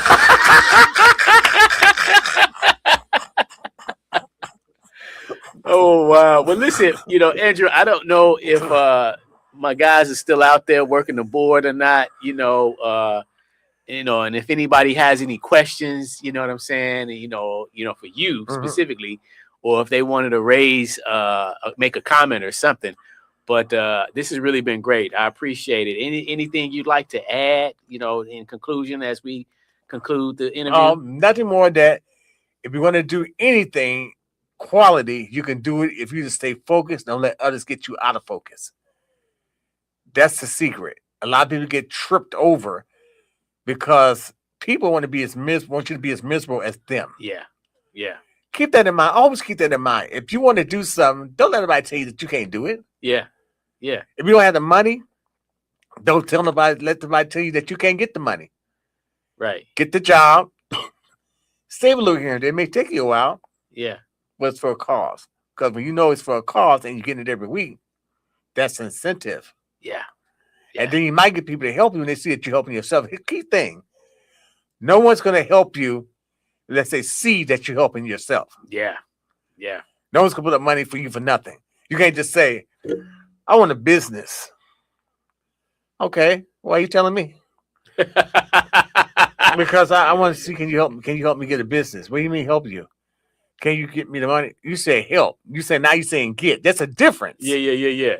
What have you done? Well, I haven't worked. Don't you need a job? But I want to have a business. Right. Then how you gonna have a business if you don't have a job? Yeah. Tell me how that works. Yeah. Oh my God. It's not that difficult. No, it's not once difficult. you figure out the fundamentals of what you need to be doing, especially if that's something that you really want to do. Right. And it's serious. I'm just joking about it because you want to have fun by doing it, but I want you to see how truthful that sounds and how bad it sounds in the other ways. Mm-hmm. So let's get real. Yeah. Chicago can get a lot of things done. And I tell you one thing that you better know right now, trying to go to California and Florida and all this crap. If you cannot make it in Chicago, I'll repeat this again for you. You better listen good too.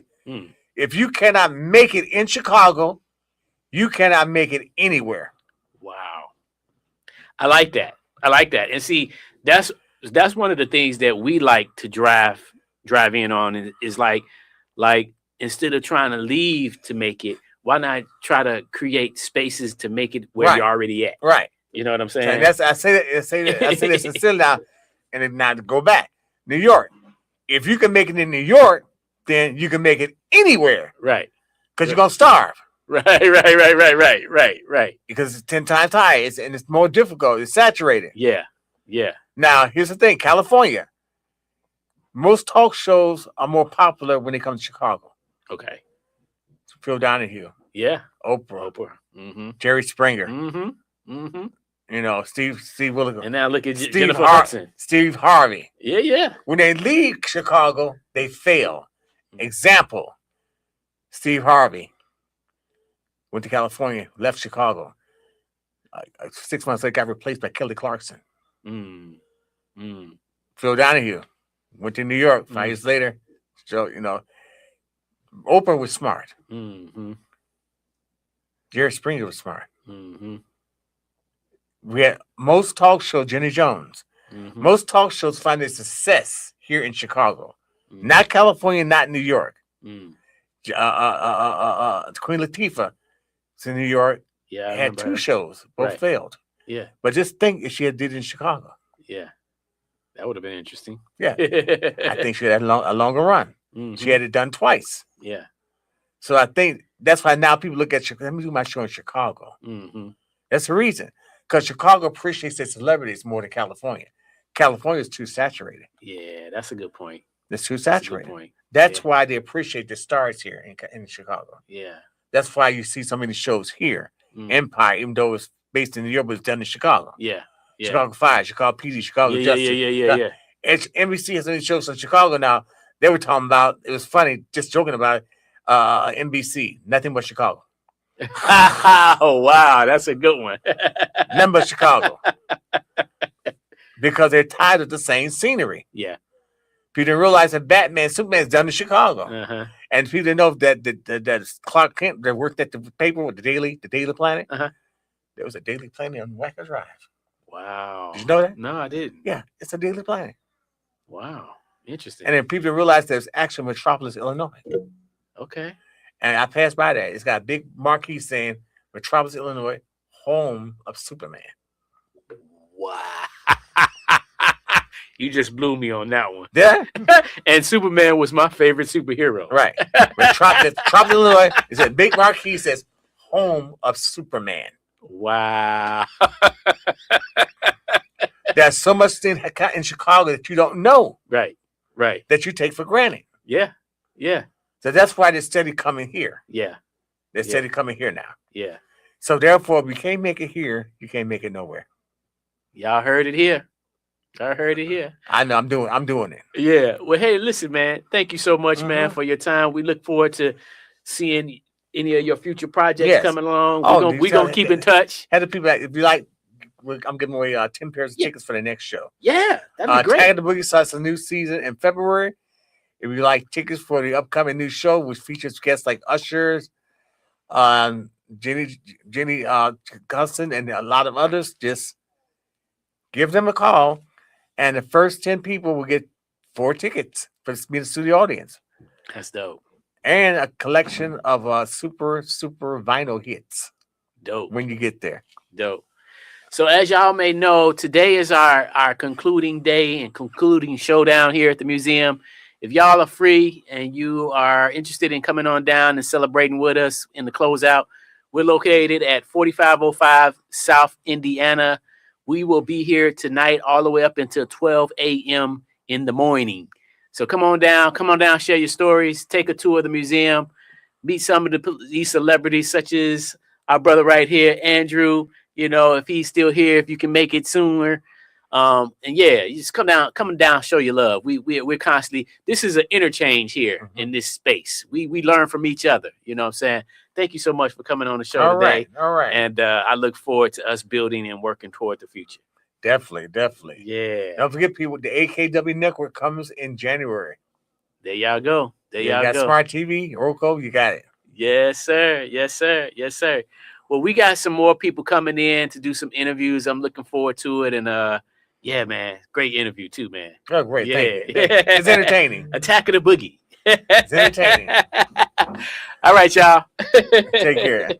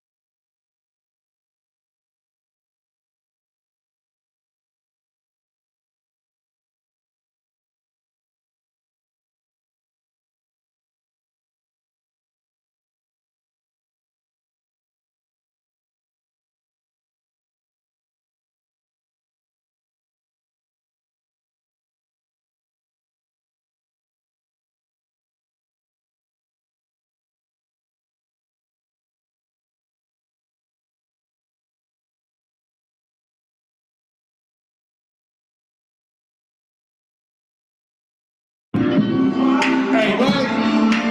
Anybody out there heard of Tall Black Guy? You about to get some cardio? Have you heard of Tall Black Guy? He's the hoop with Tall Black Guy, right? Y'all used to listen, right? We got to get all the setups going. When we shoot bricks, that Tall Black Guy. Do you know? When we used to shoot bricks, then.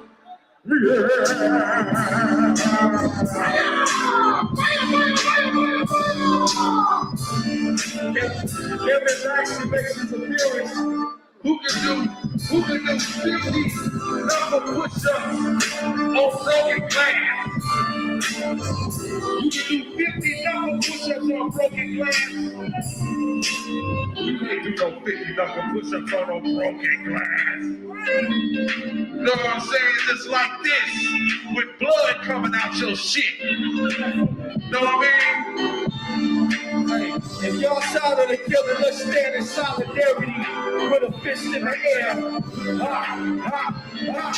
Relax your mind and let your conscience be free. The proud meridian, the place to be. With consistency, and ain't no resisting me. Rhythmically, mentally, spiritually, beautifully melodic, soulfully hypnotic. Watch out, flow, get a party. Every time we speak, let your mind on a trip. You sit there, get your box down, think you made it to my shit. It's the floor, good shit. Play close to this shit. All the pictures of one symmetry, that's apples every gun. It's free standing on it, and I'm like, oh, so there's like both of things we still call. Make you feel our soul. That was kissing you over the feel you strong. From the go, you're like the water. Oh, feel how we know. They close your eyes. Looking on the room, move side to side. All fingers in the grind now. Let's go ride out the rail. We in the thing, open it now. They go ride. To the left, and slide. They keep stabbing, that's right. Relax yourself, let them rap. And do what all of us here, we gon' take you there. People still thinking what's happening for a show. A phase of hope, take a wrong hope. I have to throw, but you don't believe. Running from your brainwasher, get you disease. Try to tell them, let's all stick together. The vibe on the vibe, man. No one can ever slow or stop. We what we do, we do. You can go drop jewels and say, come on. Now, what do you think makes us think you guess? Capitalism and corrupt politicians, twisted teachers of the pain. paid, the boy gets laid off, and the loan gets paid off. Dealers and liquor, so all the time calling off. Top music suppliers, so they get it slow and water. They buy slaves, sell it, they can't make money. I was in the back of the hood, broke and then drunk. If you kill, we kill, then close your eyes. Thinking on the river, move side to side. You gon' make it super bad, I'll let your drive. Style for Chris, transforming it. Now they go right to the right, to the left, to the right, and then slide. Try to get that best shot. Next to the top, do it all of the thing, gon' take you there. You see him get that 5 heartbeats? He get that 5 heartbeats on you like this. There's so many darlings in the house. All the ladies in the house say, ah. Thank you, baby. Oh, you got the boogie, baby. You got the boogie, baby. Oh, they got the boogie, baby. It's like 2 ladies.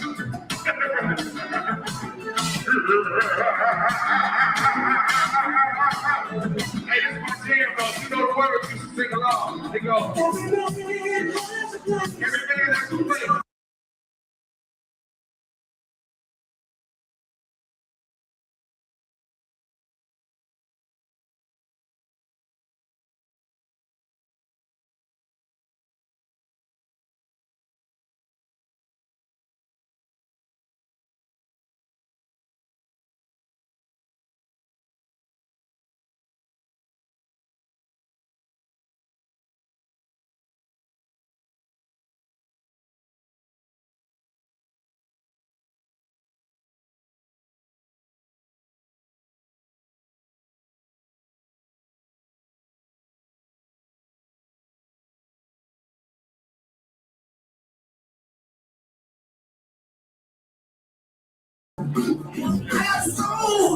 I'm super bad.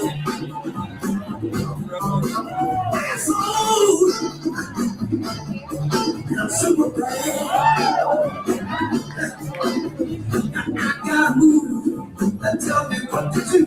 Sometimes it's deep. I got moves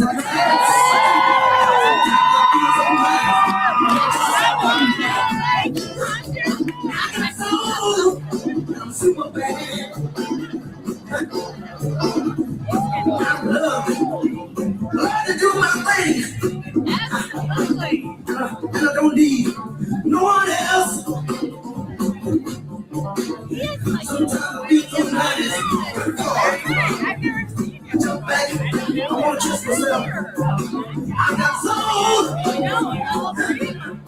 I'm super bad. I do. That's where I got this job on that team.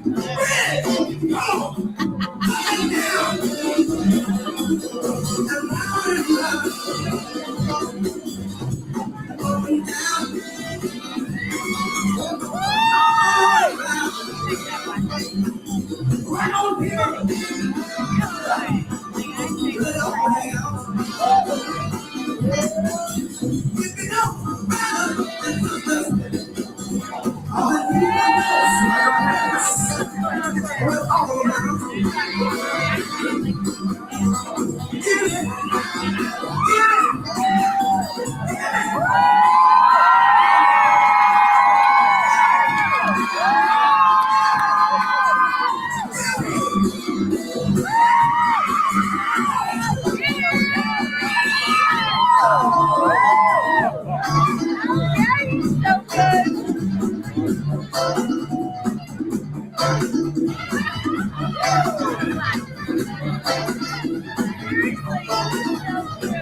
I got something that makes me want to shout. I got that thing that I'm talking about.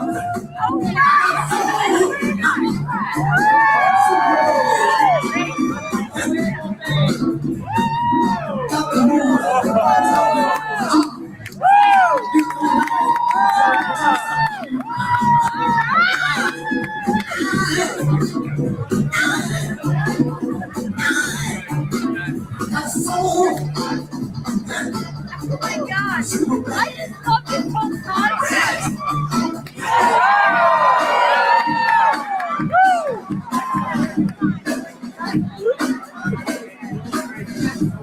Never that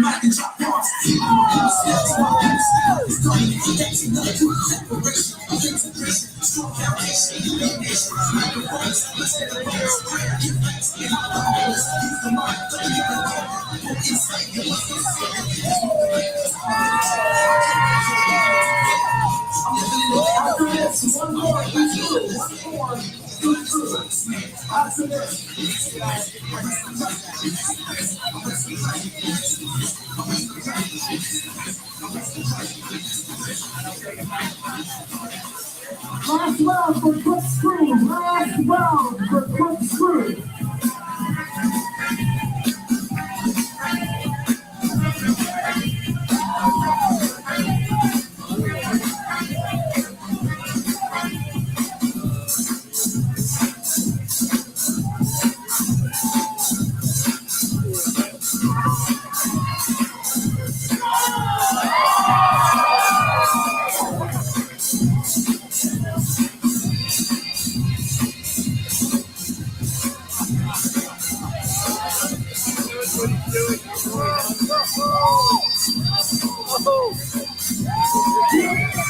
All right, last round of the battle right here. Last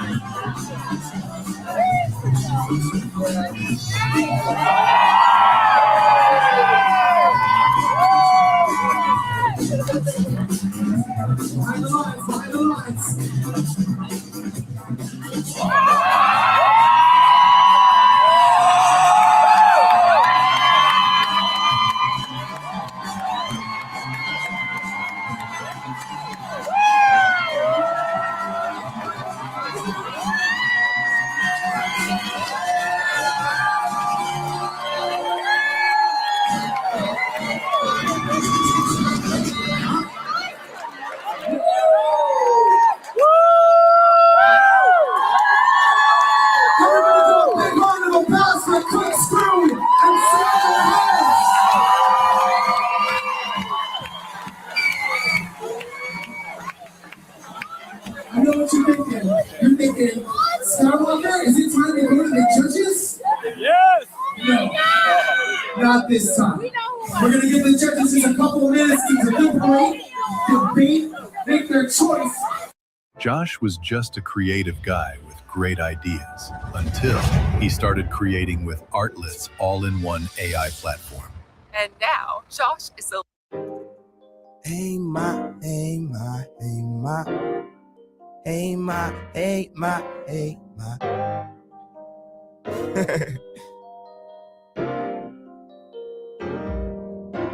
I said, hey ma, don't go stretching your wallet. These gotta pay me for taking a year from college. Go on, get your nails polished. Stylist for your eyelids and a pilot for your mileage. For them frequent flights to your islands. Miss Brown and Miss Pollock. Little boy then grown up. Little voice then blown up. Middle class that bonus. Hey mama Jen. God just gave me another chance. Rock just gave me another line. Probably gave me another fan. 7730. Since Kanye was a 3-0. Down the street from D-Rhodes was practicing his free throws. Shout out to that Gulf Shrimp. Shout out to King Giro. Shout out that Miss Moody, Auntie Tony, they're my heroes. We gon' get this paper. With that on my mom. You gon' see us later. With that on my mom. Monica and Ava, thanks for all the favors. Got my money saved up. With that on my mom. We gon' get this paper. With that on my mom. You gon' see us later. With that on my mom. Monica and Ava, thanks for all the favors. Got my money saved up. With that on my mom. Hey ma, I know I never did behave a lot. Never got good grades a lot. And turn your heads to graze a lot. Go in stores to take a lot. Never shop to save a lot. She ain't gotta shop to save a lot. You don't gotta worry about chase a lot. They playing with your checks, cause they gon' take your pay or not. Case or I got it damn. Them you smarter than. We just gon' beg your pardon them. Save money, my part of them. I'm part of them. It's part of me. This save moolah, both started 3. I'm riding around my side of town. Hot boxing, no cops around. I had the tux, I had the gown, just had a show. Just had to bounce his chin, so 10 days. She don't know I play English. That language be that Chinish, but we caliente. So she's gon' throw a step.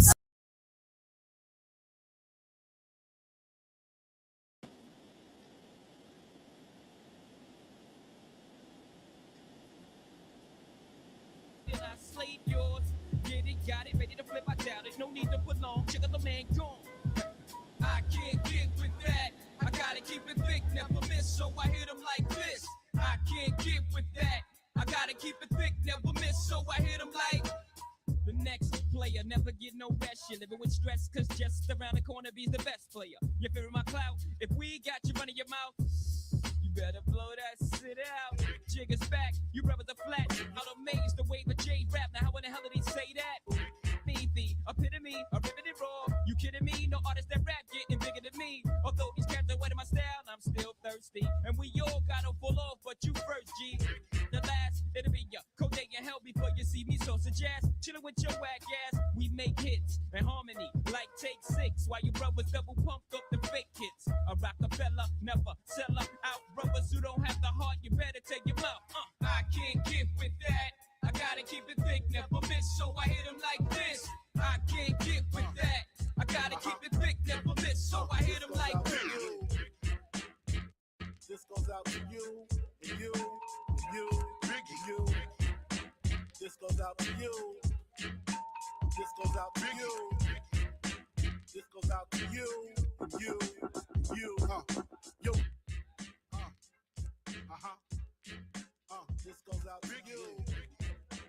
This goes out to you, and you, and you, and you. This goes out to you.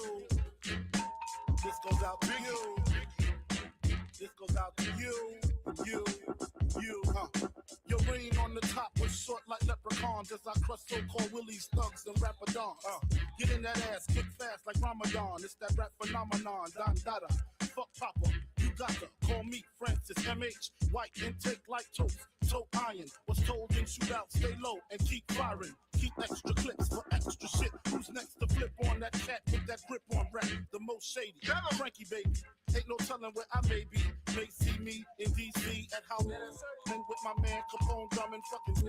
You should know my stilo. Went from 10 G's for blow to 30 G's a show to O's I never seen before. So Jesus, get off the notorious. Clean us before I squeeze and bust. If the beef between us, we can settle it with the chrome and metal shit. I make it hot like a kettle kit. You're delicate, you better get 2 cents shit. You still pedal shit. I got more rides than Great Adventure. Biggie. Oh, what you gonna do it? Kick in the door, wave in the 4-4. All you heard was Papa, don't hit me no more. Kick in the door, wave in the 4-4. All you heard was Papa, don't hit me no more.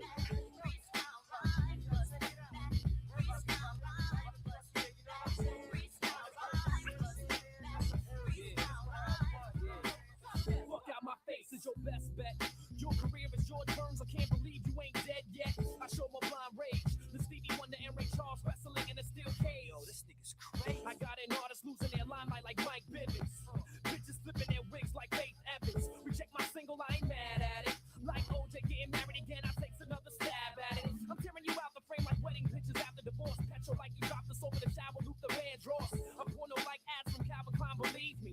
You ain't no rapper, you just play one on the fucking TV. You on the road, you go and go, that's what your label shouting. You couldn't outsell UTFO's reunion album. What could I say to get my point across? Rap don't need that ass like Lost Professor, don't need main source.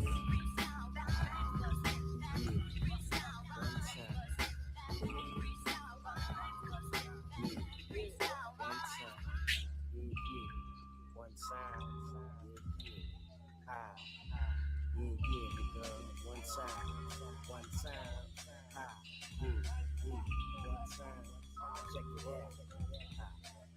A periodical anthology. I let my mind relax, recalling the faces and artifacts I knew way back. Like my nigga John Swift, who got wet up in the rib over a blend team liquid night. I crack a bag and ignite, despite the fact you always see me with the L. Remember sleeping in a jail cell. Compare the levels up, the stress plus the unrest. Niggas going up reckless, beef is endless. I'm on my own, two defenders. You get it in the game, I keep the flame, smoking the green and green. Helping my nugget comatose the pain. I think these deaths too soon may have scarred me. Remember this nigga's pump, embody the essence, attention at a party. I did the bism on a homicide, wondering why two sides. Niggas that never even learn to coincide. Blow up my time and give it a try. There's no time to cry. It's 3 stories high. 3 stories high, the rise and the falling. 3 stories high, the rise and the falling. 3 stories high, the rise and the falling. 3 stories high, the rise and the falling. Rising and falling, 3 stories high. Captivated by the world as life goes by. Hypnotized, smoking live. Think about my nigga ride. Is it real or for what? Motherfucker getting stuck. I'm corny, act up. My crew is strapped up. Don't even slack up. We roll thick like 18 on a Mack truck. I'm on the second floor. 3 stories is the stage. My mind is absolute. Chase it down with Alizé. Parlay. My MP is shine. Strictly with dimes. Understand I do crime. Walk around with nines. Every day's a different session. Puffing 3 stories high. Wastelands representing to the day that I die. 3 stories high. The rise and the falling. 3 stories high. The rise and the falling. 3 stories high. The rise and the falling. 3 stories high. The rise and the falling.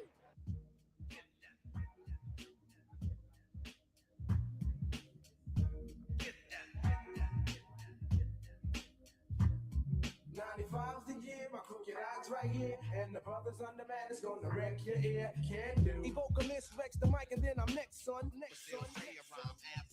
Now if you don't like my crew, I don't give a damn. No introduction needed. You know who I am. The 5'9" pro, puffing on a blunt, hitting much pussy less. It's that time of the month.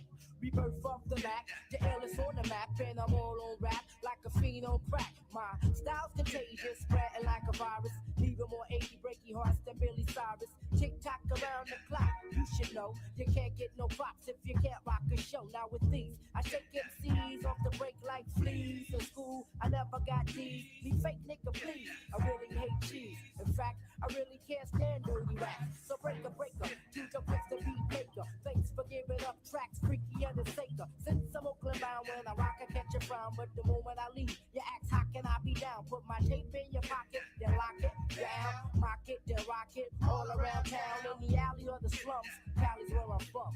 In comes the boom, so make room for the bum. 95's a year, my crooked eyes right here, and the brothers on the man is gonna wreck your ear and can do. Yo, D-Wise, rip the mic, then I'm next, son. Next, son. Next, son.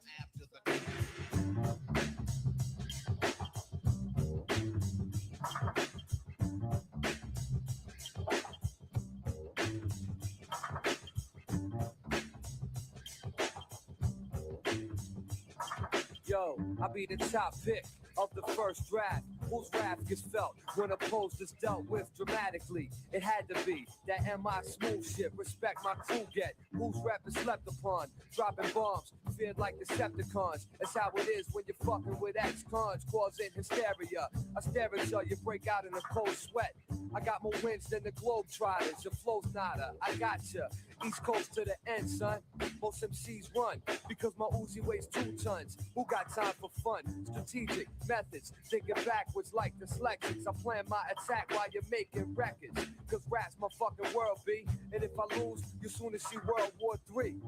So keep your guard up, your heart up for this win, son. But over here you won't get one. So chill and play the back seat. I rip mics before I let them go like Blackstreet.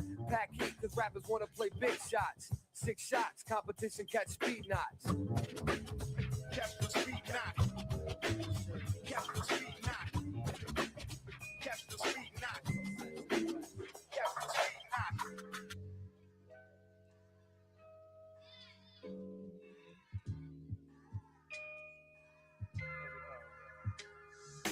Our son's done it, the gods never run it. Who runs the devil when the weight got on it? My soul was the weapon, my mind keeps stepping in the depths of hell. Yet I fell from the lesson, my soul makes the body. The situation naughty, original and memorable, there's one stupid party. A class for the better, cause I be writing letters. And set it straight, one lamp and one shepherd. My face turns purple, and demons in the circle. Held my breath, then I left out the womb kinda fertile. From the east, the light shines.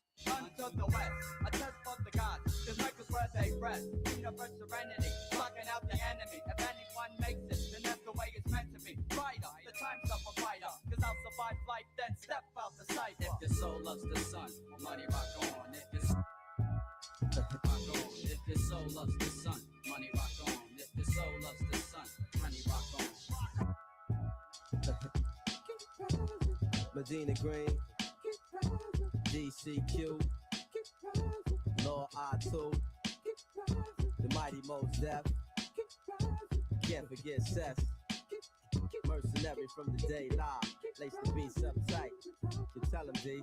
4 a.m. laid up at the rest. Got a call, made my heart jump out my chest. My man's got beef at the dance editor's block. Enemies outside with their heat on cop. He said that if he goes outside, he know he's gonna get clapped. My man from way back ain't going out like that. He got peoples in the club and the tide is strong, but he know that they can only hold it down for so long. So now he's strapped off and he's calling on me to come and represent like I'm G.O.D. Of course I must agree, cause this is family. If tables was turned, he would do it for me. So now I'm hopping out my bed, ready to put in, never seen porn dead. Guess a black man can't have no peace. Pull out my heat, woke up out my sleep over Crosstown beef. Crosstown beef be like crosstown traffic. Brothers be on some real shit. Every man gets scared when prepared for confrontation. When the slugs penetrate, you feel a burning sensation. Crosstown beef be like crosstown traffic. Brothers be on some real shit. Every man gets scared when prepared for confrontation. Getting closer to God in a tight Check it. It was a Friday in the month of May, around the time when everybody put their game on play. See, my girl was out of G, so it was all on me. I figured I would hit the metro on the Mad LD. Now everybody know what the springtime is about. Players polish up their game cause the shorties be out. I was rocking jewels and my wares was crisp. My man said it was a jam that I should not miss. I hopped in delivery without a moment to spare. And when I rolled up on the function, everybody was there. I was catching Check. 1 2 1 2 1 2 1 2 1 2. Yo. Greetings. Yep. Stretch it out.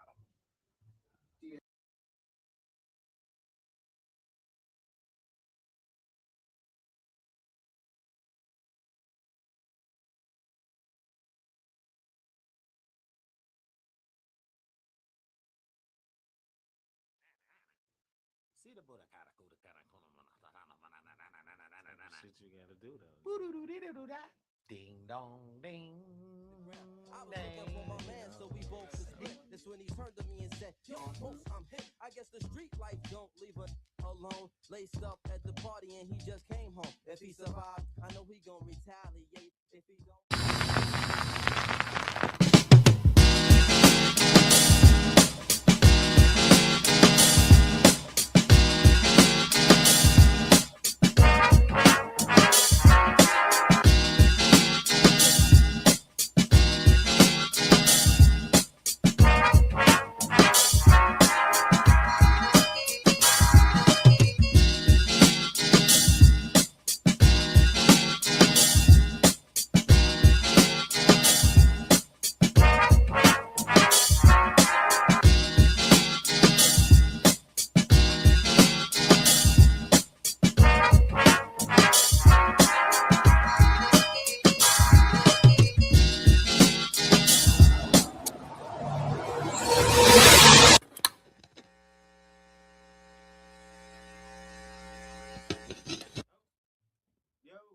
Yo, it's working. It's working. It's working. It's working. Party people, you ready to rock? Let me hear you say, hey. And if you really, really want to party, then let me hit everybody. Say, we came to party. We came to party. What's up, y'all? How y'all doing? Welcome to Unplugged. I am Kingdom Rock, and my partner, Mr. Terry Hogan. Terry Hogan in the building. Is my partner, and today our special guest is no other than the legend of Chicago hip hop, my brother, the Black Terror, the devastating abolisher, smashing mostly around rough territories, and Robert Taylor's the Walk With Me legend, the Black People Ain't Prejudiced, We Just Mad legend, the Get It While It's Hot ass legend. I put Barbara Bates on. I saved Kingdom Rock's life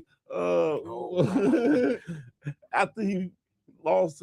Never mind. Okay. I ain't even gonna talk about me losing to this nigga, but yeah, he got a lot of history. I ain't even talk about the Regal. Like, oh man, we got so much to talk about. Mr. Million Man March. Damn, you gonna add on to it? Okay, give me the. I'm gonna go ahead and drop a couple of more jewels for Go you. ahead, give it to me. Come The on. only MC underground conscious rapper to ever travel with a head of state ever, like Minister Louis Farrakhan. D.A. Smart, the Black Terror, is in the building. Y'all know what it is, man. Chi-Town's own, man. Y'all made me. Y'all heard. Y'all saved me. Now, going into this, I mean, could you explain what D.A. Smart is devastating? Abolisher. It's an Abolisher. acronym. Right. Devastating, abolisher, smashing, mostly around rough territories. You heard that? Yes. And Robert Taylor. Yes. Devastating. I'm so good, it's a shame. I hate rappers like a cannibal. They call me insane.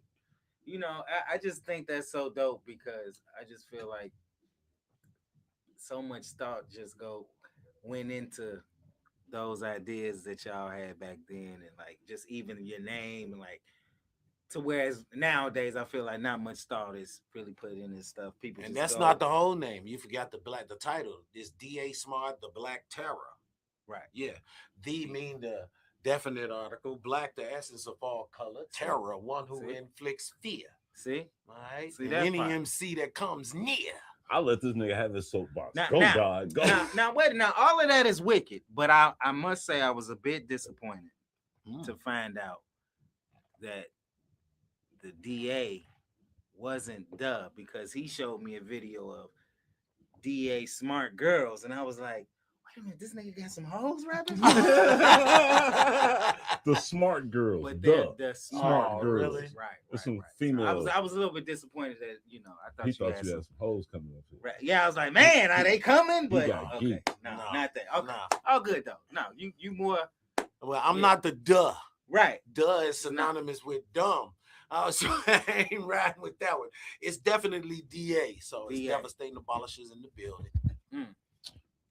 Yeah.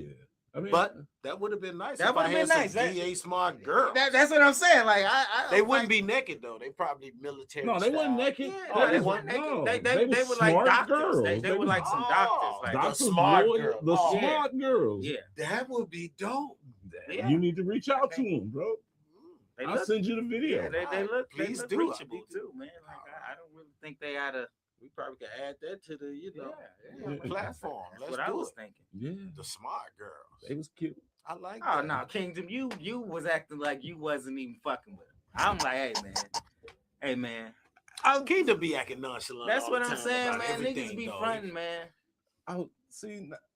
I said some shit behind closed doors, and you gonna front me out on TV when I be trying to be democratic. That's bogus as fuck, G. My That's like apologies. snitching. I didn't know that was. That's off, like dry I didn't know snitching, that, G. I didn't I was know that off. something like that I mean, was like, off the table. that's like My off the bad. record type of shit, Yeah, bro. my bad. Like My now I bad. know who I'm fucking with now. Like I gotta watch what I say around this nigga. I mean, when you telling tales, yes, you definitely have I ain't to telling watch. no tales. I sent you a video. All I was saying It was two of them that was better than I didn't looking even want than to one get of into the them. conversation that we were having, Look, but it was just basically about this nigga told me I It's had like some ugly niggas hoes. be fronting. No, that's really what it was about. Niggas be fronting. It's cool though, but like, we shouldn't do that. You know what I mean? That's what he say I be All doing. I'm He say I be fronting when I don't call ugly hoes ugly. Ah. He said that's fronting. I said we all got a pussy. We not proud of. And I say Somewhere I deep say in the I don't. bowels.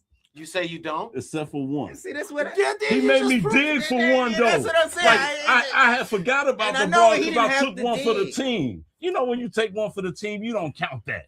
Because it ain't like you a took solid one guy. for the team. You a Right. So solid that guy. don't count as yours. We appreciate that you took that for the team, but you did it indeed. So Okay. that was really the All right. But did you hit? Yeah. and see, and I let him slide. I let him slide with the saying it's one. It's more than one. But okay, I'll let you do one. I'm glad. Well, he said that he was disappointed. What he said? I One only had- pussy. That's what? Yeah, that you're not proud of. That you, Like, it's Right. only one for him that he wasn't proud of. He probably was proud of all them other ugly bitches. Okay. Yeah. See, that part. Then there we go. He was like, "That's a bad bitch to Yeah, me." yeah, exactly. Beauty is in the eye of the beholder. And pussy ain't got no face. Tell it. I ain't said none of that. All right, I'm through talking. Okay. But yeah, anyway, man. So yeah, that's how we got into the DA. I mean, like, I want to meet these girls. Please send me the video. I'll definitely send you the Peruse it. video. I really wanted to send. I really want people to see something though, man. And I really feel like before I even get into who you is, I feel like the people should see the video, man. Can Jake? Can we pull up the Get It While It's Hot video? Whoa, he pulling up the Get It While It's Yeah, Hot. Is this the one with the with our brothers from the Temptation? yeah, with Eddie. With Eddie Kendricks and Dennis Edwards. Yeah, I was wanted to ask, like, so like, were you strictly independent when you did that, or were you like signed like independent to a major? Like how did y'all pull that off? Like some guys like that, like those are legends, you know what I'm saying? Now, is it a Hip-hop way to is play kinda it and new, we watch it you know what in I mean? screen like I didn't even like know they do those reaction videos? Did they like hip hop? Oh, you know what I mean? Like the older, like I didn't. No. Yeah, Back you then- know that's back what I'm then- saying. Like I don't even think they. So like that's pretty amazing that you could pull off like something like that. You know, R&B cats weren't really into hip hop then. Right. But if you had a good message Oh wait, that ain't and it the was Eddie clear Kendricks. enough for them to understand, okay, then they get with it. Yeah. You know, Dennis Edwards was like, no, I don't listen to that rap shit. Right. But exactly. you, I like the way you put your thing down there. Okay, Yeah. exactly. I like the way you put your thing down. So, Eddie Kendricks was smooth. He's like, I don't listen to that bullshit, but Right. it's cool. It's cool. He could just rap about shit just right now. You could look at you and rap about you, man. The man is cool. I wish I had the That's behind the scenes the dealing? BET interview actually with Donnie Simpson when they was on there talking about me. So they was on there Oh saying, shit! I wish I knew it was Oh, possible. I'd have looked that up I don't too. think it's on YouTube. I've been looking for it for years. I just want to have them saying my name. Okay. Yeah, You know, that's, I just yeah, I've been that's looking for dope. it. Like Now, what year was this? This is when Get It Wise in 1990. In '90. Yeah. God damn, we could old. could you Yes, could, we are. could you explain to people how serious you had to be about rapping to rap in 1990? I don't think people like it's so easy. Niggas can do it on their phone. It's like so. Don't worry about like, could you please just explain to people just the difficulty and the dedication and the perseverance it took to rap in 1990 in Chicago? Well, I'm gonna start off with your first question, which is how did I get in that situation? As a rapper back then, we didn't have the internet. Right. Okay. So in order for you to be known, you had to get outside. You had to be outside. You had to show up and show out. Yeah. And people remembered you from seeing you in person. They didn't have no well, we had tapes, but Right. cassettes, but wasn't no video. You could Video just was rich man shit. right. Wasn't no video you could just find. Let me look up DA. No. Yeah. You had to come to a talent show and see me Mm-hmm. and then follow me. Or be at a talent show where I might be and see me again. Right.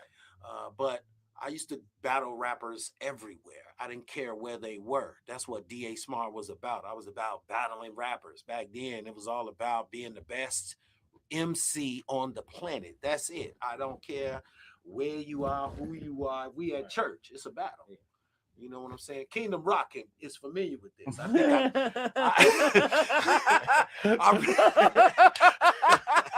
think absolutely, we did. That's how we met. Shit. I we bring- didn't meet battling. Well, we met, didn't meet. Well, we battled. we battled. Yes. Where were we? At With the first Bug time we Pit? met was at HBK. Well, we met at HBK. Yes, Yeah, but yes. I saw him at the Bug Billiken parade. This is where we set up the battle. Right. It's like, okay, they go Kingdom Rock. I So was- yeah, what does that look like? that's like, Battle oh, set. he a rapper. Let's go get him. It was a little bit more On than his that. ass. You know, it's as soon as I see anybody that look like they hip hop, I'll be like, hey, yo, homie, you rap? He'd be like, yeah. I'll be like, let's battle. Mm. Let's battle Just right like now. that. Let's go. Because you didn't find rappers every day. Yeah. You had to really search and find rappers like You had The to be radio- wanting to be seen to be exactly. like the- So you was dress hip hop. Yeah. You knew that was See, another I rapper. don't think people understand what that means because it's like, what dress hip hop? What do you mean? Like, yeah, no. You know, he was a b-boy by the Yeah. way he dressed. His Yeah. clothes, his shoes, his hat, his jacket, Yeah. how he flavor this thing and how he talked to you. His belt buckle, You know his what I mean? necklace. You know, his chain. Yeah. You All know, he types rocked of hip shit. hop. He was You know? always out there, bro. So it was a street element. Like it was odd to be hip hop really back then, bro. Like, Absolutely. it wasn't You popular. It wasn't popular at all. And that was Radio was killing hip hop. No rap. Never had it, never will. Right. We don't want it. Even if it had rap in the song, they would take the rap out and play the instrumental while the song is playing on the radio. They would take Just out the vocals of the disrespecting rap. So they hated us. Yeah. Everywhere we went, they was like, "What you gonna do? Sing, dance? Are you gonna rap? Oh no, Don't we worry about wanna it, Jake. hear Just that." play it, Jake. Yeah. You know, they'll be like, "We don't really want to hit." I'll be like, "No, you know, you got to convince people." Like, all right, we this finna the go. video. We ready for the video? Yeah. But okay, I got hooked up with ICP, which is Ice Cold Productions out in London town from battling Shockwave. You remember Shockwave? EL Shockwave. EL Shockwave. Oh shit. He lived in London town. I went out there with Shockwave and met this guy named D. Gable, Gable Armstrong, and he had a production company called Ice Cold Production, and he was working with this guy named Adrian Brad, who started this record company called A&B Records, and they was I met him. He liked me as a rapper, so I used to just go over his house and record music. And then one day, he had Eddie Kendricks and them come over. Wow. You know, and they was recording an album. And of course, I'm in the studio. Soon as I heard the break beat, I'm rapping. Yeah. They like, that sound good, man. Go in the booth. Go in the booth, you know. Go in the booth and lay something. The whole rap on this song was a freestyle. I never wrote one rap line on this whole song. I freestyled this. Okay, let's get to the song and we'll talk about it when you come back. All right.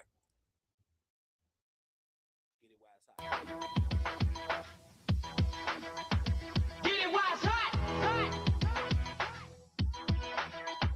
Get it while it's hot, hot. Get it while it's hot, hot. You better get it while it's hot.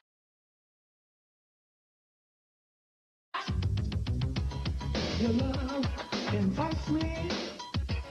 Ooh, your sexy things entice me.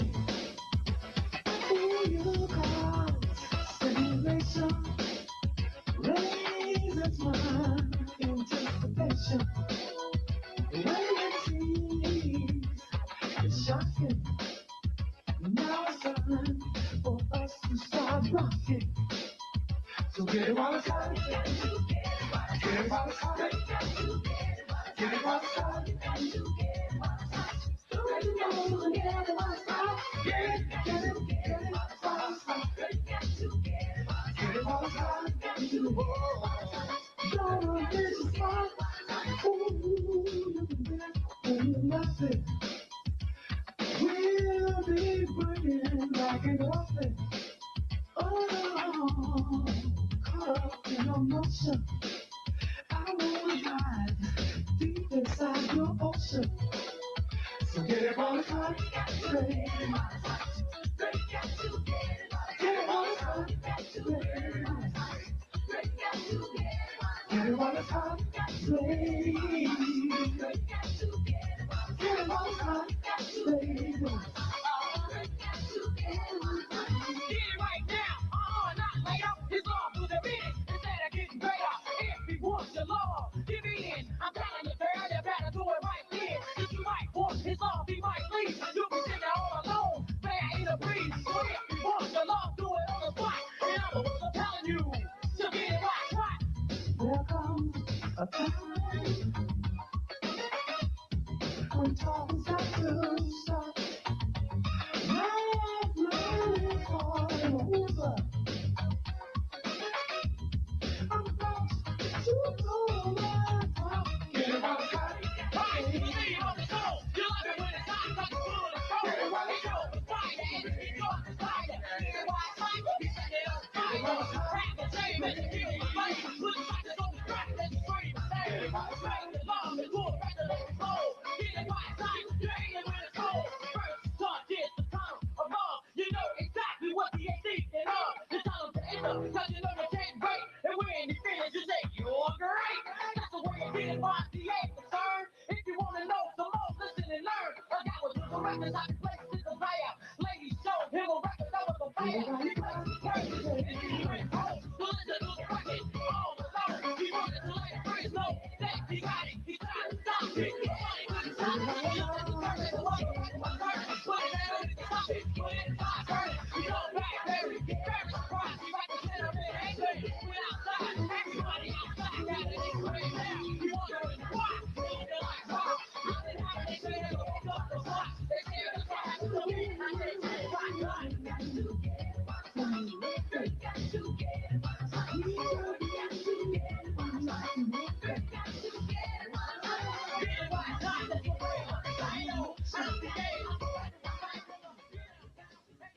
Eddie Kendricks and Dennis Edwards, our guests today on Video Soul. We'll be back with them in just a couple of minutes.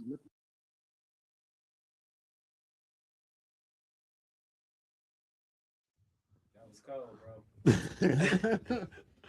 Now look, what y'all don't know, like, man, this 90, right? So for years I've been going up to HBK, the radio station that I met DA at, right? My mom know I'm going to the radio station. She's like, "There's some bull. Y'all ain't doing nothing, blah, blah, blah." I was like, "We gonna keep trying though." But then DA hit Video Soul, and he would Eddie Kendricks and Dennis Edwards. and Dennis Edwards, and she had to bow down. Like, I was like, "This DA, you know, this the dude I be listening to on the radio. This dude. This the dude we did the Regal shit with." You know what I'm saying? And she had to bow down a little bit, you know what I'm saying? But that was that dude, like, touched the cross the generations. Listen, man, I'm tell you, I'm glad that video was over.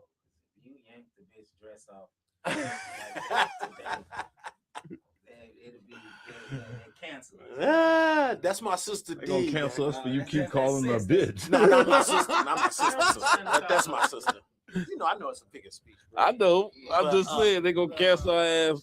I'm just saying, I remember a lot of people from that video just watching it right now. I was just calling people names because it just took me back to when we did it. You know what I mean? So, yeah, that was dope, man. That was one of the highlights in my life, to work with some greats such as Eddie Kendricks, "Keep On Trucking." That was with the Temptations, the lead vocals. You know, That was done by K-Tone uncle. What? Keep On Trucking. He produced that? Yeah. Are you kidding me? I didn't know that. That's yeah. Dope. Yeah. K-Tone that's uncle. dope. Yeah. That's dope.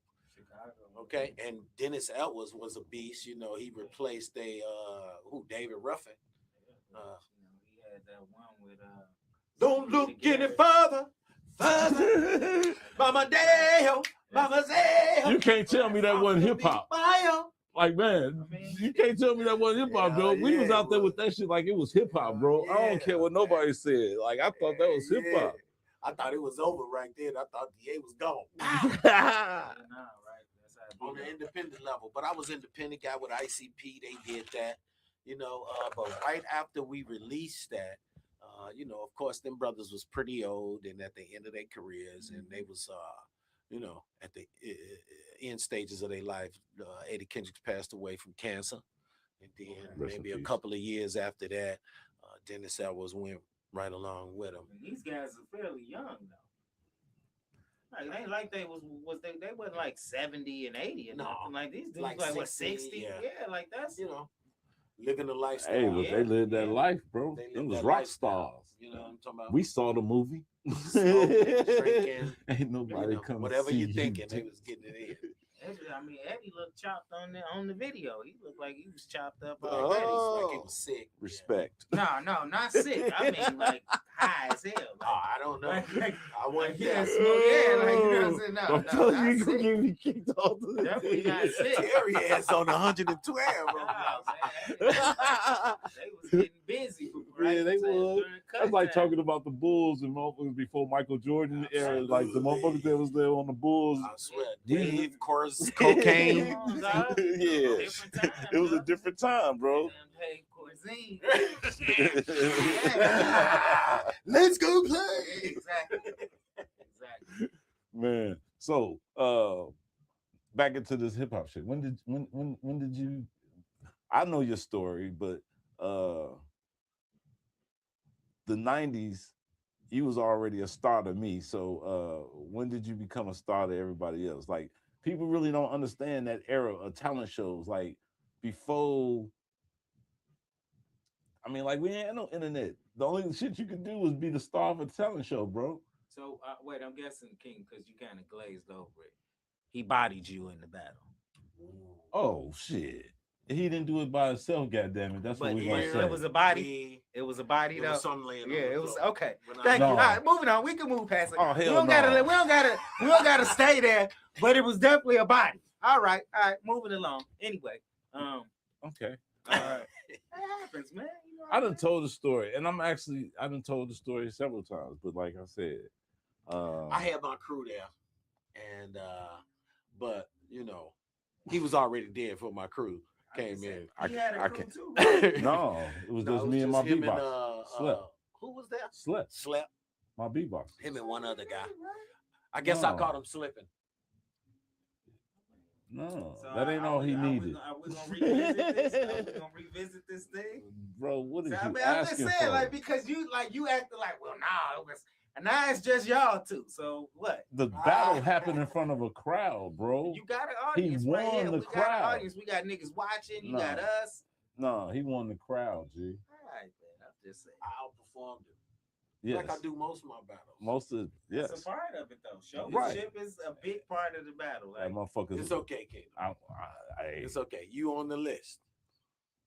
You on one of them. And you on a select list. Oh, okay then. Like, motherfucker, ain't nobody else done it. Okay. You Dope. know what I'm saying? Dope. I feel honored then You know what I'm saying? Well, I'm lying. to be on that list. I got a you little lost old and another flabbly. And I so got you a let little somebody else get you. you one lost motherfucker. another. How many damn I battles want to have know you who lost, this King? is. I want to know.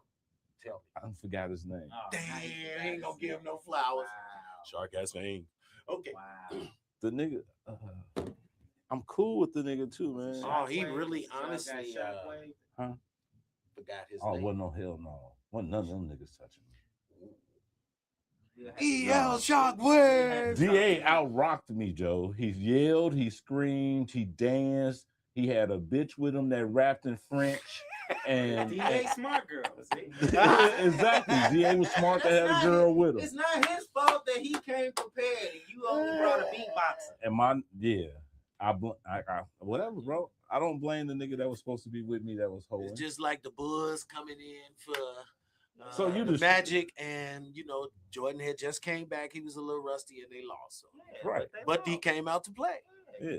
It's all good. And I ain't take no Can't more win ass them all. whoopings I for mean, some 20 people more can years. win them all, but clearly Kingdom isn't One of them. one of those Right. guys. that I'll wins admit them it. all. But he wins a lot. I won a lot. Absolutely. Yeah. Yes. 80 some percent is very good. It's that other 20% where No. where he ran in the DA that and the other No. guy, the unknown guy, we don't know his name. But Or those two- 95%. Yeah, not yet. Yeah. But other than that, 98. 98%. Well, you Yep. said 97. I'm gonna drop you down. Thank you. I was like, nigga, I just went from I had that's fine. two wrong on the test, nigga. I said 97. All right, I 98. It's been 100 motherfuckers I lost to two. Okay. That's fair. That's You know what I'm cool. saying? 98. My fault. Yeah, That's a good record. I'm good. Okay, that's what's up.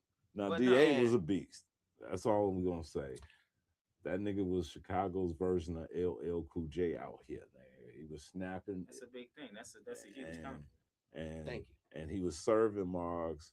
He was beating motherfuckers like Sly in talent shows. And when you can beat a nigga like Sly in a talent show, if y'all don't know, Sly is like Chicago's premier Michael Jackson impersonator. Okay. Yes. And DA would be in a battle with this mark and win. And win Yeah. with bars. Not The only Sly, freestyle DA bar. beat R. Kelly. Wow. Ah. Yeah, Ooh. that's the truth. Regal Theater. See, I didn't think about.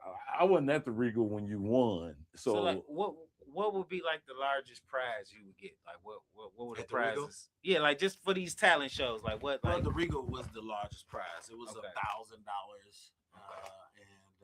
that's a lot of money in 1990. 1990, you was rich. You thought you was. You could do some stuff with that. Yeah. Get you a box shirt, a Malibu or A couple of nice outfits Yeah, for real. you A know. nice gold chain. Yeah. Speaking of outfits, you had on a damn blue Charlie Brown Barbara Bates special, nigga. Taylor. Yes, I did. Made especially for me, one of its kind. No other person Ano- ever wore that outfit. Another legend. See, that's Right. what I'm saying. Barbara Legends, Bates. Barbara legends, Bates, bro. Link yeah. with legends. He was linked, bro. Like that's what I was like. Throw This it up. motherfucker's like he like I didn't know BB. who Barbara Bates Yeah, was until actually, GA that- wore the suit. That fit actually could go now. Hey, it'd be sexy right now. Yeah, If I like, still it had it, could I'd go tear down. it down. I could see Eddie Murphy wearing it and shit. Wait. You trying to get at me on there? You better, all right. Straight up. But yo, Or R. Kelly, Ray Deli. you did right there. I want to ask you, is it any other like maybe famous Chicago rappers you might have battled that people might know? You know, like anybody from Ill State or I don't know, Twister, Common, any of them guys y'all ever locked horns and Me and Common went on a freestyle tangent at the Muhammad University of Islam one time. We did a show up there. And it wasn't an official battle. Yeah. But you know, we kept going back and forth. Y'all knew. He wasn't. We knocking knew down, we he were wasn't- checking each other. You know what I'm saying? He going hard. Okay. Oh, you think I'm finna show. You know, me and Common went on that tangent, but never direct battle. Okay. But you know, we did this thing for WGCI called the Bad Boys, the Benjamins. Bad Boys over the Benjamins. Yeah. For Mike Love and the Diz. yeah, Mike Love and the Diz. You know, Com knew I was the man. That's why when he came in after me, he was like, "I'm smart like DA." He had to. He had to. He had to. He knew what was up because he felt the fire at MUI, but it was all good. It was all Yeah, love. of course, Yeah, it was all love. Yeah. That's dope. Damn, I just forgot what I was about to ask. But in the 90s, it was hard to be a rapper because, you Right. know, R&B ran the scene, disco Turn ran up the the scene, audio. house ran the scene. You know, that was public. Yeah. And rap was kept underground. You know, they didn't want rap to get to the masses. You know, it was just so pro-black and revolutionary, and they just didn't want that. And until they figured out a way to use it against us, then it became popular. And that's what they're doing today. They're constantly using it against us. And as long as it hurt us, then they'll help you hurt yourself, but they'll never help you help yourself. All right. That part. That part. Keeping it real. So did you know Pink House? Absolutely. Well, Absolutely. You got any cool stories about? I'm So sure you many. have a bunch. If you could think of one, you know that. But for people who don't know, Pink House is like, you know, Chicago legendary radio DJ, and I'm pretty sure he's DJ known for other stuff. personality. I was a little younger when I first heard of him. Influencer before there was an internet. Yeah. Wherever Pink House was, that's where you want to be. Right. It was happening where Pink House was at. You know what I mean? Before Pink House, it was WHBK, and then KKC came along and started pumping rap music, and it was Pink House, you know, and he's a house dude. Okay. But he started playing rap music. Not only that, everywhere Pink House went, he would call me. Pink House was from Robert Taylor. We grew up in Robert Taylor together, you know. We from the same hood. And everywhere he would go, he knew I rap because in the hood, I battled everybody. That's how I was devastating, abolishing, smashing, mostly around Robert Taylor, until Poe J took me to other projects. Then I changed my name to Rough Territories because that was more befitting to me than just Robert Taylor. So Pink House would call me because he knew I battled, and he would have me do intros for KKC, for WNUR, not NUR. What was 88? What was the 92.3 was something else before it was 106 Jams. 106 Jams. 106 Jams. Pink House took me everywhere, and he always made me do his intro. No, wasn't he on 9:50 a.m.? 9:50 a.m. That's Remember? what It was 9:50 a.m. and then it turned to 106. Yeah, 92.3. 92 point, then 92.3. Oh, Okay. Yeah. 9:50 a.m. I forgot all about that. Remember, because Jay Allen was with him through that Oh, whole yeah. process, and Jay Allen is still with 92.3 as he got bigger. So Jay Allen used to be at Columbia College. Boom. Look at that. He used to be the program director for CRX at Columbia. Dope. Okay. So Pink House was that man. Not only did he come up in Robert Taylor, he was just grounded. All the rappers that came to the city, you know, Or Pink the radio House, station. Pink House like knew him. You know, they always kick it with Pink House. He'll bring them to the hood. You know what I mean? And it was just love. Pink House was that guy, you know, back in the day. You know, and rest in peace, Pink House. He passed away, health complications. We miss our brother and we loved him. He did a lot for Chicago hip hop. He did a lot for Chicago entertainment, period. Yeah. One of the main stories I want to talk about Pink House was he used to throw concerts. You know, he used to host concerts, not necessarily throw them. And he would put me on big stages like with Biggie, NWA. He'll say, DA, get out there and rap. And I snap before the crowd. Yeah, man. Pink House was that type of guy. Real stand-up, brother. I loved him a lot. And you were always ready. Yes, sir. There's never That's a time important. when I'm not. That's important. You got to stay ready so you don't have to get ready. Yes, sir. Okay. Rest in peace, Pink House. So, I mean, I'm not going to even, you know. Well, I want to ask you one more question before I ask you what I really want to ask. Okay. Why weren't you signed? Like, what happened? Like, why weren't you signed with Twista and Common? Like, you probably sure was rapping before them or as long. Like, what happened? Why didn't you get to the major? What do you think? Well, I did get to the majors. Okay. You know what I got for you though? What you got for me? I got another video of yours. You do? Mm-hmm. You want me to answer this question or are we going into the video? Let's go into the video. Okay. Okay. I think it might help for where you at. The one on the end. Yep, that one. Wow. Throwback.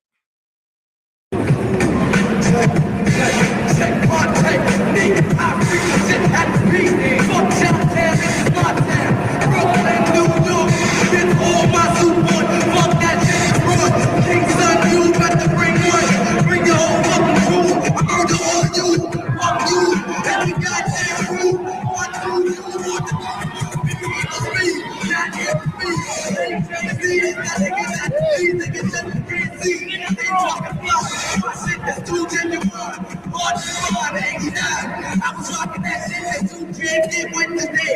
Got to make way. We don't fight. We have you ain't okay. Tuesday is my night. I invite anybody to round fight. Bring it on. I'll bring the trouble to you or the phone. And the flow long stroke like Hercules deep. I'll be hurting these MCs. Can't fuck with the beat. BF, you fucking. Yeah. Fuck on it. Bring it, baby. Bring it.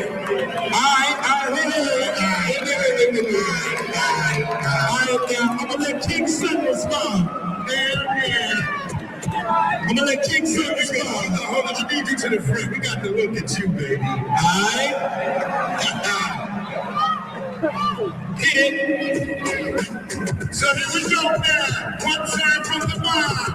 When you scream from Brooklyn, let them know I'm Brooklyn. Fuck around with me, you get your head and your dreads tucking. Boy, not the way that you can be better. Don't you with your white ass boots and the white sweater. I'll take you over ass out of the door. I'm sure the people is the game motherfucking wisdom. Cool, been the motherfucking script. Got your $5 and guns on the phone, my dick. Like the Real sweet rapper, just the type of nigga who could bag your mother. I think the rest of chill. When it comes to freestyle, you know the fucking jeweler gets ill. I used to call me King Sun. Now I know I got a whole lot of fucking business to run. A lot of MCs to talk a whole lot of crap. Fuck around with me, you ain't trying to bust it out. I smack a girl up in the motherfucking jaw. Keep your monkey ass dead for 1984. Don't fuck around with me. Zulu living MC, Zulu MG, ET. I'm born in New Jersey.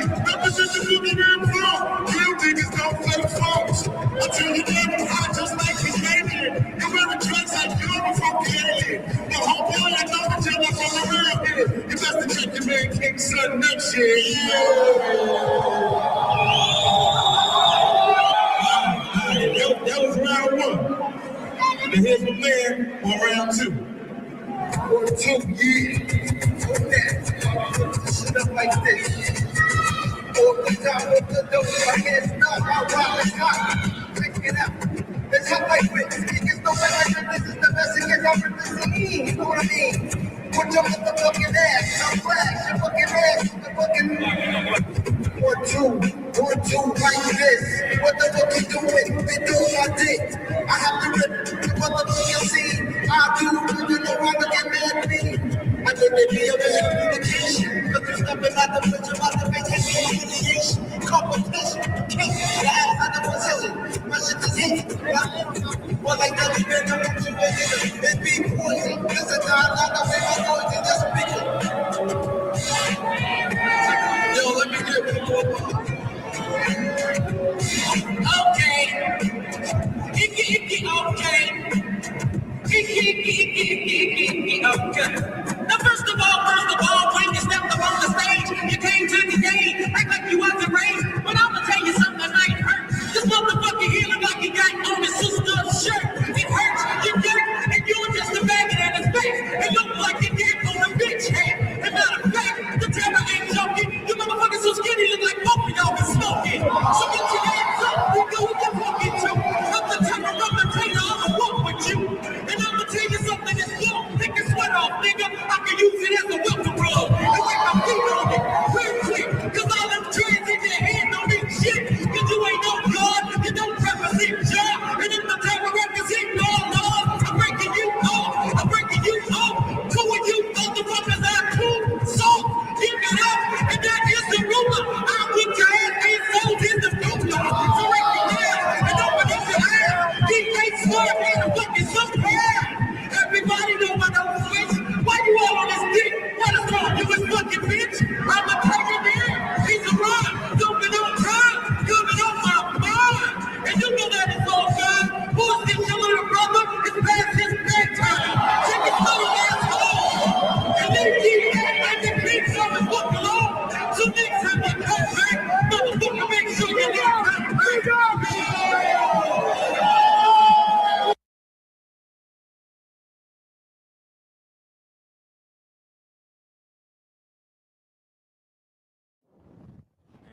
He gave everybody on the stage some work. He let Yeah. everybody- Okay. Murdered. I must murder them. So I think that might have something to do why the nigga never got on, G. Like that aggression and shit. Bullying rappers. He came with that Chicago shit, G. Like Chicago niggas is not to be fucked with, bro. And they knew it. And like they give DA a deal and he get upset. What the fuck you think gonna happen, G? The nation gonna come, Chicago GD's gonna come, the Blackstones gonna come. Everybody's gonna come, G. Like nigga. They had to already deal with us shooting like the shit with Tretch and Naughty by Nature and all that shit. When they did Twister, right. They just DA, it'd have been something different. Damn. But I'm on another note, you know, they did offer me deals. Okay. To shelf Motown, your ass though. Columbia, Jive, RCA. You know, a couple of people offered me Sony. They offered me deals. I flew to LA a lot and sat in their boardrooms. But I was trained by a man by the name of Jeffrey Dr. Groove Watts, and I was trained how to read. You know, in the Quran it say Iqra, read. All right. So because I knew how to read, I used to read contracts. You know, they put you in this big room with all these lawyers and the execs, and then you go through your contract. Right. The most thing they tell you about is the money. They say, hey, this first album, we're going to give you 1.5 million. After you deliver that album, we're going to up it to 2.5 million. Then the third album, we're going to give you $6 million. I was like, damn, that sounds good, but let's read the contract. Right. Okay, according to the contract, all that was recoupable. Okay, and according to the contract, if you break down the percentages, you only getting a percentage of a penny after you pay back everything they gave you. Okay, so in my mind, it wasn't a deal. It was a slave master relationship. You didn't own your face. You didn't own your name. You didn't own your creative control. You didn't own your image. You didn't own your work that you created. You didn't have your publishing. You didn't have nothing that was yours. Everything was owned by the record company. They owned your life. If you died, they benefit. Your family couldn't benefit. This was all in the contract, brother. Right. So I was like, hey, and as I was reading the contract with them, they saw me with a pen doing this. And they was like, what are you doing? I said, striking. I said, what are you doing? I said, striking, the things I don't agree with. Right. And they was like, striking. I'm talking like 18, 21, 22, and 24. These areas of They ages. don't like that shit, bro. They was like, who the fuck this dude think he is? He over here writing through our contract before we even finish, explaining what it's about. He already striking it, So I had a bad reputation with all the record companies. So because I wouldn't sell out. Okay. Right. I wouldn't sign because it was an unfair deal. It didn't make sense. If I got a deal, it should be a win-win. That's what I thought. I win and you win. I'm the artist. You sign me. We go get money and we share it. Yeah. Okay. Not you sign me and you take all the money and I just get the fame. Yeah. And then I owe you everything. And then I understood how Black artists or most artists that get signed and die, they estate be broke. They die broke. They don't have no money. Okay. At the end of their lives. All right. They don't got nothing to leave their family but their name and, a statue and some records, because they getting dealt a bad deal in the music business. And at 19 up to 24, I was this type of person that was thinking. I was really D.A. Smart, the Black Terror, not only to the fools in the streets, but to the execs at these record companies that wanted to hire any teenager and make him into something that they wanted me to be and not what I wanted to be. I already had a vision for myself. Okay, and they wasn't finna impose their vision on me. And that's what it was. And the word got around that DA wouldn't sign. They used to say things like to me, like, R. Kelly signed this record deal. And I'll be like, I know my brother, good luck to him, but I'm not R. Kelly, am I? I'm DA Smart. Okay, I don't want this deal. That's why R. Kelly how could R. Kelly be broke right now? Yeah. It's impossible. Yeah. With the catalog that this man got. Okay. How could he be broke? Yeah. He should be so rich in jail. He couldn't even raise $200,000 for his bail at one time. He had some hairdresser or somebody close his bond because R. Kelly didn't have no money. And that should have never happened with the career that the king of R&B has. Yeah. Okay. Facts. So that's why he's broke, because contracts. Absolutely. And not being able to read, little niggas. So make sure y'all go to school, learn cursive and all those things that we learned in elementary school and high school that they don't teach no more, that they eliminate from the curriculum because they want to dumb down America. Hey, your ass putting the X again. And that's why I'm the smart, the DA Smart. You could say the and that because like doing the but I'm doing the smart. Right. Okay. I'm devastating, abolishing, smashing, mostly around rough territories. That include the record and exec office.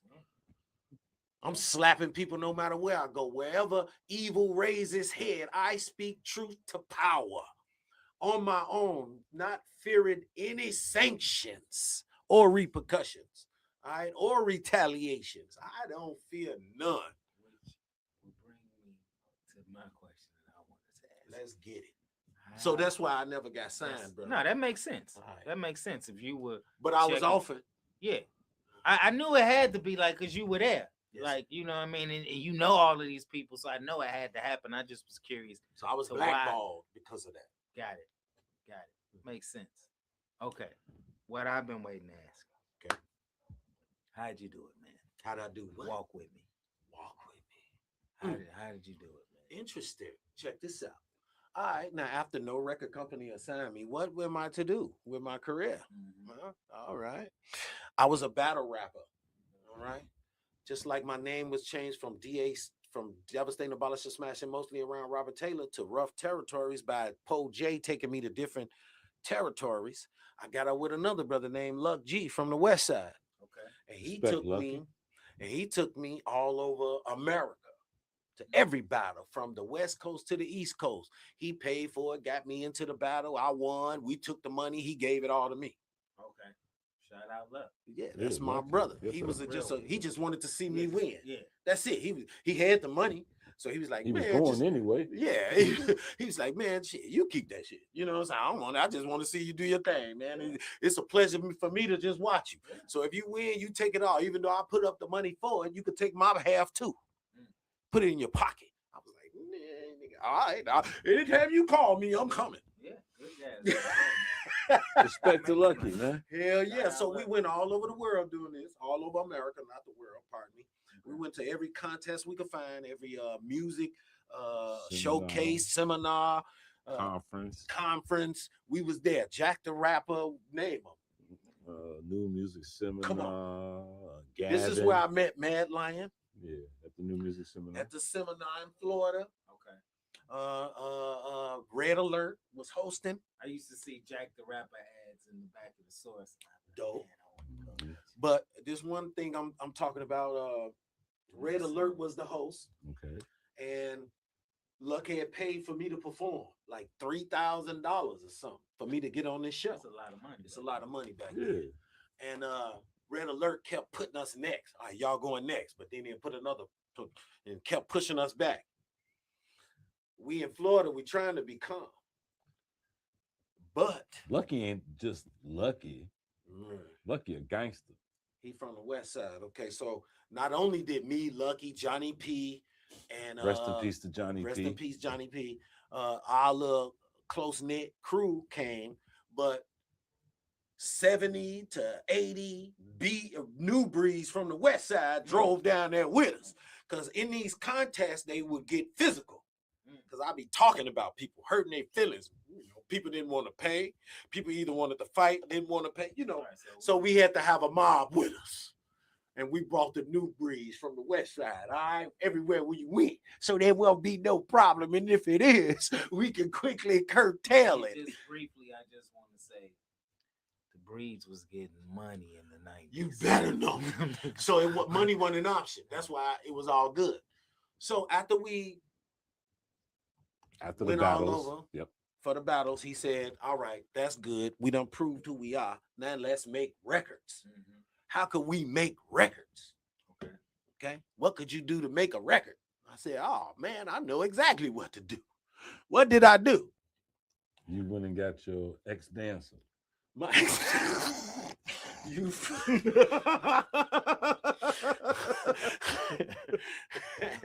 I ain't sanctioning that one. Okay, then go ahead and tell the story then. I went to the guy that I knew could make beats. Whose name was what?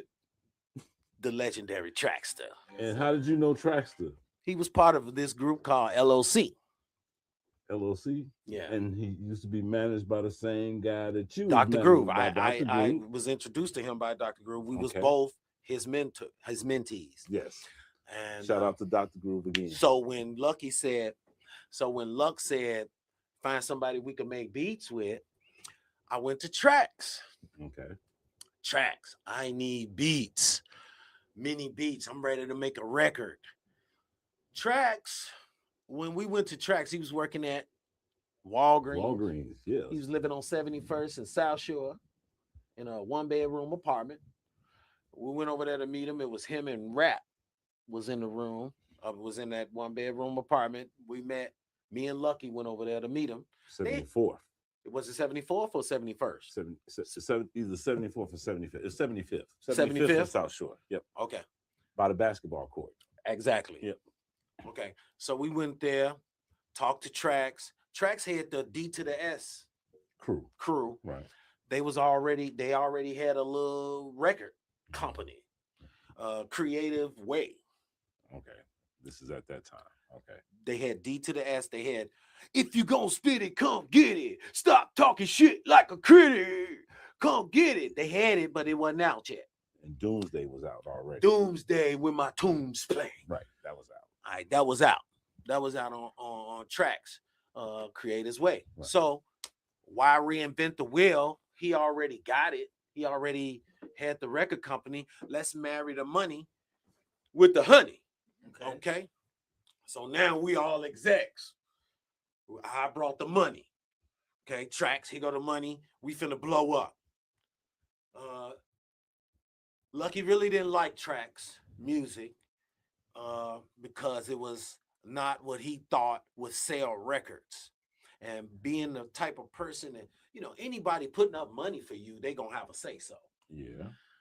So he was asking like, yo, can y'all make some stuff, you know, more relative to the streets, you know, more street wise, you know, more street savvy, more street orientated, you know. And me being true to myself, I've been asked this question a million times, you know, DA, could you dance? Could you do a dance record? Can you do a record about being nice instead of being so aggressive? Can you do a different type of record instead of the records you're making? By these other execs from Hollywood and New York and LA. But this was my brother asking me, DA, we need to make something that ain't controversial. We need to make something that's for the streets. What could you make for the streets? In DA smart fashion, I thought about it.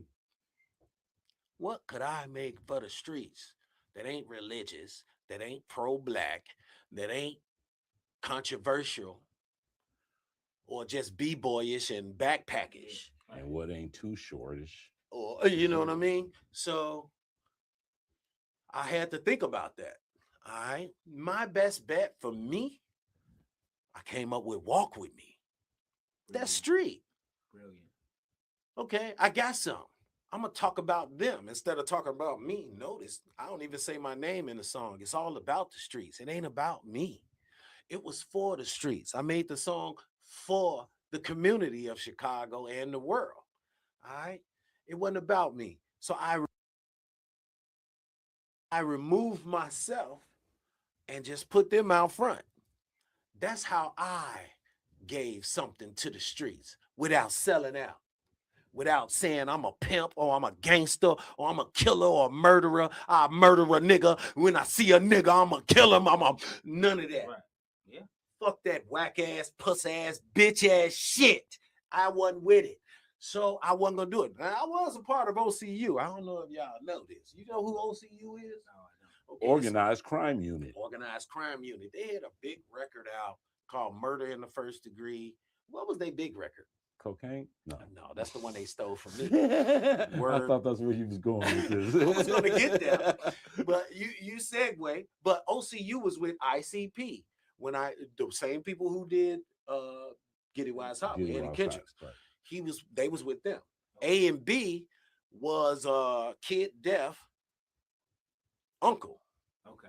And that's who owned the record company, A and B. Adrian Brad. When you say Kid Def, you talking about Sudden Death? No, it was another rapper named Kid Def that's in the video, Get It While It's Hot. They clapped my hand. Okay. His name was Kid Def. Okay. He wasn't in, he had his own solo career coming, but it never got released because I was just trying to see if he was one of the OCU rappers. The record company folded. But anyway, before OCU got started, they wanted me to be a part of it because they wanted to do some gangster shit too. Okay. They wanted to jump on the NWA bandwagon, right? So they was like, DA, could you write some gangster shit? And I was talking about killing white people. Okay. And they was like, nah, that ain't what we talk about. Oh, but I could kill niggas all day. I can't kill nobody else that's killing me. I can't kill the system. I can't kill the government. I can't kill affirmative action. I can't murder that. I was killing shit like that. I was killing, these bogus ass amendments to the Constitution and shit like that. I was killing ignorance, basically. And they was like, nah, you can't be in the group. Okay. So that was another time I was asked to do something for the street, and it didn't go over well. Okay. But they stole my shit. OCU stole my song that I created called My Name is Cocaine, where I was pretending to be the substance, and I was just explaining that it's a emotionless, lifeless killer that's out to destroy you. Basically saying I was cocaine and what I was gonna do to you. And they stole my shit and put it on the OCU album. I feel like I heard that song. You had. My name is Cocaine. You all know me. My name starts with a capital C. I came to America. Some shit, I forget. It's so old, man. But anyway, they stole my shit. And they put it out on their record.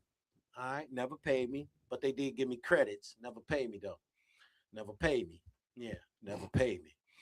All right, anyway, so this is the second time around. Okay. I wasn't going to fail this time. And I wasn't going to get put out. And I was in more control. Okay. So Walk With Me was born. That was my contribution to the streets, which was, I think a great contribution, an anthem that gave, gotta be top 5 Chicago, anthem. Like, if I could think of something, I think, and not in no particular order. I'm just saying, like, Chicago, right. like I don't Resurrection. I think it's number 1. Period. Well, I mean, I wouldn't argue with you. That's right. I mean, that song is so I don't think the cold. word anthem can happen without DA Walk With Me being first. Anything else is secondary. I don't disagree. Right. I don't disagree. All right. No.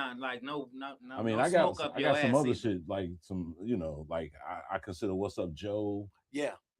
Anthem. Yeah, I but consider On My Mama. On My Mama. I consider anthem.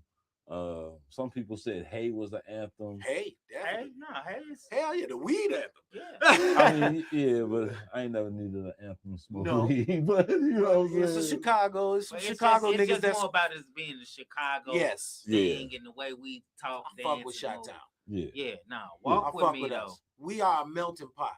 From the East Coast, West Coast, down south, we are in the middle. We the mad middle. We get everything and we take it and create our own shit. That's what make us unique. Yeah. We the shit, Nah, G. that song, man. I remember I had a mixtape, and it was like that, and like All My Nugs by Twista, and a couple of other Chicago songs, and that was like, shit, like Oh, we my fucking God.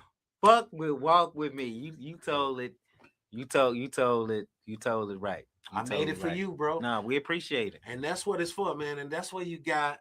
Do you wanna ride in the backseat of a caddy? Yeah. Twista resurgence, because at this time he was giving up on hip hop because he had some deals that fell through that didn't work out for him. So he was like, if it don't work this time, it's Fuck over. that shit. Right. Type shit, and Dog. and it boosts his career back up. Dog. I'm instrumental in that, Nah, brother. that shit I'm was- instrumental in saving Samuel Lilly's life, Mm-hmm.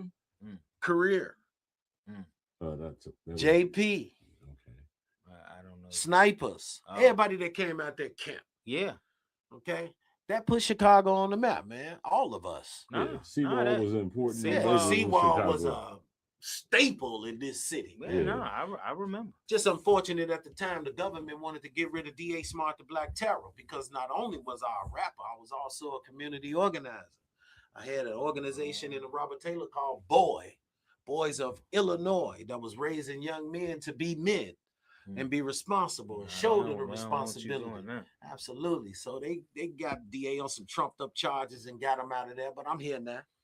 So it don't stop till the casket drop. DA Smart, the Black Terror, is still here and forever.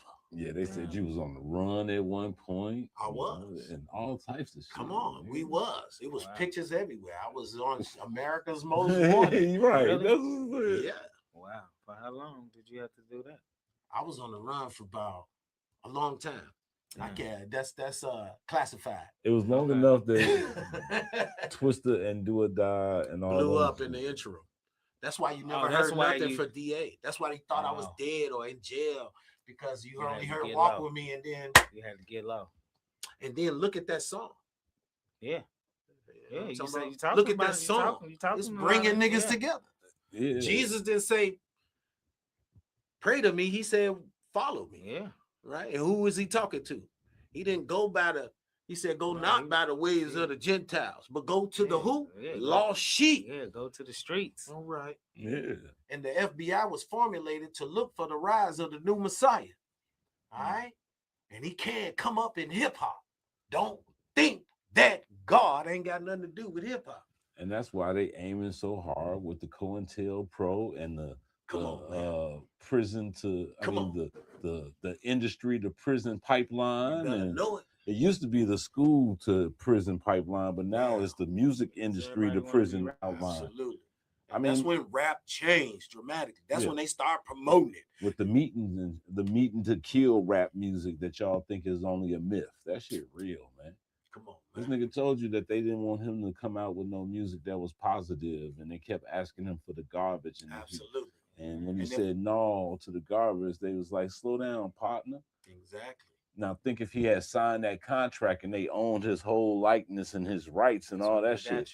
And that's what happened to a lot of the rappers from Chicago that ended up signing these record deals and being shelved. That happened to me too. Now I eventually got a deal with RCA. Okay. They gave me everything that I wanted, but they shelved me. Mhm. That was not by accident. Right.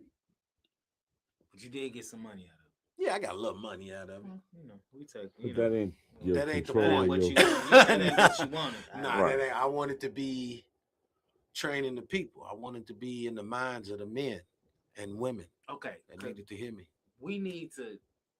You gotta perform. We need to get you Absolutely to do that. But I want to ask you real fast. I don't know if Kingdom had anything else, but like, do you have a young mentor or something, like a young person that you're working with that's like with the music, or like what are you doing like as far as music now? Like you just out of it and just performing old stuff, or are you still trying to record your now, or you got you a little young guy or girl that you working with?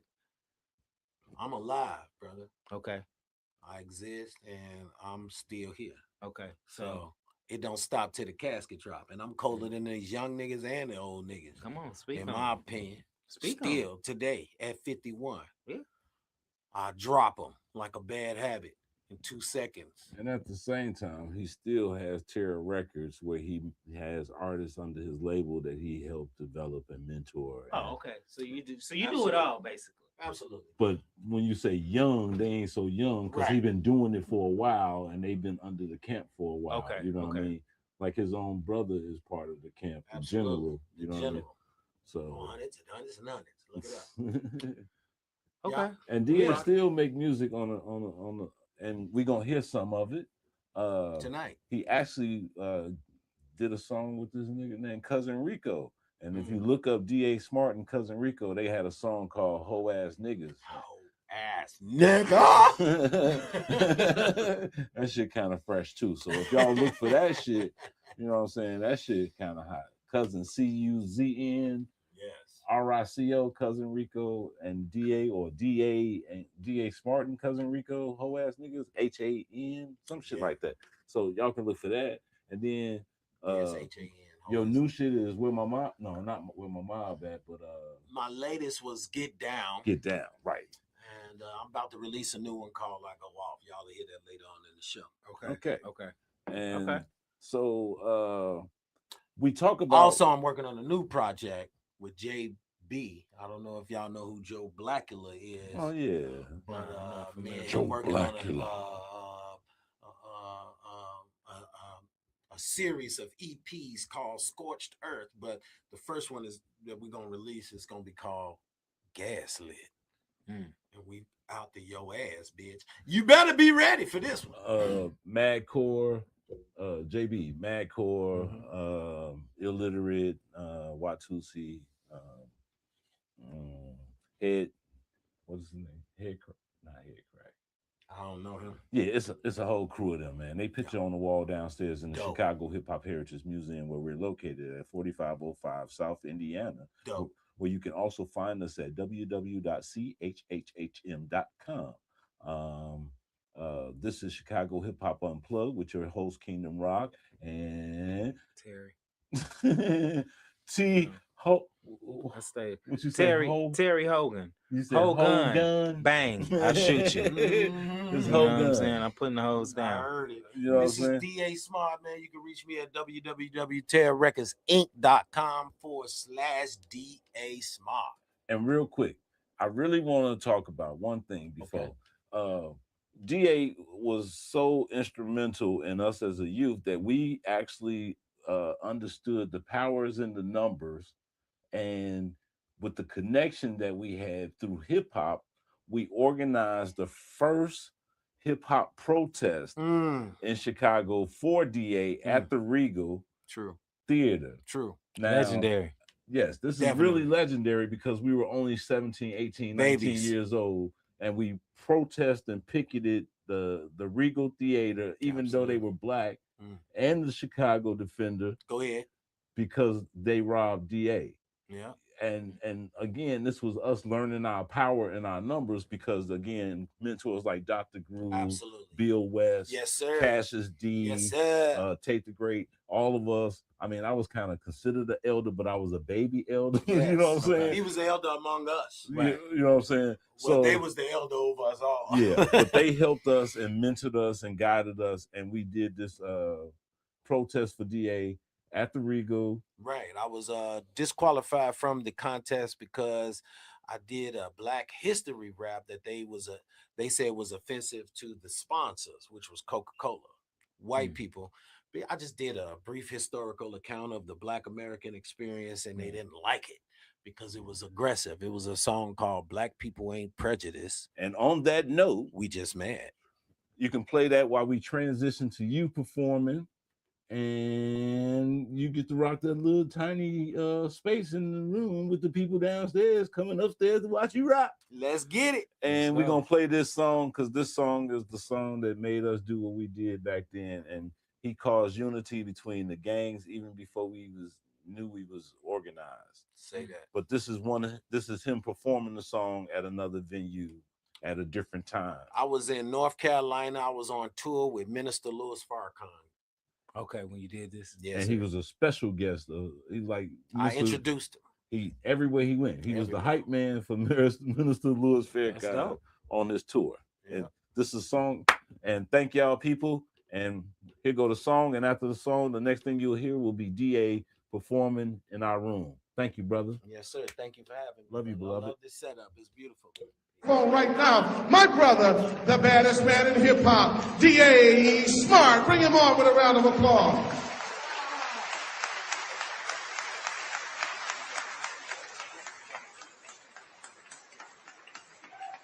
In the name of Allah, the Beneficent, the Merciful. Assalamu alaikum.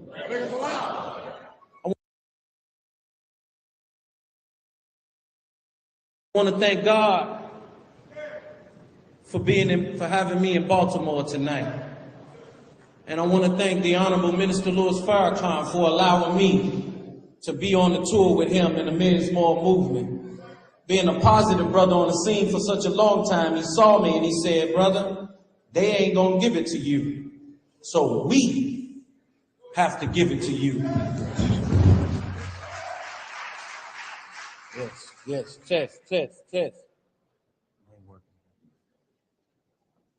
I got some pieces I want to do for my brothers and sisters.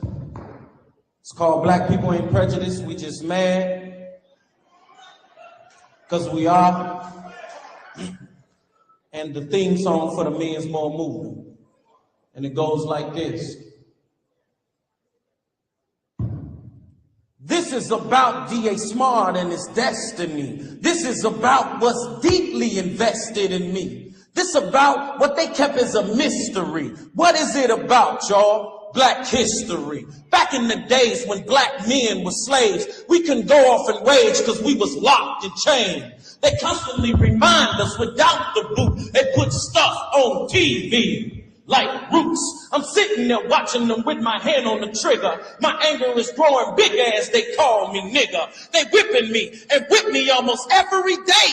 Trying to change my name to Toby when it's Kunta Kinte. Then I look to my left and there stand my kid. So I scream my name, Toby, so then I can live. I can't take it no more, so I shut off the TV. Now if a white man mess with me, he'll be 6 feet deep. That's my mentality, brother, for what they've done in the past. They got rid of us, then they're still trying to get rid of our men. Just so you can know that white people ain't it. Emmett Till got killed just from whistling at a white snitch. They killed blacks and whites without thinking. He so-called free slave, they shot the mess out of Lincoln. Yo, and he changed his ways. They killed Malcolm X. 2 years down the line, Martin King was next.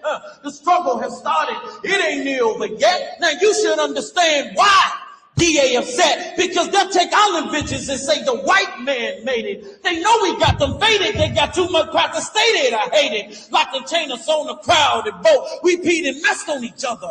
They laughed and made jokes. They took a black girl, hung her up on the cross. She was 8 months pregnant. Her hope was lost. Arms spread and wide. They cut her baby from her stomach. It fell on the ground. They crushed it and stomped it. Now how in the heck you expect me to take this? The chains was just too heavy for my wrist. Now what have we done to accept this punishment? Living for thousands of years in bondage. They treat us like animals. They locked us in chains, taught us to speak their language, and then they changed our names. But what did we do when they came to our land? We welcomed them in as though they were some black men. They bribed our leaders with rum and gold. And with that bribe, black men were sold. So they bring us to America, treat us like rats. But when they were in Africa, was it like that? Nope, I figured it out. The whole meaning of prejudice, the meaning of the word is just plain jealous. They jealous of the fact that blacks was here first. See,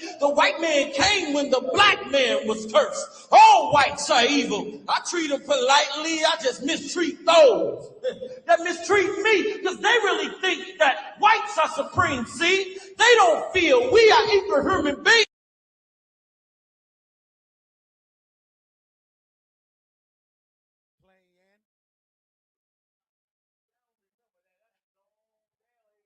That's that Pink House intro. ECCSE in the SC in the building. Y'all better hide the women and children. This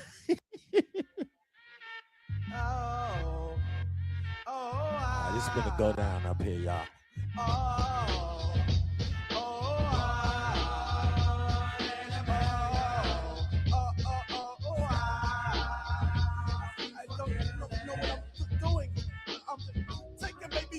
And up to all the small kids, stop to be the number one bump. Make the world come talking all the ill junk. Swinging like a diamond ringing with the mad funk. Smashing combination thick fast. Shit embarrassed because your microphone's like cats. Rumble chillin', I'm skinning down the runway. Yo, ripping shit, yeah, that's the fun way. But when things get hectic wet, G up, get 'em. I'm forced to rhythm of the rhythm, and I still got top break things. Just don't fix them with their private things. Don't give a fuck about what Susie thinks about the fact. Right, ladies and gentlemen, this your boy DA Smart, the Black Terror. I present Terror Records. Alright, check it out, man. I got a couple of songs I'm gonna do for y'all tonight. It's gonna be real easy, not hard for you to ride along with me. It's gonna be real smooth. We ain't gonna get too hyped. The first one is a new song that I put together. It's called I Go Off. Check it out. Corey Uncle right here, DA Smart, top 5 MC all time. I said it, I stand on it. You don't get to open for the man unless you got something extraordinary going on. DA Smart spitting the verse, and he gon' give it to you, knowing it's the gift and the curse. You never witness him. He born here to give it the work, and he was sworn to perform to his dick in the dirt, my nigga. Feel me as I kill him with kindness, cause he in his 50s, niggas, yet still he the finest. They didn't get me, niggas, say they killed him with violence. I say admittedly, it ain't like them niggas when trying. Whoa, he hit the blick, he missed me, we went prone. Game on, Django, up that thing in our zone. Game one, brain blown, whole gang of them gone. It was too many of this city, but a nigga came out alone. I go off. DA Smart. That's Corey Holcomb. coming in the Terror Records Inc. Let me explain something to y'all. If y'all don't know this, listen to me. I go off like I'm a button, a switch, all the motherfuckers sudden and shit. Like when a nigga up and get hit, I go off like a black mother in public with kids, but a nigga still get a free to slave like Harriet Tubman did. I'm so off the shout, I'm so off the scout. A nigga been copping what I'm dropping, so I'm off the style. Niggas copping and they dropping when I floss the style, but it ain't no stopping the dropping knowledge till I'm coughing down. I'm so off, meaning unsupported, detached, then your boy been more than unsupported. Then a crack relapse, but I flow it cause I enjoy throwing raps on the track. But your boy could never ever enjoy this whack shit happening to black. So I go off. My man was opening up for Farrakhan, man, so you know he got something to tell people. If you don't know I about go D.A. off. Smart, trust me, get up on D.A. Smart. I go off word, leave a nigga awkward, bust and hit the crowd like a 12 gauge Mossberg. It's been in me ever since she emptied it up in me. Incidentally, it has been me since she now 50. He be the bad black movement. It don't really matter how you niggas want to do this. He could be the slap whack too, bitch. It don't really matter how you niggas want to prove it. Cause I choose to use it, ooze it on the track and lose it, produce it, infuse it with shit I like to do with music. It's that man, damn, everybody really want to see what he come with. He the type that speak at a conference, tweaking the conscience, tweaking the dumb shit. I keep that thermos burning, always turning sermons into the weapon Herman. Yearn affirming, it's the sermon. That mean I can choose who I want to, and whoever I choose I'm gonna shoot. Not your grandmother or child or anybody else I want to. I saw the hat signal, swam to him over there, and start beat Cracker's ass with a folding chair. Terror Records Inc. Yeah. I go off.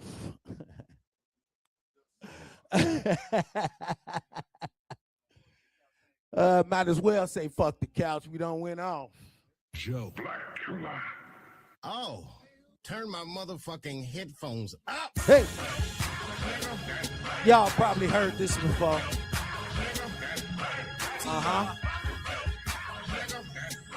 D.A. Smart. Fuck your couch. He say he big meat. Larry Hoover said he been flipping work, and an officer too, huh? We did our research. You not who you say you are. You only good at flipping food into hot manure. You are not a mover or a shaker faker. Take away that deal and see how this Jake make his paper. Take away that labor and all the favors they done gave him, and give him an 8 ball to survive and see if this hater's able to clock grip. If not, shut your mouth, bitch. Do you want to talk about the city when you mention Larry Hoover? You a motherfucking cop snitch? You not this, and bitch Dick Ross, I got this. I don't need the key to the motherfucking city, cause the A is the motherfucking locksmith. This hot shit at your bitches like Pot did. Sick and tired of niggas talking shit about the shit that they do when they know they have not did.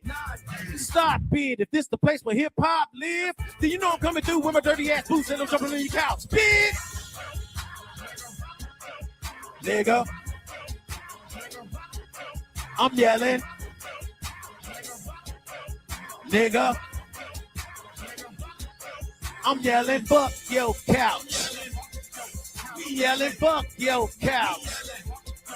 I'm yelling, fuck your couch. Yelling, fuck your couch. Listen, so all you rapper niggas, DA put you all on notice. All these actors, all you faggots yapping, y'all are coldest. All who out here rich or crumb snatching, that is over. Cause I'm back in my tongue, it's like that gun is blasting bastards open. Cause you bastards buckets, we invented rap with culture, with the intent to prevent them to come and snatch and fold it. But you bastards over time was acting notice. Niggas sold out for the motherfucking shine, cause you bastards lacking scrotums. What the fuck, oh bitch? Do you wanna talk on the tough old shit? You really in the king or any of these things when you get diggling in your butthole trick? Fuck your clique or any motherfuckers that you punks go get. Cause I'm a motherfucker better know motherfucker, cause I'm gonna fuck up your shit. Right? Crush your shit. Anyway I catch you, I bust your shit. Whether on the record, in person or whatever, it don't matter cause the terror nigga not so big. And the cutthroats quick. Get rid of niggas cause you must go, bitch. Still coming through with my dirty ass boots and I'm jumping on your couch fucking up your shit. Yeah. Nigga. I'm yelling. I'm yelling. Can y'all help me out of here? Somebody say, fuck your couch. Say it. Well, fuck your couch. Say it. Well, fuck your couch. Say it. fuck your Kelsey.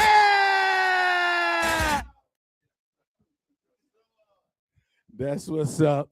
That's what I feel about the industry. Where they sit. Fuck them. I kick the seat from up under them. I'm like Tyrone Muhammad. I don't give a fuck. Where justice gonna prevail, I'll be there to give you hell. You understand what I'm talking about? You better know it. What we got next on the... Let's go to Get Down. Fuck it. Let's get down. Let's do it. Hey, yo, DNA, you know how a nigga come through, man. A nigga come through with the guns down. And he rolling around with it cocked back. And he looking for the pigs where the cops at. And he rolling through the city hooking with many committees that won't pity any piggy in the pop. Did you niggas hear me clearly where the mob's at? I need my niggas rapping with me when we start that. Cause damn Skippy the 50's gonna come and get me and try to put me in the penitentiary for the mob act. But I'm standing regardless of where the odds at. Fear none on the planet unless a law attack. And it ain't nothing they can hand me to make me slip from my family. And all the niggas been around me from where my start at. See, the niggas a part of what the smart got.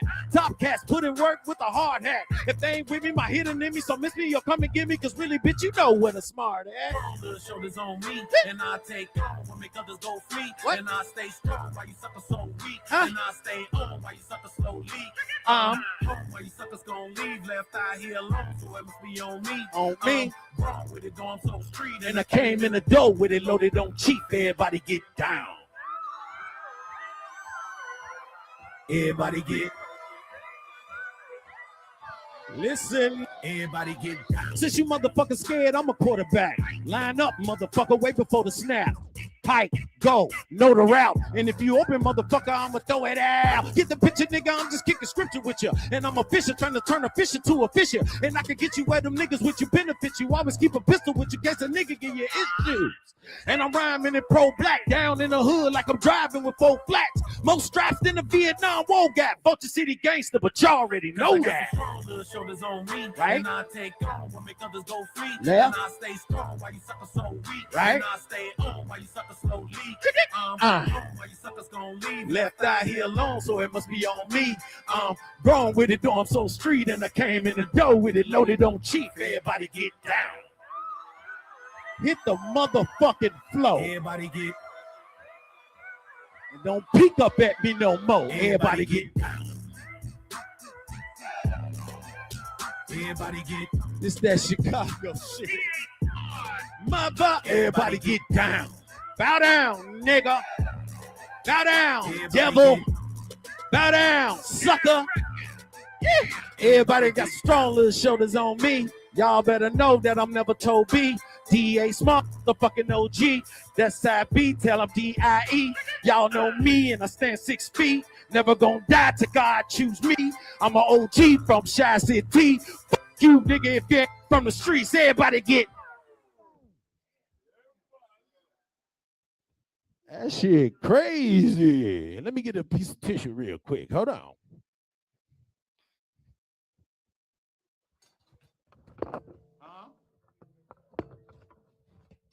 DNA Beats. DNA Beats. DNA. Now this is a call to the soldiers like Walk With Me, but it's a little different. Let's go. J. Dot.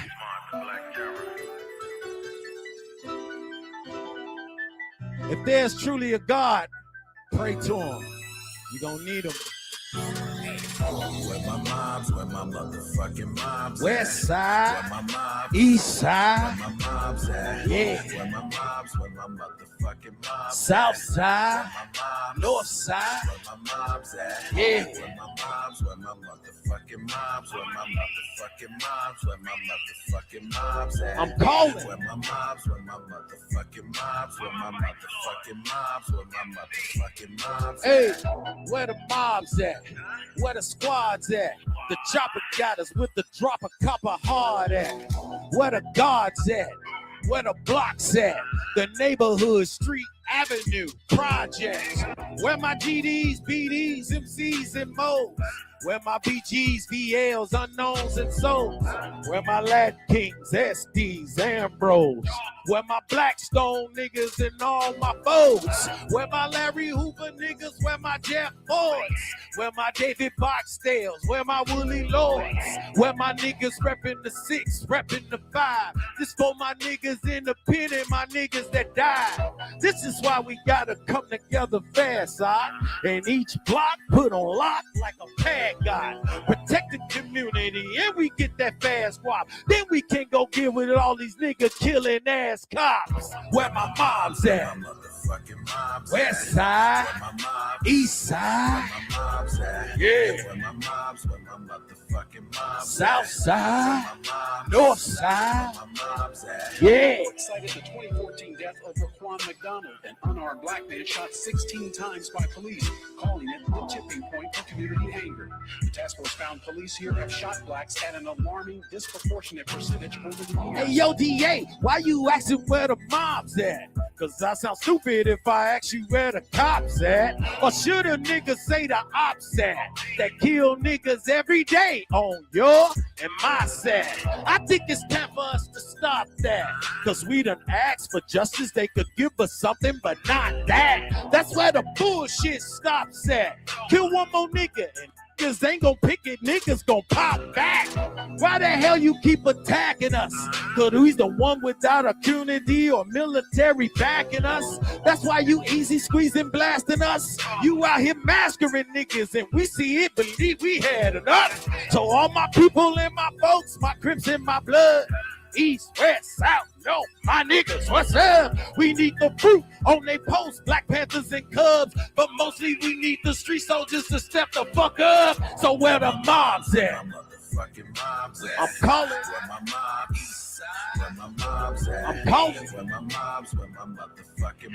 West side, east side, yeah. South side, north side, Shot side. All right, niggas. Y'all know what it is, man. You should know what I'm about by now.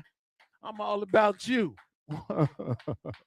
That's why they never gave me a deal. I'm just too goddamn real. Huh? Come on, y'all. Look. Left foot in front of your right foot and walk with me through the city of Shy where the vultures be. Have you heard of the city crime? Sociologists be telling me the city dying from all the murder and gang banging and drug dealing. Every 30 hours they find another body with some slugs in them. And ain't no blood in it. It's the ill state, nigga, and ain't no love in it. Now we gon' start with the south side. GDs and BDs and Blackstones don't coincide. So let me be your tour guide. So when you in a certain area, you will know what that hood ride. Now let's start with the folks. Show my folks to throw up the fork sign to niggas they know they close to. That's 49th to state, so mingle. But just a few minutes north, you got BDs throwing up 3 fingers. We call it the low, but back on 53rd Estate, them MCs be running the hole. You got police stations up in the Taylor, they there, but they can't save you. Get off with me. I'm just here to remind you that if you plug, you need to know exactly who to throw up your sign to. Cause from that myth folly, you might have your family come and identify your body. So walk with me. Don't underestimate the south side. Come in acting like you hard, they'll leave your mouth wide. And no east, no peace. Catch one in the head and end up dead in the streets. Said. And don't attempt to try the west side. They'll kill you just to show you that they the best side. This is the city where the folks be. So put your left foot in front of your right foot.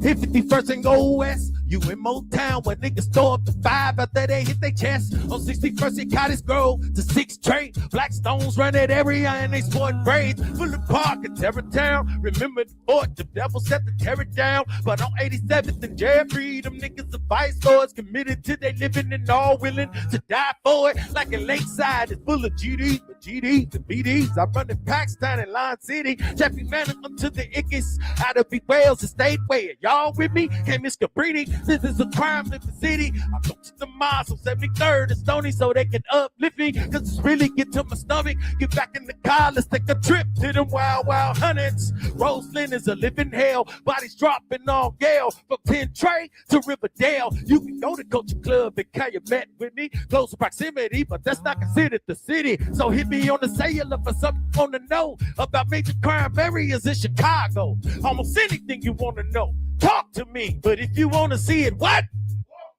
Don't underestimate the South Side. Coming acting like you hard, they'll leave your mouth wide. And over East, no peace. Catch one in the head and end up dead in the streets. Chicken. And don't attempt to try the West Side. They'll kill you just to show you that they the best side. This is the city where the boss speaks. So put the left in front of your right foot and let's take a trip to the west side, where people in their opinion are telling me it's the best side. Some even say it's the fresh side. But far as my conviction, I consider it as the death side. They be busting niggas in stop signs. Over 2,000 police still inadequate as to stop crime. And every time a nigga sweat up, he go to Mount Sinai Hospital, cause they'll kill you in Loretto. Now let me tell you where the hoods dwell. Like in K-Town, where them BGs be throwing up that triple L. Them niggas shoot the coppers down. We even got new breeds on the south side in Pocket Town. They run in the village for show, but on 16th and Costner, you mostly gonna see them souls. They be throwing up the one. Now let's go see them insane vice lords on the avenue in Austin. They are the craziest I ever saw, and they forgot about them gangster disciples over on Washington. Homie used to be full of unknowns, like Chicago Avenue. Now that's a place where them conservatives roam. You get caught slipping if you wanna, cause them traveling vice lords will be waiting on you on California. Shy's full of hard brothers. Have you been through Central Avenue, the land of the four corner hustlers? Wait just to Russia. Especially you fools that think the Shy is full of busters. You can get traced to talk to see, or you could be on the safe side, bitch, and walk with me. Don't underestimate the south side. I'm acting like you hard, they leave your mouth wide. And over East, no peace. Catch one in the head and end up dead in the streets. Chicken. And don't attempt to try the west side. They'll kill you just to show you that they the best side. This is the city where the boss speaks. So put your left foot in front of your right foot. Check it. I said, put your left foot in front of your right foot. Check it. Damn. I said, put your left foot in front of your check it.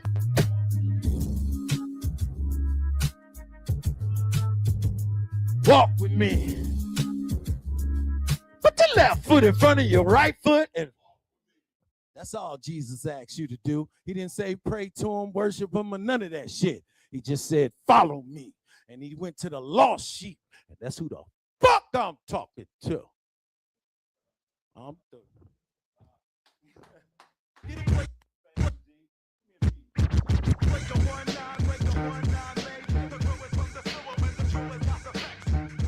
Hey, y'all, what's up? We want to thank DA Smart for devastating the balance of smash mostly around rough territories, for stopping by our territory to share his story, to honor us with his glory. And we right here at the Chicago Hip Hop Heritage Museum for Chicago Hip Hop Unplugged. And GA has been our first guest for our new episode this season. And J-Dot has been providing me. He been cutting it up behind us, and I'm gonna let some of these MCs in here take the mic. I got Vice Versa, I got GQ, I think I got 13 in the building. Maybe she might, maybe she won't. It don't matter, you know. We all here, but we got a new format. You know what I'm saying? It's a new show, new format. And we want to give J-Dot some love on some of his instrumentals, you did. And J-Dot's birthday, so we celebrate J-Dot's birthday.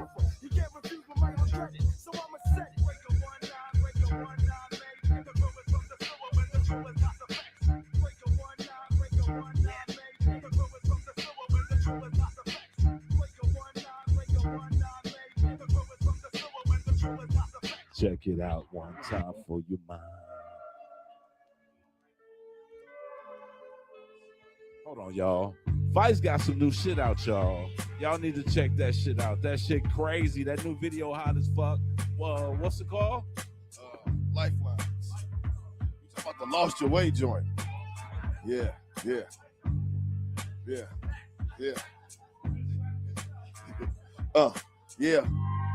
Okay. We just grab these vowels. We just grab them out there. A double V up in here. Now watch the way I get down. We just grab it out the air. We just grabbing these words out the air. Here we go. Grabbing the words out the air. One time, just grabbing the words out the air. Watch me get down. Grabbing the words out the air. Grabbing the words out the air. I got my brother J Dot on the beat. I release the heat. Make them jump out their seat. Put it on repeat. Double V. It's on my chest. Superhero. Black Panther. I leave them like super zeros. They ain't ready for the flows I got. It's too hot like lava. It come down just like lava rocks from a volcano. I got the super ass flow. And I'm chilling with the Shot Rock Nation. I thought you knew. I thought you know. Here come the flow.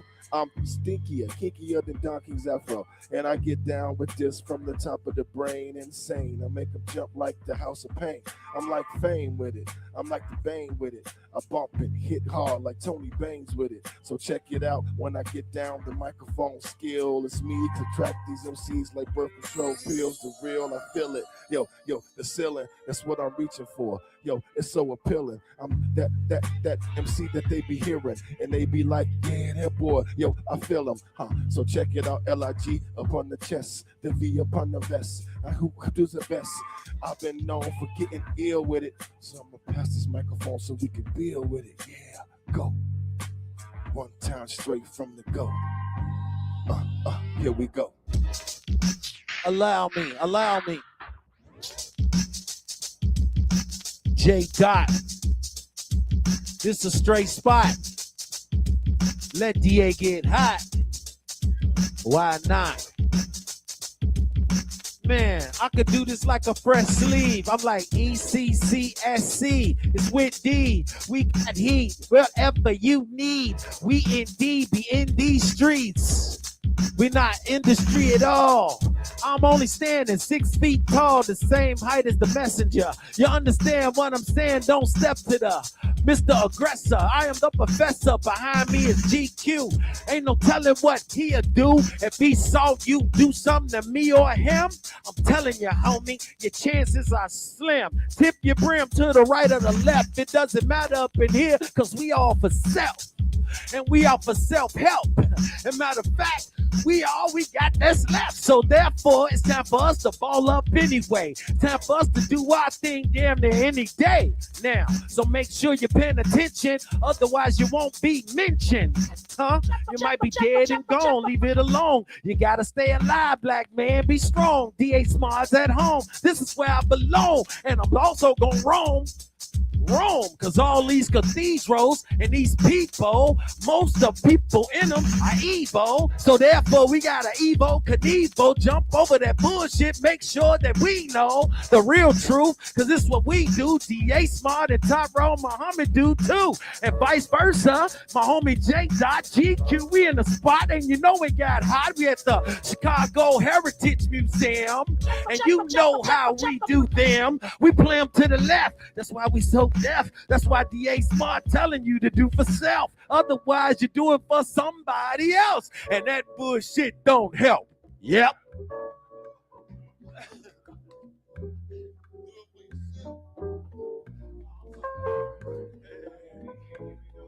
Yo. Oh, this your beat here? Oh, okay. Throw your hand in the air now. Come for me. Throw your hand in the air now. Come for me. GQ the teacher no ear now. Come down now. We rip it up right here now. Come for me. Beat that the down right here now. He that the down gaga one palm and make a beat jump in your palm and make a lick a shot. Be boss a shot in the air right man. GQ the teacher that the number one. Come for me. Y'all seen. Y'all palm and make beat that the one right. Come for me. The palm and make beat that you one version. He lick a shot. Come for me. Make a right man. Blow. Bust one in the ear, blow. We lick a shot in the air. I GQ that the teacher that the number one. And DS Smart, we lick a palm and make right a man. Vice versa. We bust it at the one range, man. Go for the make your love up for the make of the one range, man. Go for the make, come down. Go for the make, come Go for the make, come down again. Go for the make, come. It is. Master select up on the mic now. Blow. DA Smart, Vice First Kingdom now. Happy birthday, my brother J Dot. Seconds turn to minutes, minutes turn to hours, hours turn to days, days turn to weeks, weeks turn to months, months turn to year, and now J Dot, we here, it's your birthday. Seconds turn to minutes, minutes to hours, hours turn to days, days turn to weeks, weeks turn to months, months turn to years, and J Dot, right here, it's your birthday. So HAPPYBI. RTHDAY, what does it spell? Happy birthday, J Dot.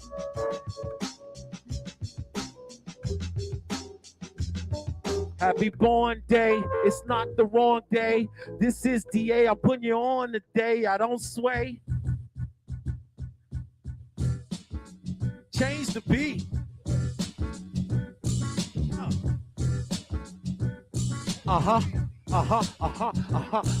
J Dot got beats for days. DA Smart got nothing but ways to rap on beats cause he got a craze that probably shock and amaze. It don't matter, I'm from the old days. I'm 51 now, still looking okay. A nigga you can't spray cause I know how to move and get out the way. I'm the one that they desire, but if you bust at me, I'm the type that will return fire.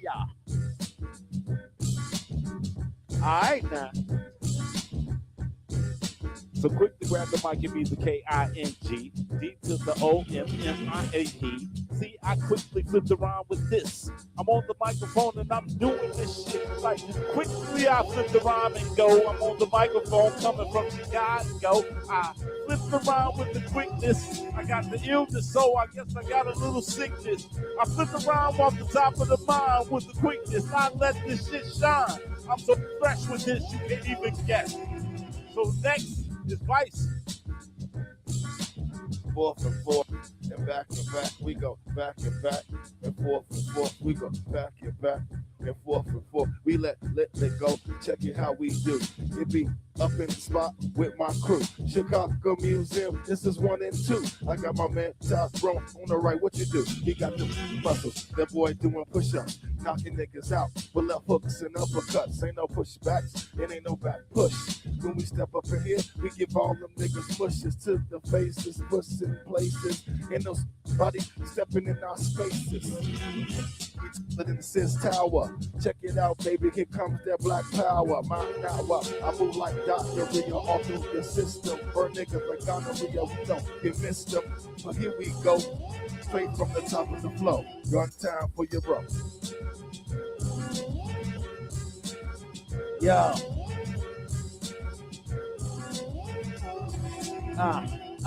Uh-huh.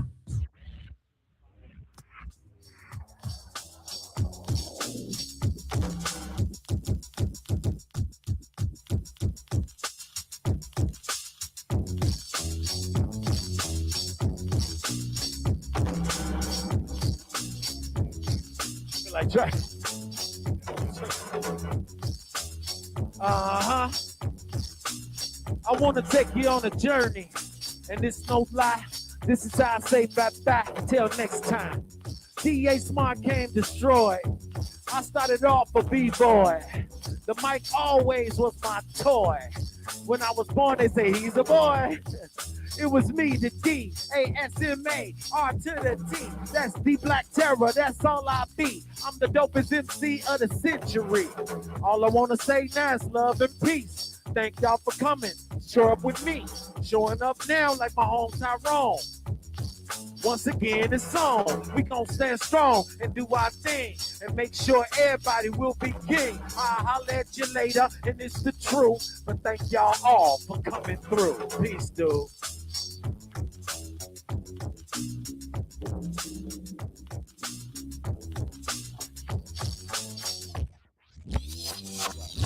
Thank you, J. Dot.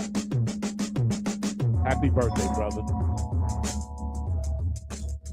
Happy brother. Happy birthday, J. Dot. Thank you, DA. Thank you, Terry Hogan. Thank you, Jake. Vice versa, and 13. GQ the teacher. Brother Muhammad. And my brother the Biggs is in the building. And my brother Mos Def is in the building. And I thank y'all and see y'all in 2 weeks. I don't know. I ain't told y'all who our guest is, but in 2 weeks we'll see y'all Thursday. Peace.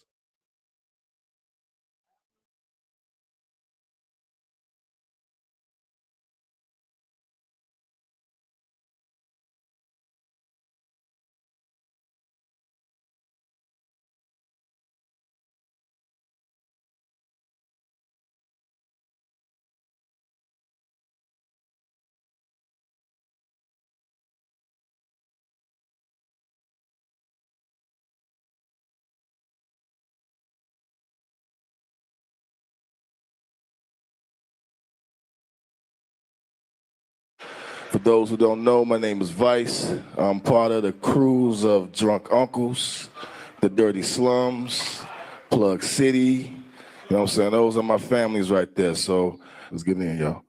Bro, what? Yes, sir. What? Be clear, my bro. All right, y'all. Yeah. What? We just gonna vibe it out real quick, you know what I'm saying?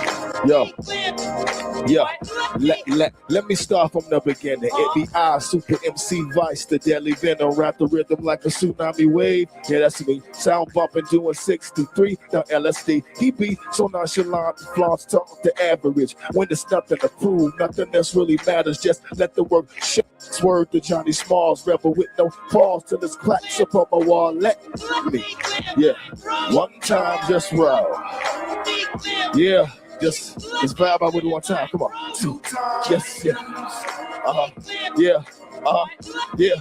What? 3 times. All right, now we're gonna do it for the MCs now. You know what I'm saying? Yo. I strangle ink out of a pen and write death notes. Wordplay duck throats. I spit words so hot your flesh gone. I swear to God, this Adonis astonished. That's what the haters say. I eat rappers like fresh fish on the holy day. Heaven sent, you know the boy flow magnificent. Just the way the words fall off the tongue, so effortless. Got this assist from RL. Vice lace tracks with the dope shit. Fish scale, high quality. My bombs cause harmless bodily. Guess that's from all of the God inside of me. It's gotta be. Excuse the honesty and the modesty. Yeah. Let's rock out one more time, you know what I'm saying? Yeah. T3 on the beat. Vice versa on the track, you know what I'm saying? You know how it sounds when Chicago and Detroit get together, you know what I mean? Yeah. Just keep rolling. Just keep rolling. Keep rolling. Keep rolling. Yes, sir, hip hop. Yeah, make a little noise. Make a little noise.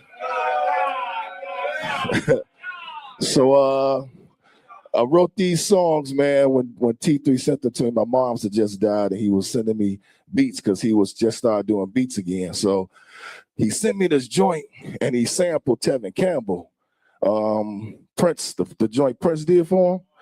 Sure. So this right here is called Break It Down. Check it out. Break it down. Yeah. Break it down. Yeah. Check 1, 2. Pheromones got a melting like fondue. My design shine like the sun do. Effervescence make it hard for you to consume. I'm in my own world. I'm a whole planet, such a work of art. God was Leonardo with this canvas. I don't mean to do it, it's just automatic. I'm Nancy's firstborn boy, son of Sandy.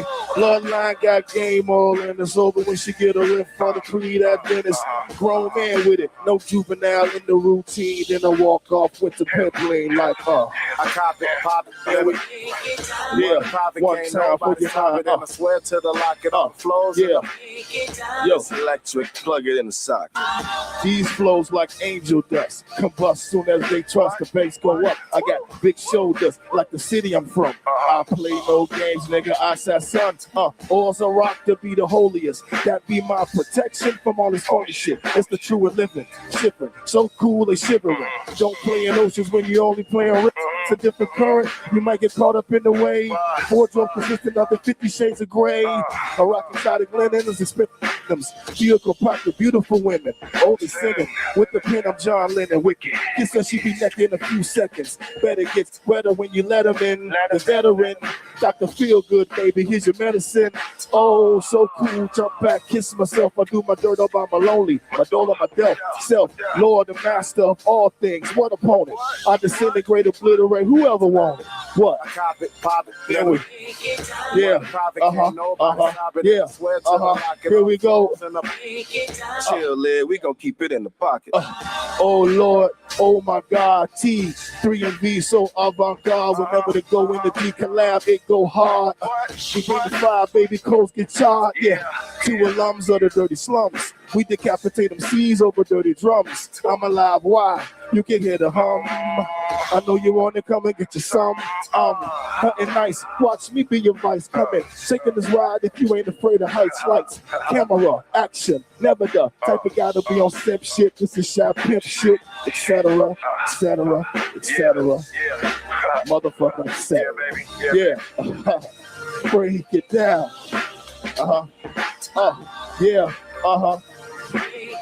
One time for your motherfucking mind, like, yeah, and make them go. This song right here is called Aziz.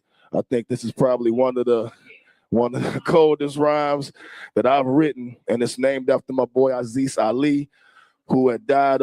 He was a teacher in Dubai, and he had an asthma attack in his home, and when I recorded it, I didn't have a title for the song. And so after I played it for Tahir was like, man, that sounds like something Aziz would like. So I named it Aziz. So here we go.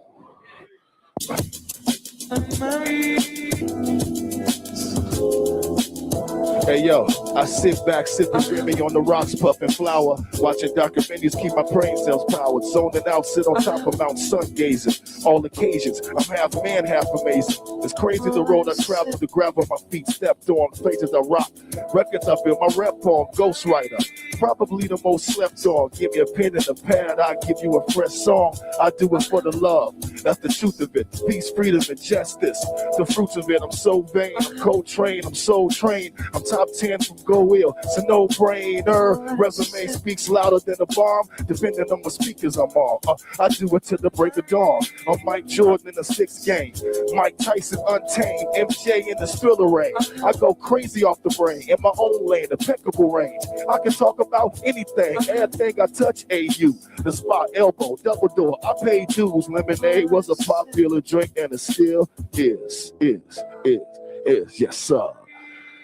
Yes, sir. Yeah, it's a cool little verse.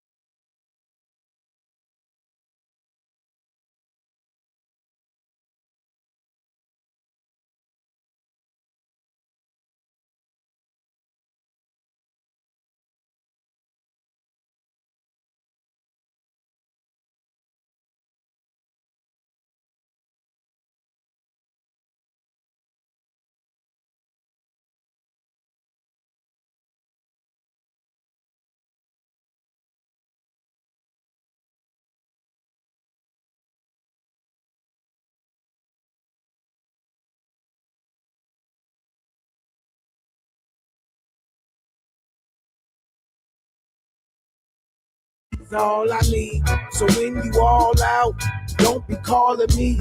I'll probably be planning, smoking, or harvesting. My girlfriend dumped me. I guess it's a shame, but hey, what can I say? I still got my Mary Jane. I won't cry, I won't complain. I'ma just get high and smoke some flame. Blow the problems away with the letters gray. I'm so elevated now I can't remember her name. She was so awesome, definitely will be missed. But at least I got my chalice, ganja and my slips. The silly girl that left me. But at least I got my senses, so I will not let it stress me, cause I still got my senses. The silly girl that left me, but at least I got my senses, so I will not let it tense me, for I still got my senses. I would have felt alone, abandoned and destroyed when she left. If it wasn't for the cannabinoids, take a lift for the spliff, and I have to rejoice. I'm actually glad she's gone. She was mad and annoyed. I don't know where she is, and it truly don't matter. I'ma roll one up, and the next one will be fatter. I'ma find a new girl, and her ass will be fatter. I got weed now, so I'm a happy camper. It could have been hard when we broke up, but I still got OG Kush to smoke up. She was fine. I was sad to see her go, but I'll be fine. I got some hash to blow. The girl that left me, but at least I got my senses, so I will not let it stress me, cause I still got my senses. The silly girl that left me, but at least I got my senses, so I will not let it tense me, for I still got my senses.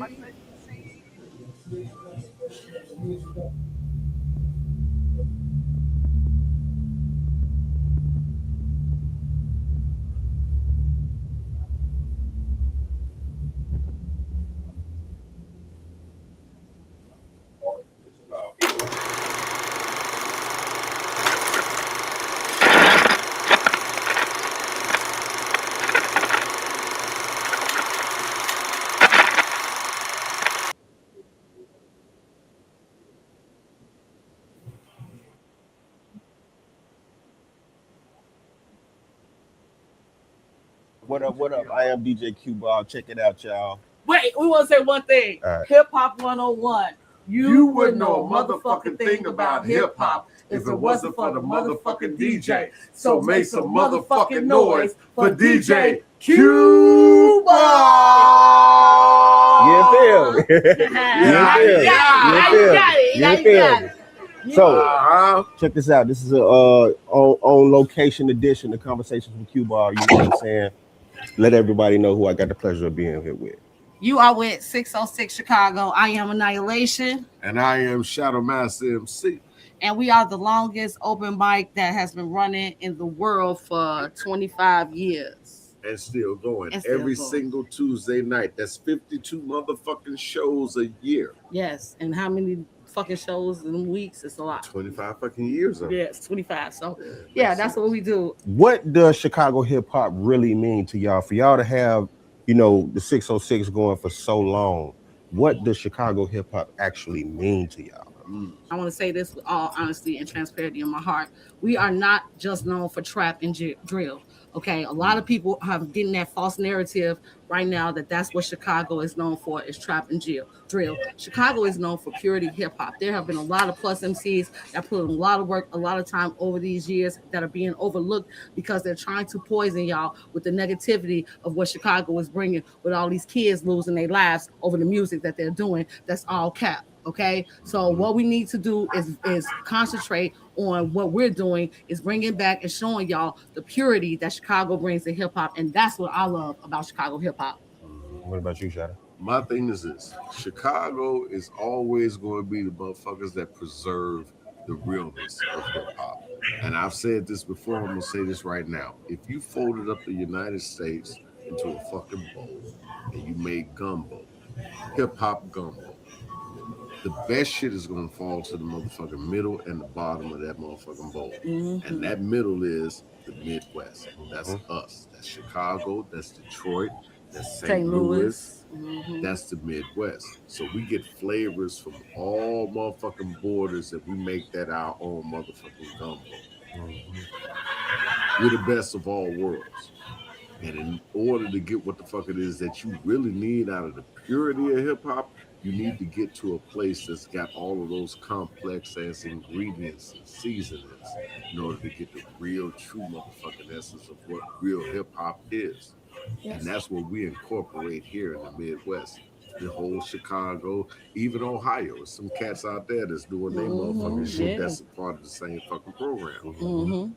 This shit is homegrown, and we preserve the real hip hop shit here. Absolutely.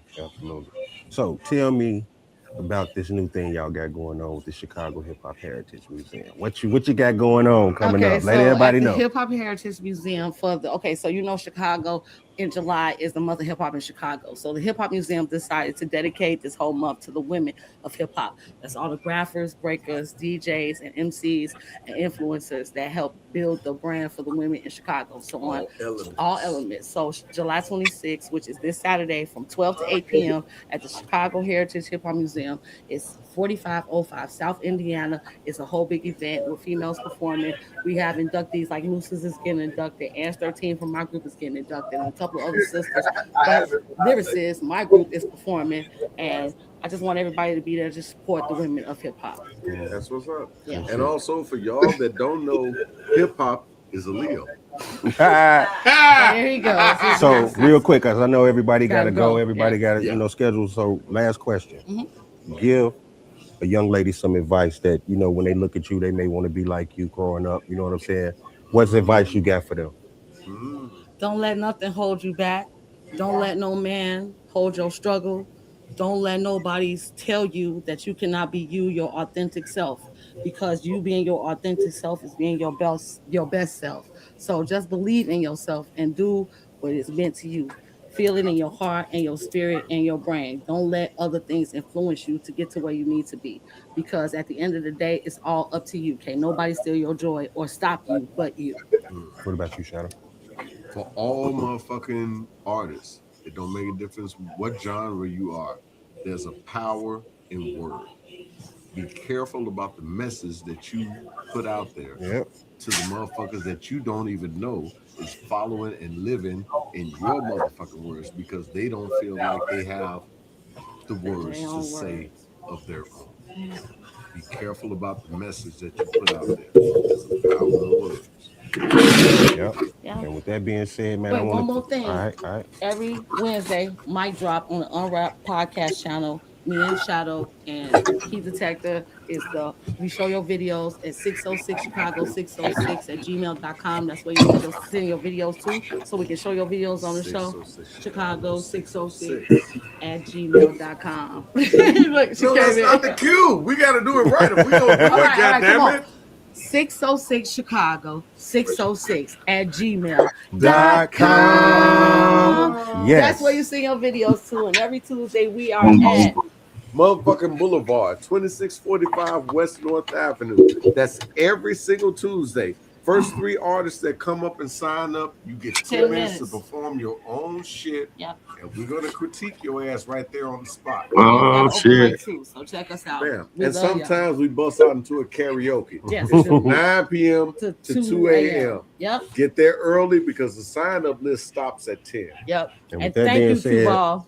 thank y'all for the invite. Hold on. I appreciate y'all. The dopest, the dopest motherfucking DJ that you ever could be fucking involved Appreciate with. it. And let's say this shit again. Hip Hop 101. I'm not gonna come on. Come on. About hip hop if it wasn't for the motherfucking DJ. So make some motherfucking noise for DJ Q-Ball. And I appreciate y'all, man. I appreciate y'all for tuning in. Let's go. Let's go.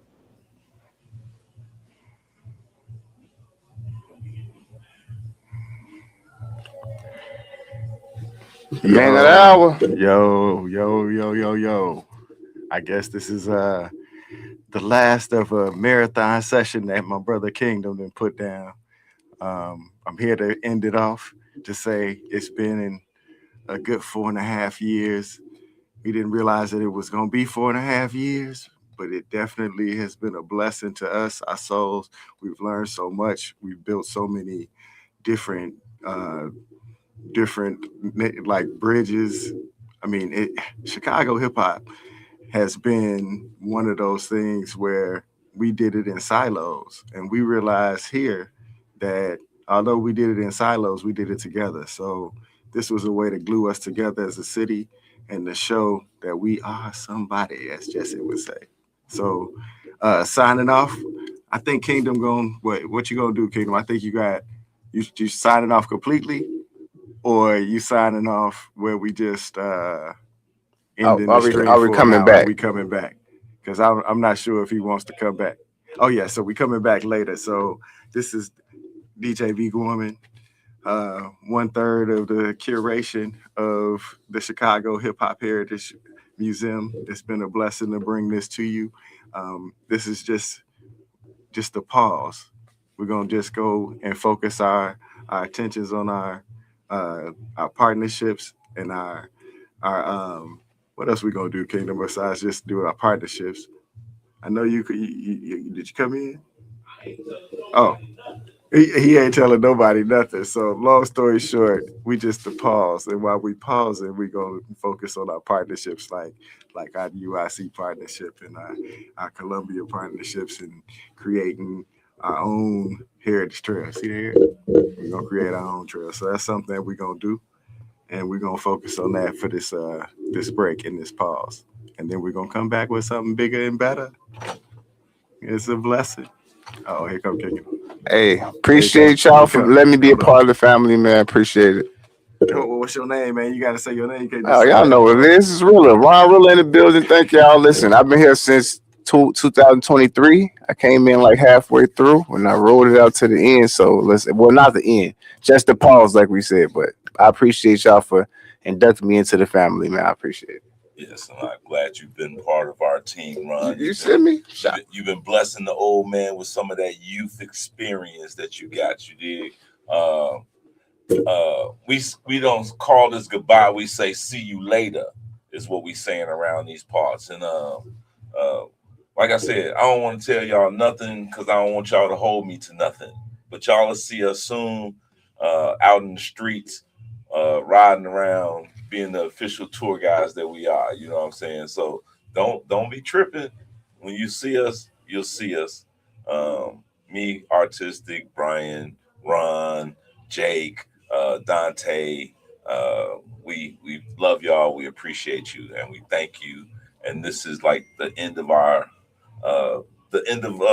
4505. That's all. That's all. The end of 4505. I was basically finna say the end of the podcast streaming marathon that I've been on because I'm tired as hell, and I'm floating. Yeah. I'm floating on fumes in this joint. I'm just barely able to keep my bearings about myself. And so my brothers is here to take over tonight. Ron got what you got going? I got a cipher coming up tonight. So if y'all here, I know it's gonna be some heavy hitters in the building. I heard some heavy hitters in the building tonight. So y'all stay tuned for that cipher. It's gonna be crazy. We got DJ Double 8 downstairs on the turntables. Nephew is spinning right now.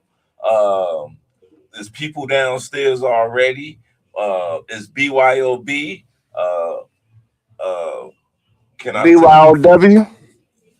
Yeah, that's what I'll say. BYOW. I normally say BYOB, BOYBB. You know what I'm saying? But you fill in the blanks and all that. We'll find accommodations for you somewhere in the joint. You dig? Joint being the optimum word. Speaking of that, don't forget to look up on our dispensary trips that we finna take down to Danville with 7 points. You dig? So if you're enthusiast of that nature, you know what I'm saying, check in with us on www.chhhm.com. We still got the Facebook page operating. We still got the Instagram page still operating. The group is still over there doing what the Facebook Museum group page do over yonder. And I started my new Twitch. So if y'all was over here today, y'all could have followed us over to Twitch. And we're gonna keep moving, man, because we still got some equipment. So we can go wherever the hell we want to with this podcast thing. So don't forget about the podcast studios and Ron and some of the shows that we got. Yeah, hit us up. If you still got plans to start a podcast, still hit us up. So yeah, that's basically about it, right? Yep, that's about it. That's about it. And I'm whooping ass on cars sometime tonight. So I'm putting out the card table, and I'm whooping some ass on the card table tonight. So be ready, you know what I'm saying? Y'all know who y'all is. Oh yeah, I'm on that speed table. Yeah. All right, y'all. All right, so Ron, you go cut the board off while we talk this shit. Well, we cutting it all the way off, or we cutting it to a video? No, we cutting this thing all the way off, man. All right, so it should be stream. an outro. It might be an outro setup. It might not be an outro setup. But yeah, we finna. Yeah, give me a hand. Give me an applause for the clap for a nigga. So give some of them sound effects that I ain't never get to take advantage of. Hit them all. He's crazy. Yeah. All right. So, all right, y'all. See y'all soon, See man. y'all in these streets. See you later.